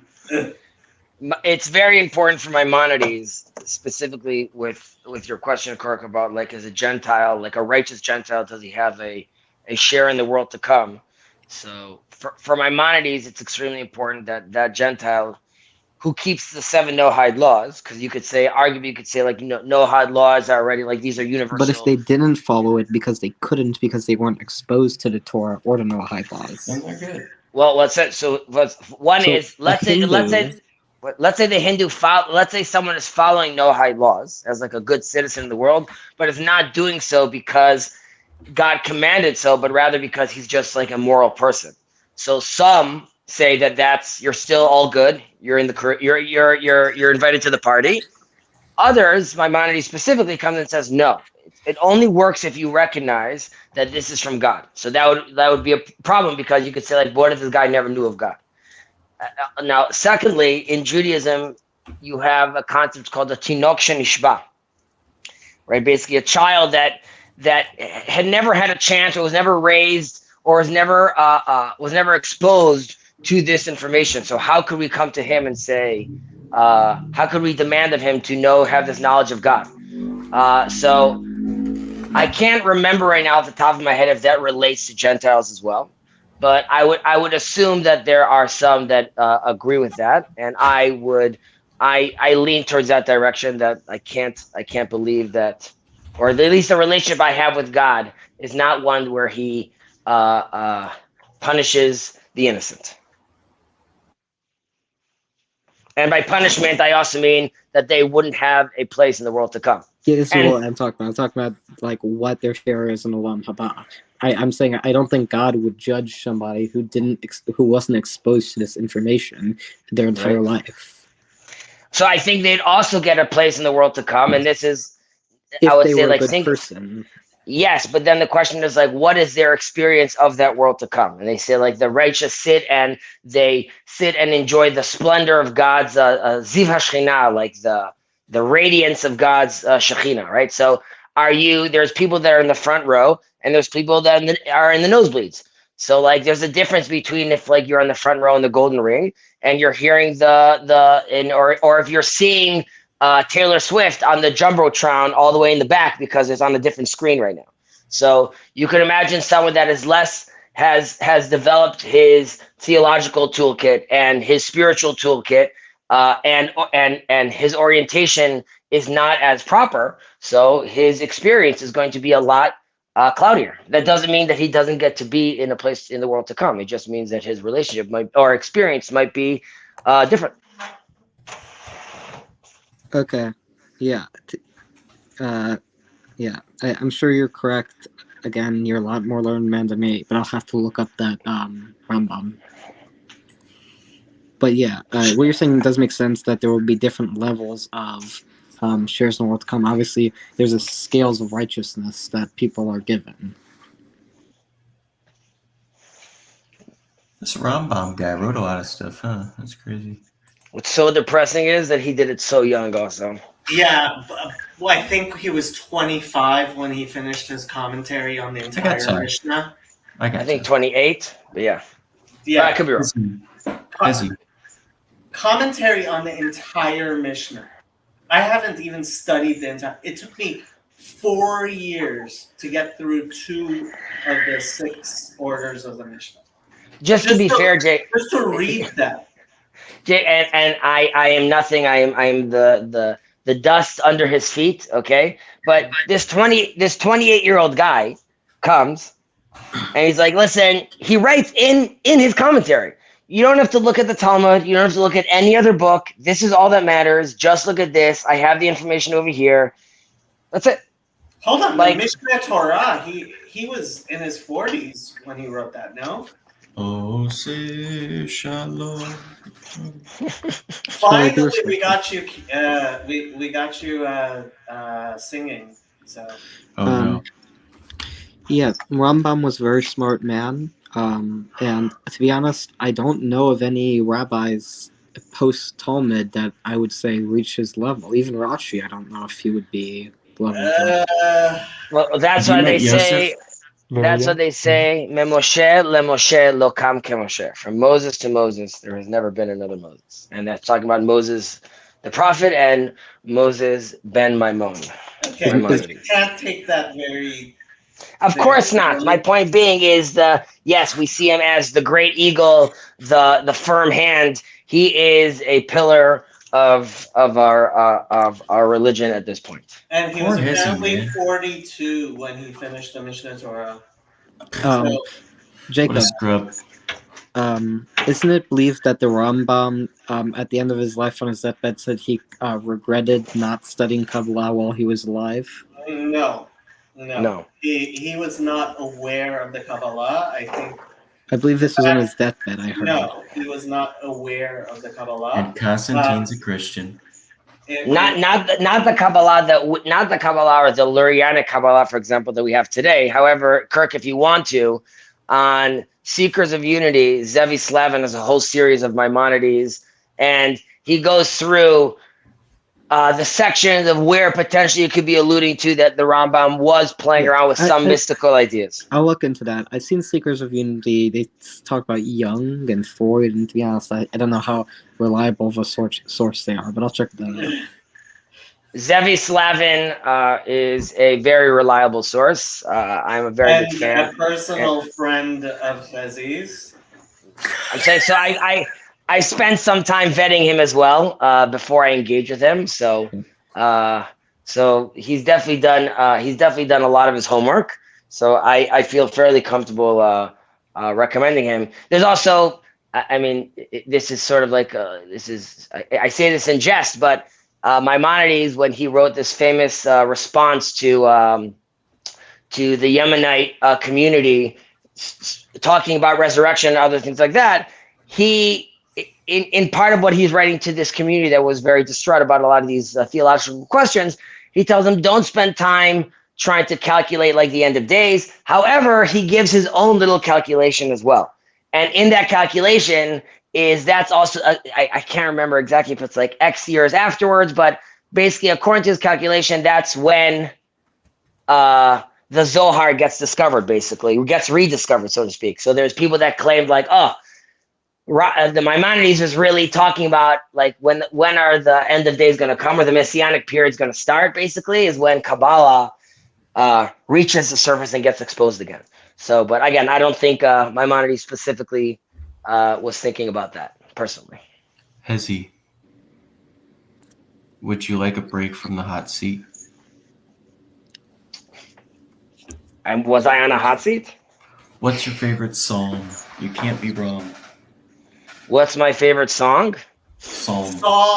Tehillim. Oh, psalm. As someone who like is a big fan and would like ideally like to have tattoos of verses written on his body. I'm not. Shem Yerachem. I'm not doing that. I'm just saying something I would like.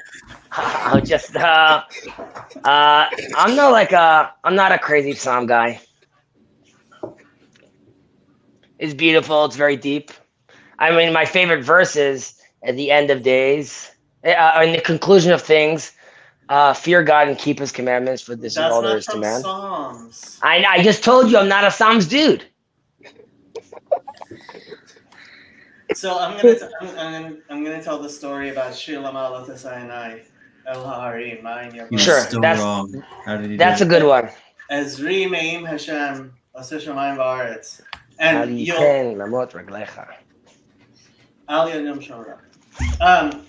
and you'll help me with this, Kazi, because so in the Edot Mizrach, in the Sephardic literature,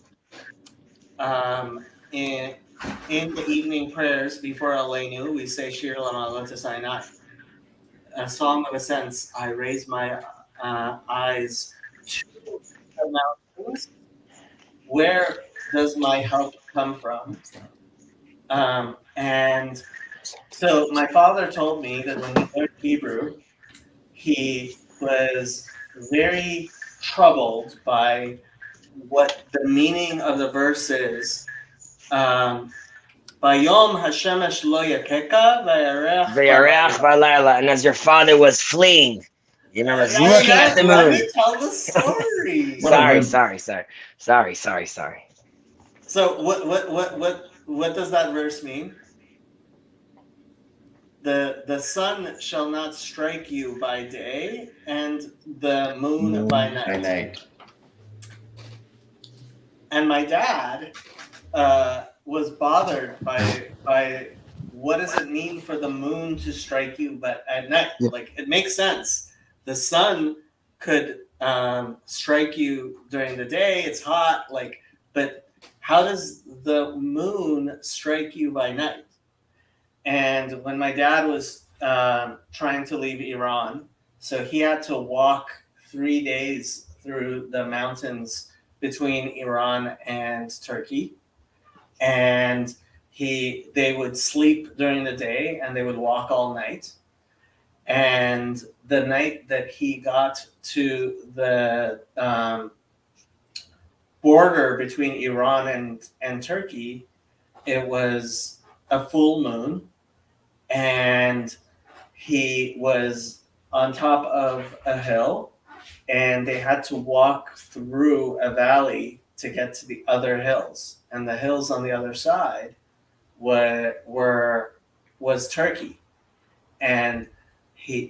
but that was the border, and so he was afraid of getting caught by trying to cross the border. And because it was so light, because of if you've ever been out in the middle of nowhere on with a full moon, it's like broad daylight out. And my dad was worried, and he looked up to the other mountains and he saw, and it reminded him of that song, I raise my eyes to the mountains, from where does my help come? And he finally understood that verse, and he had no fear, and he just walked straight across the valley to the other side. Yeah, it's like when we're lost in the forest, we only have one guiding light, and that's Hashem. I don't know about you. I have a ton of other guiding lights. Yeah, all those saints, like that Luther. gambler.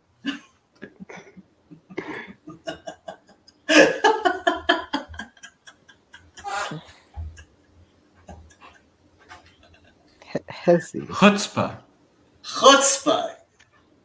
Sorry, chutzpah.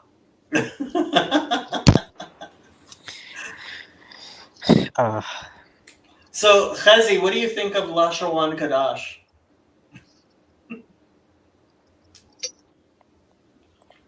Chezi left us. He doesn't want to talk about Lashawan. Is it okay? Yes, Kirk. I will give you 5 more minutes, and then I'm kicking you off because you should go to bed. Okay, it's a more of a hashkafic question. And How old are you, Kirk? Almost 16. Almost 16. Okay, I thought you were 16 already. Okay, yeah, go ahead. So, from what I understand, it says in the Mishnah in Pirkei Avot, I forgot the exact thing, but it says that someone who has Torah but nothing else doesn't have Torah eyes or something. Or is that correct? Right.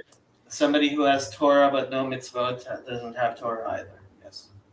I'm curious because I know I've read various rabbinic responsa in the Shulchan Aruch in Your Idea, which says that generally speaking, one should study Torah, but for the most part, one should also have a secular job to sustain himself. I'm curious how this also aligns with how a lot of modern Haredi communities in Israel get money to study the Bible in kollels and yeshivas, but like 45% of Haredi men I don't think have a job, and they only study the Talmud all day.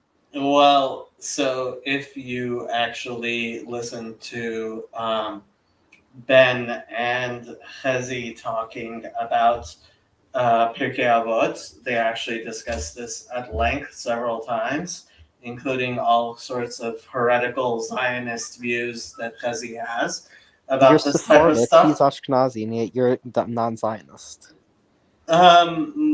Well, it's complicated. I don't think I've ever met a Sephardi that's not a Zionist, but whatever.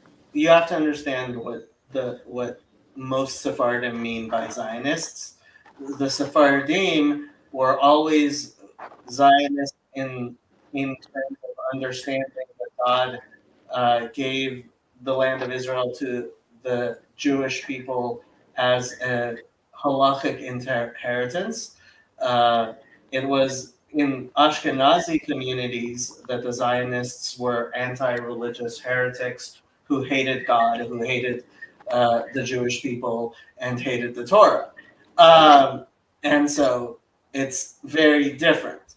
Now, as far as somebody who doesn't have, I think what you were referring to is both Maimonides and the Mishnah Torah. Pirkei Avot do talk about Ein Kemach, Ein Torah, Derech Eretz Kadma LaTorah, Tov Derech Eretz Im Talmud Torah, right? So all of these things where, yes, it is very much necessary that we also remember Derech Eretz, we remember the way of the world and materiality. And I have to say, I have my own criticisms of how any religious institution could take money from that state. God have mercy on our souls. Even most yeshivish types that are Ashkenazi would disagree with you. Well, yeah, Hashem Yerachem, like the Satmar Rebbe said, Shochad Ma'avir Enei Pikchim, how do you say it? V'yesalef divrei tzadikim. Yeah. There. Okay. Yeah. Discombobble. Sorry. Yeah. So when money comes around, it corrupts even the most righteous people, and the money from that state has corrupted many people. Hashem Yerachem Aleinu. I generally think that it would be much better if Torah true people did not take money from that state. But that's not my choice. Well, I'm just talking about the general Haredi attitude towards Torah study as opposed General to secular work. Haredi attitude is that after the Shoah, after the destruction of the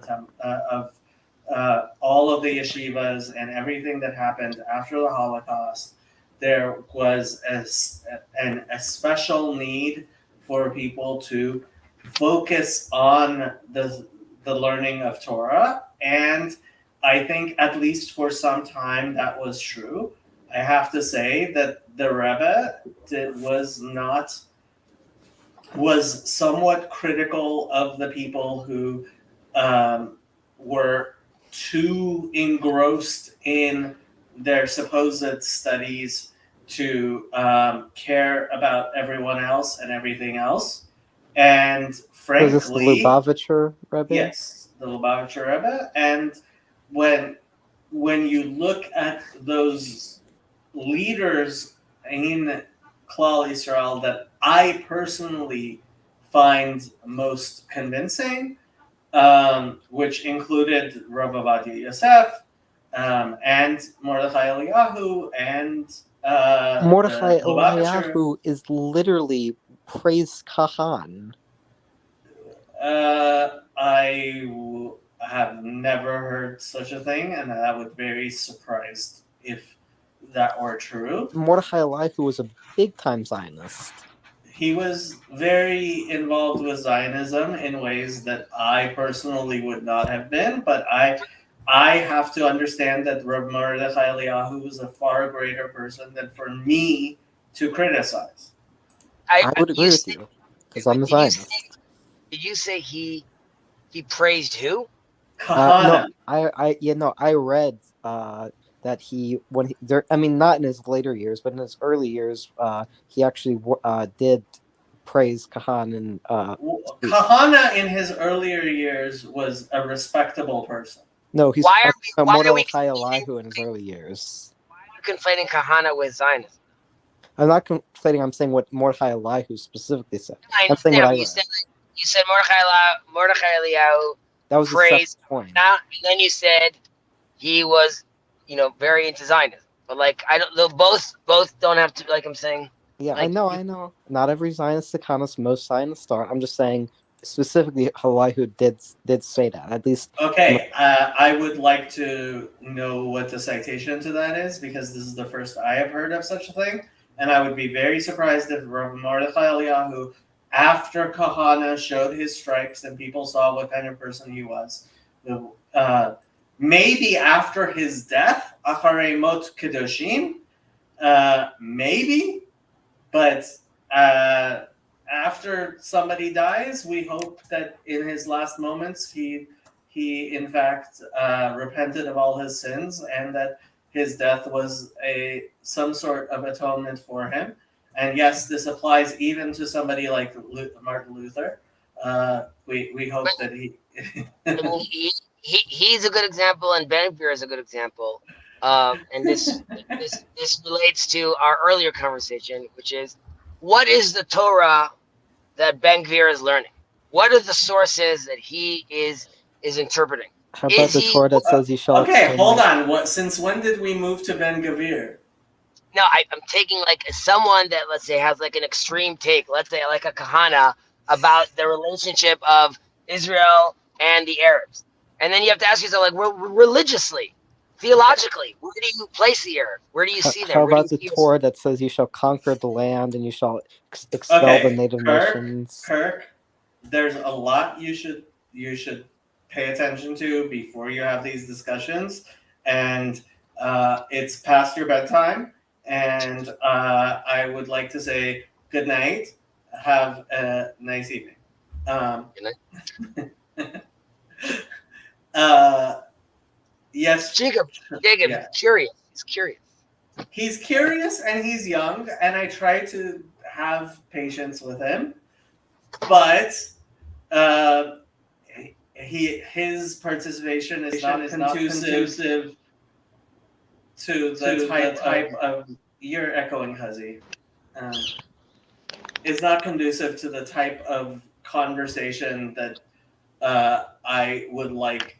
Even this wild stream where we have all kinds of conversations, I like to at least maintain a certain level of, well, first of all, respect for authority, which Kirk will eventually learn, hopefully, and also like staying on point and talking about things.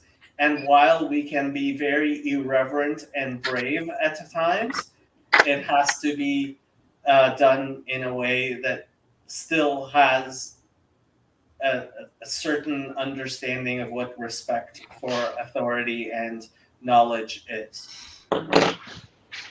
I am very hierarchical. You may have noticed that from the way I have my Discord set up. I know. We can't see you. What's the Luther's Catechism? Good luck with that, huh? It's okay, Charlie. I have no doubt that God will forgive you all your Lutheranism eventually. Andrew, I'm very glad to hear that you're dating someone. Great, thanks. I just think for the experience, forget who this actual person is, and if it doesn't work out with her, it's a healthy experience. Take note. Think about what you're thinking about. Try to notice your emotions. It's fun. Okay. And if she gets pregnant, you don't have to marry her. I guess we also could jump all the way to that scenario, but you could also just get like a cup of coffee. Listen, Well, if that happens, it could lead. These people, I tell you. having quintuplets, it's okay. You know what I mean? Like, Hissy, you know what pregnancy can lead to, right? Premarital hand-holding. Mixed dancing. Mixed dancing.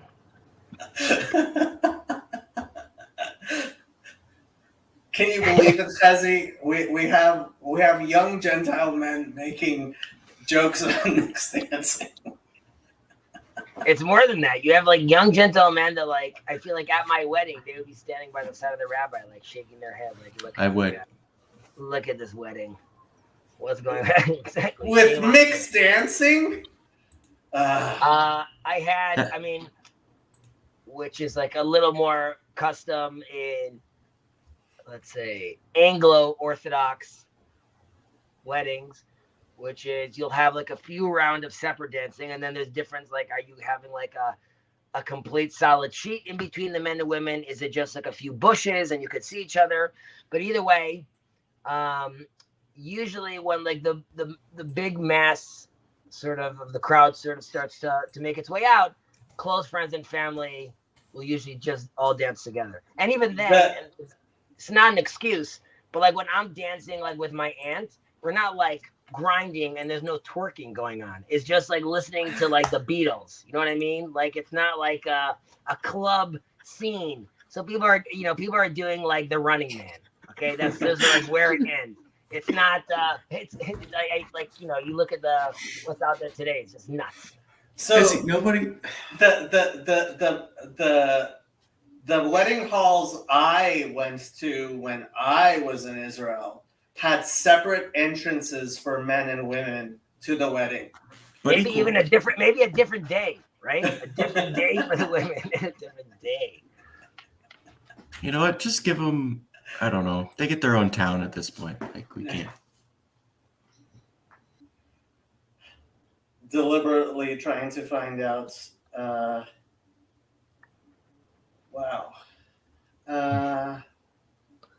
Names of people who have been on the stream, and yeah, I'm gonna have to go back and edit that. I was gonna tell you not to. Yeah, because Sandy said she was going to bed, and that was a while ago. Yeah, but she wakes up in the middle of the night sometimes. I was excited. I've never talked to Nathaniel before. I was like, cool. I have. Yeah. It wasn't a good first meeting. Yeah. Andrew, can I ask you something about this girl, and you could tell me no? Go for it. Do you guys discuss religion? She's Coptic. Yeah. I understand though, but like I'm saying, do you guys discuss theology? Do you like look at the conversation you're having? I do not have these conversations with her. All right. Yeah. That wasn't like an invitation that you should definitely do that. I was just interested if you did. Mm-hmm. Yeah. Don't you worry. And what about you, Charlie? I'm all alone. For now, you're young. Getting older every day. But I'm back at school, so there's more opportunity. Yeah. Jacob, did you by any chance happen to watch the Republican debate? That was going on during the Bible study. Yeah, that one. How was it? Do you like Vivek or not? He's interesting. Vivek is interesting. I mean, Nikki Haley is she's not a real person. Mike Pence basically died a few years ago, so we're just talking to a corpse that's standing like over there. I don't know. We'll see what happens. I'm definitely. I mean, all the world should obviously be invested, but it's very interesting what's going to happen. don't I know. stopped caring that much like 6 months after I started caring, which wasn't very long. I missed out on my like super edgy Steven Crowder phase, I think. Isn't he crashing and burning right now? Oh yeah. Oh yeah. But I don't have Twitter. I don't really use Twitter anymore, so I don't know. These are good. I mean, I don't know. Like, I've never had Twitter, so I don't know what. I mean, I know of it, but I don't know what goes on over there. Nothing good. Nothing good. Why? No, Jacob. Jacob, you're interactive on Twitter now. He's not good on Twitter though. Yeah, no, I probably shouldn't be. He's cringe. I'm always cringe, Charlie. It's true. But I think also, isn't Paul Vanderklay also on Twitter? He is. He is. But it's mostly him responding to Jacob yelling at him on Twitter. That doesn't sound surprising. Then Nate Heil jumps in, then Jacob yells at him too. And it's just... Oh. Charlie and Andrew, do you have any other... do you interact with any other Jews? Well, I was thinking about walking up to a Chabad house when I'm back at UCLA and being like, "Hey, you guys have any stuff on the Noahide laws?" Rabbi Gurevich is a very nice man. I doubt very much he has anything on the Noahide laws. What does anything on the Noahide laws means? Like a book or something. I could send you a link to There's get like a book. Bible out there you could... No, I think Andrew kind of wants to see if the Chabad is Knows what's welcoming going to on. Noahides. And while I love Rabbi Gurevich, he's, I'm guessing, very busy and not interested. So, Chabad rabbis constantly get pestered by crazy messianists who tell them that they're not doing enough about the Noahides. And this consequently actually leads a lot of them to be even less likely to get involved in anything about Noahides. I sent a link. I sent a link on the comments. There's a book over there. There's in French and in English as well, though, a book on the Noahide laws. Brit Shalom. Brit. That's by Rabbi Wiener, right? No, Rabbi Shirky. That he is has his whole Shirky? institution, his Brit Olam institution. Sheyichye. Amen, amen, amen. Really, what a fantastic. So blessed to have him with us right now. If only he spoke English. I know. I'm actually having like a real, I was talking to one of his students and I don't know, I'm thinking of maybe, I don't have time for anything, but I want to take like a bigger, maybe take on some sort of role over here, do more translations, or I don't know. I have to see. But you need to be okay with it. I want to talk to Rabbi Shirky specifically and saying, like, you just down for me, sort of remaking some of these videos personally. We'll see. I don't know. But this is also why I pushed for the and offered to sponsor the book for your book club, Holiness and Nature. But no, you guys wanted Rabbi Sachs. I'm sorry. I'm basic. I don't even remember what I voted for. I think I voted for the history book. He's dead. Hezi got a call. But on the off chance... Oh, okay. I don't talk to any other Jews. No. You don't talk to any other Jews? Just a couple, just you weird ones, but then that's it. Yeah, I'll go back and I actually texted Nathaniel. I'll go back and I might just pull the stream off. It's kind of kind of annoying to try to blur stuff out. On Yeah, YouTube. you'd have to mute it too. You can cut it. Yeah. This is an old man we're dealing with, Andrew. Andrew. He doesn't have Final Cut or anything like that. He's just got. No, you can do it in No, the YouTube editor. YouTube has an editor, but it's. Andrew, didn't I give you permission to go in and do edits? I think I actually removed everyone's permissions though because nobody was using them, and I wanted to kind of secure the channel a tiny bit. But I'll give it to you again if you'll actually use it. Yeah, I'm down for putting timestamps and whatnot. Okay. Yeah. DM me your whatchamacallit. Social security number. Yep. That's exactly what I was gonna say. It starts with a 4. Yes or no? There's a 10% chance. I don't. What was I gonna say? Oh, DM me your email.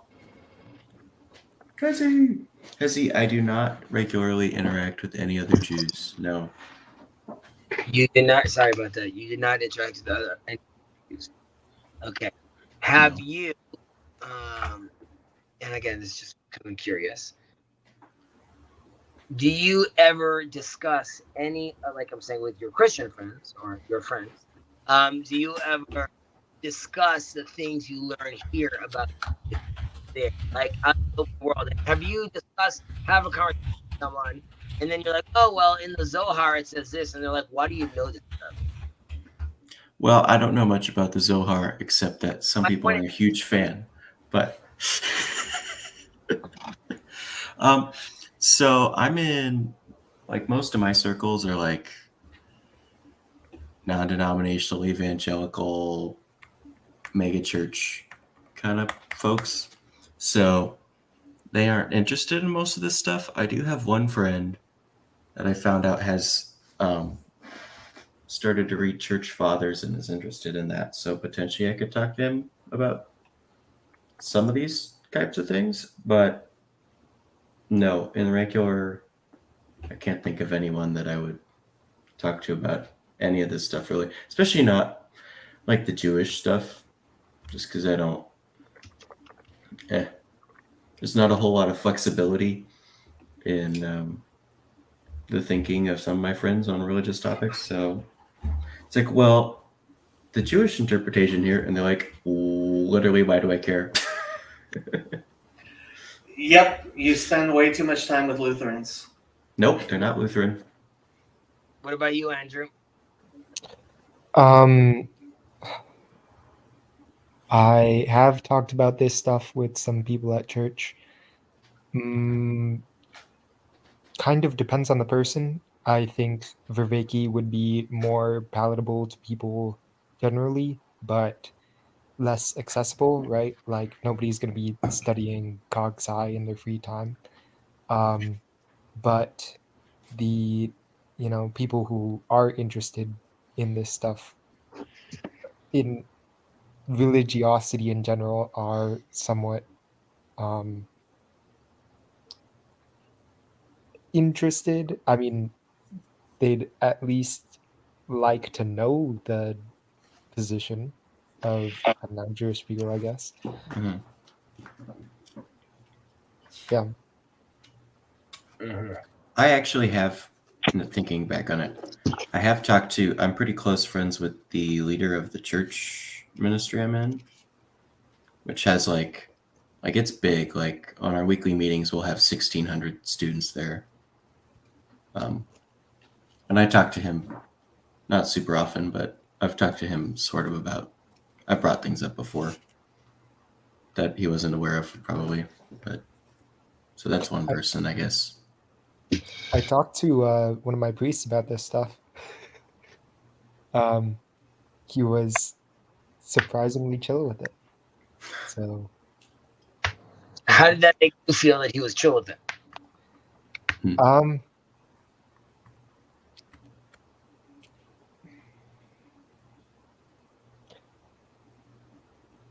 Surprised, relieved, glad. Yeah. It's always nice to know when there's like an authority that like you could feel like has either is aware of what you're talking about, so you can feel like or really Yeah. is accepting of that. So I'm very glad you had that experience. It's awesome. Mhm. Very nice. Yeah. And do you do you, and this is both to Andrew and to you, Charles, do you have these kind of conversations, and by these I mean more of theological conversations, less Jewish related, but with your parents? Not at all. Not at all. Is Andrew answering for Charlie as well? Like he's not you said Charlie's like not at all. And is that also because like I just don't like, you know, like for like my mom's gonna drive me nuts and I don't want to like interact with this, or they can't have this kind of conversation with me. They're not interested in having this conversation with me, or I'm not interested in having it with them. It'd rock the boat. It would rock the boat. Uh-huh. Mhm.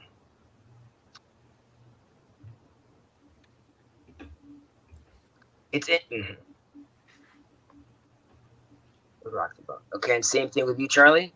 Well, I'll DM you. I don't really want to sit on Of course. internet, but And again, at any more point you could. no, you're good. That's just It took me a long time to have. And my mother was a teacher many years and ran like programs for like a girls' seminary, like for religious studies. It took a long time till her and I could have like the conversation, like a very open conversation about these kind of things. Over the years, though, I think she's become a lot more open-minded to this, and recognizes that, like, you know, there's sort of just what she was taught and the way people looked at things. So you should, obviously, it's difficult to do, but I ultimately think that it strengthened our relationship. At the end of the day, I have a hard time talking to my mother about. You know, politics or like some annoying neighbor or it's like what a cousin did. But if I could engage with her about like the weekly portion, God, decision, like theological discussions, that I find to be actually quite pleasant once she sort of became a little less of a fundamentalist, even though she's, I mean, I call her like a Haredi woman. I usually joke she's like the type of person that if like Messiah came and was speaking, at some point she would like look at him and remind him that like, you know, maybe it's time to pray now, like a little less conversations. You don't want to miss mincha. She's an interesting character. But again, my point being is like don't give up on your parents yet. Maybe just let's wait a few years. okay. We'll see how it goes. Except So you've heard the famous joke, the guy who dies and goes to heaven, and there's the famous Seudat HaMashiach, and so he gets invited to sit at the table with Abraham, Isaac, and Jacob, and Moses, and they're about to serve the food, and he turns to one of them and says, what's the hechsher? Right. I mean, wasn't that hilarious, Charlie? That was great. The rabbis get into that. How Leviathan gonna be if killed by the behemoth? It's not kosher. God will make a way. He will make sure that it will be kosher. Yeah, the Leviathan. Also, you got to wonder, like, what? Assuming there is a resurrection, what are they wearing? Are you deliberately making? Are you deliberately making a reference to the Parish Mishnayot of the Rambam or not? I could be alluding to that as well. I'm just saying, like, I hope he's gonna be disappointed if, like, Moses walks out with Crocs. You know what I mean? I'm gonna be like, what is this? So Crocs, listen, Crocs would have been very handy for crossing the Red Sea. He has like those little buttons that people put in the Crocs. You know, like he has like a little one. He's got one for each commandment. He's got all sorts of things. So I Maimonides, guarantee. Maimonides in his commentary to the Mishnah on chapter 10 of Sanhedrin, that is actually where we get the 13 principles of faith from. And his introduction to that chapter, and he spends about half of it railing against people who take things too literally. Like he's just ranting against people who ask questions that are too literal about, like, oh, when people get raised from the dead, what are they going to be wearing? He's like, I was having. I have an answer. I was having a discussion with someone on Voxer, and they were talking to me about, like, the temple, the third temple coming down from the heavens. And I was saying, like, from someone that's in the construction and building industry, is like, how are you connecting those plumbing lines, the Wi-Fi? I'm just gonna be a nervous wreck walking around the temple. Gonna see the priest. I'm like, not now, guys. The tiles are wrong. The grout didn't work out. I can't talk about this. See how this is all gonna work out. There's the famous Nicanor doors, these huge copper doors. The story is that Nicanor built them, and they were being sent over across the sea over to the temple. But a huge, great, crazy storm came, and they lost the doors, and they were dropped in the ocean. And then when he came to the port in Israel, he saw in the water glistening, he saw the doors. They managed to float all the way to Israel, and they took those doors and put them in the temple. So we'll see. It would be awesome to get that commission, building the temple. I mean, they say it looks pretty good. not built by hand, you heretic. But by Hezi, his second cousin. Hezi has no hands, and he'll use a bulldozer, I know. Exactly. That's how we're going to get around it. We need the Shamir.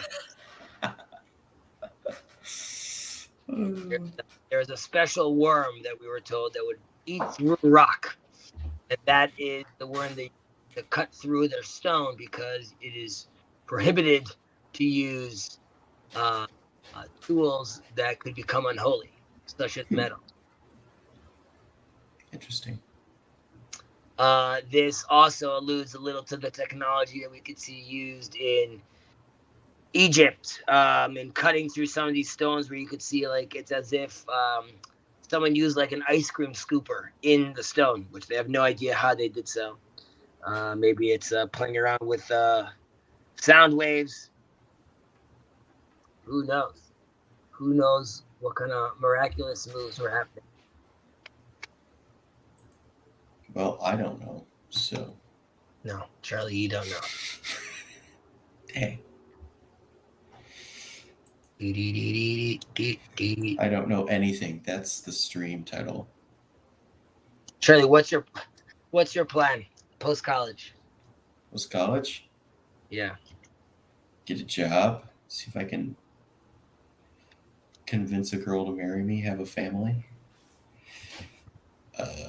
Is the job a means to an end? Probably, yeah. So as long as it's like something you enjoy doing and pays well, you're good. Yeah. And okay, I think that's the right attitude. And do you have any ambitions to becoming uber wealthy? I don't think I do anymore. No. That's good. I think the right mindset. Yeah. Do you feel like that's the mindset of your friends, though? Most of them, yeah. For sure. I know one guy who wants to be stupid rich, but So that's. I would also ask about that. Like, there's a difference between wanting to be wealthy and wanting to be stupid rich. I have a friend that like wants a yacht, right? And that's what he's working towards. He's very, very, very successful. He's very, very talented, and I believe he could do it. But he knows, him and his wife, that like, as far as how many kids we have and what we're going to be doing and how we're using our time, like that's the goal. The goal is to get to that level. And then it's like, I would like to have, a few spare millions.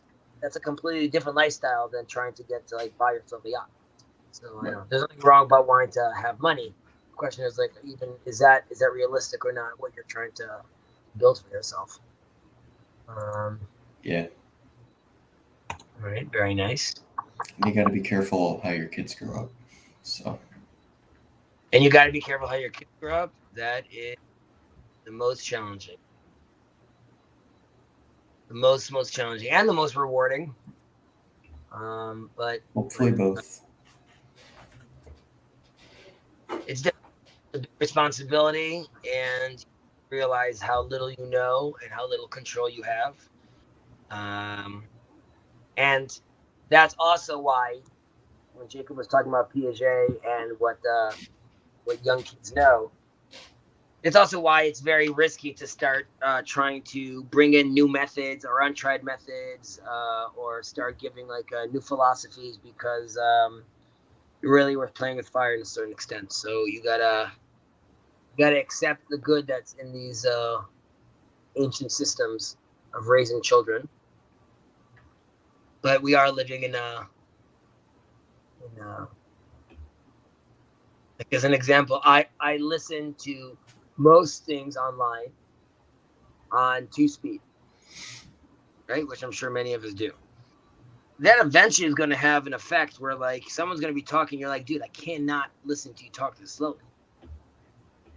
And then you have to think about a child talking to a parent, and the parent's like, patience. And he's like, no, just speed up, old man. And there's like, that's just like a little example how as a society, like we're slowly changing ourselves a lot. All right. I have multiple messages that I have just not responded to, but the real world is calling. Shana Tova. Shana Tova. Shalama. Yeah. Shalawama, I think it is. Have a good night. So Jewish New Year is coming up, and that's why he said Shana Tova. So Charlie, here's your chance to defend your boy.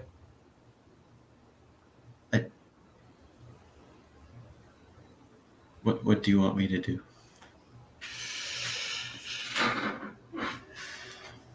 I was actually wondering why you jumped on and what you wanted to talk about. I was just bored. Bored? 4.5 hours ago. Bored? Mm-hmm. I don't have any homework yet. And I was like, You're college students. You're in the choir. You're belong to like several church groups. You're like big man on campus. mm-hmm. How many fraternities did you rush? 0. You didn't rush, like the Lutheran Church is surrounded by fraternities.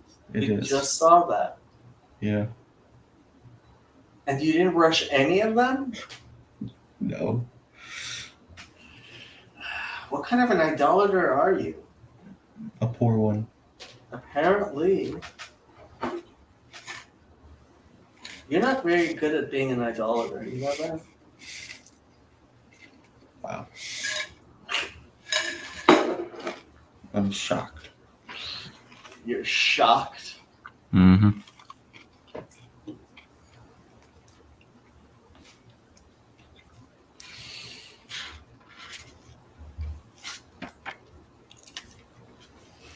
I should probably end the stream. It's been almost 6 hours.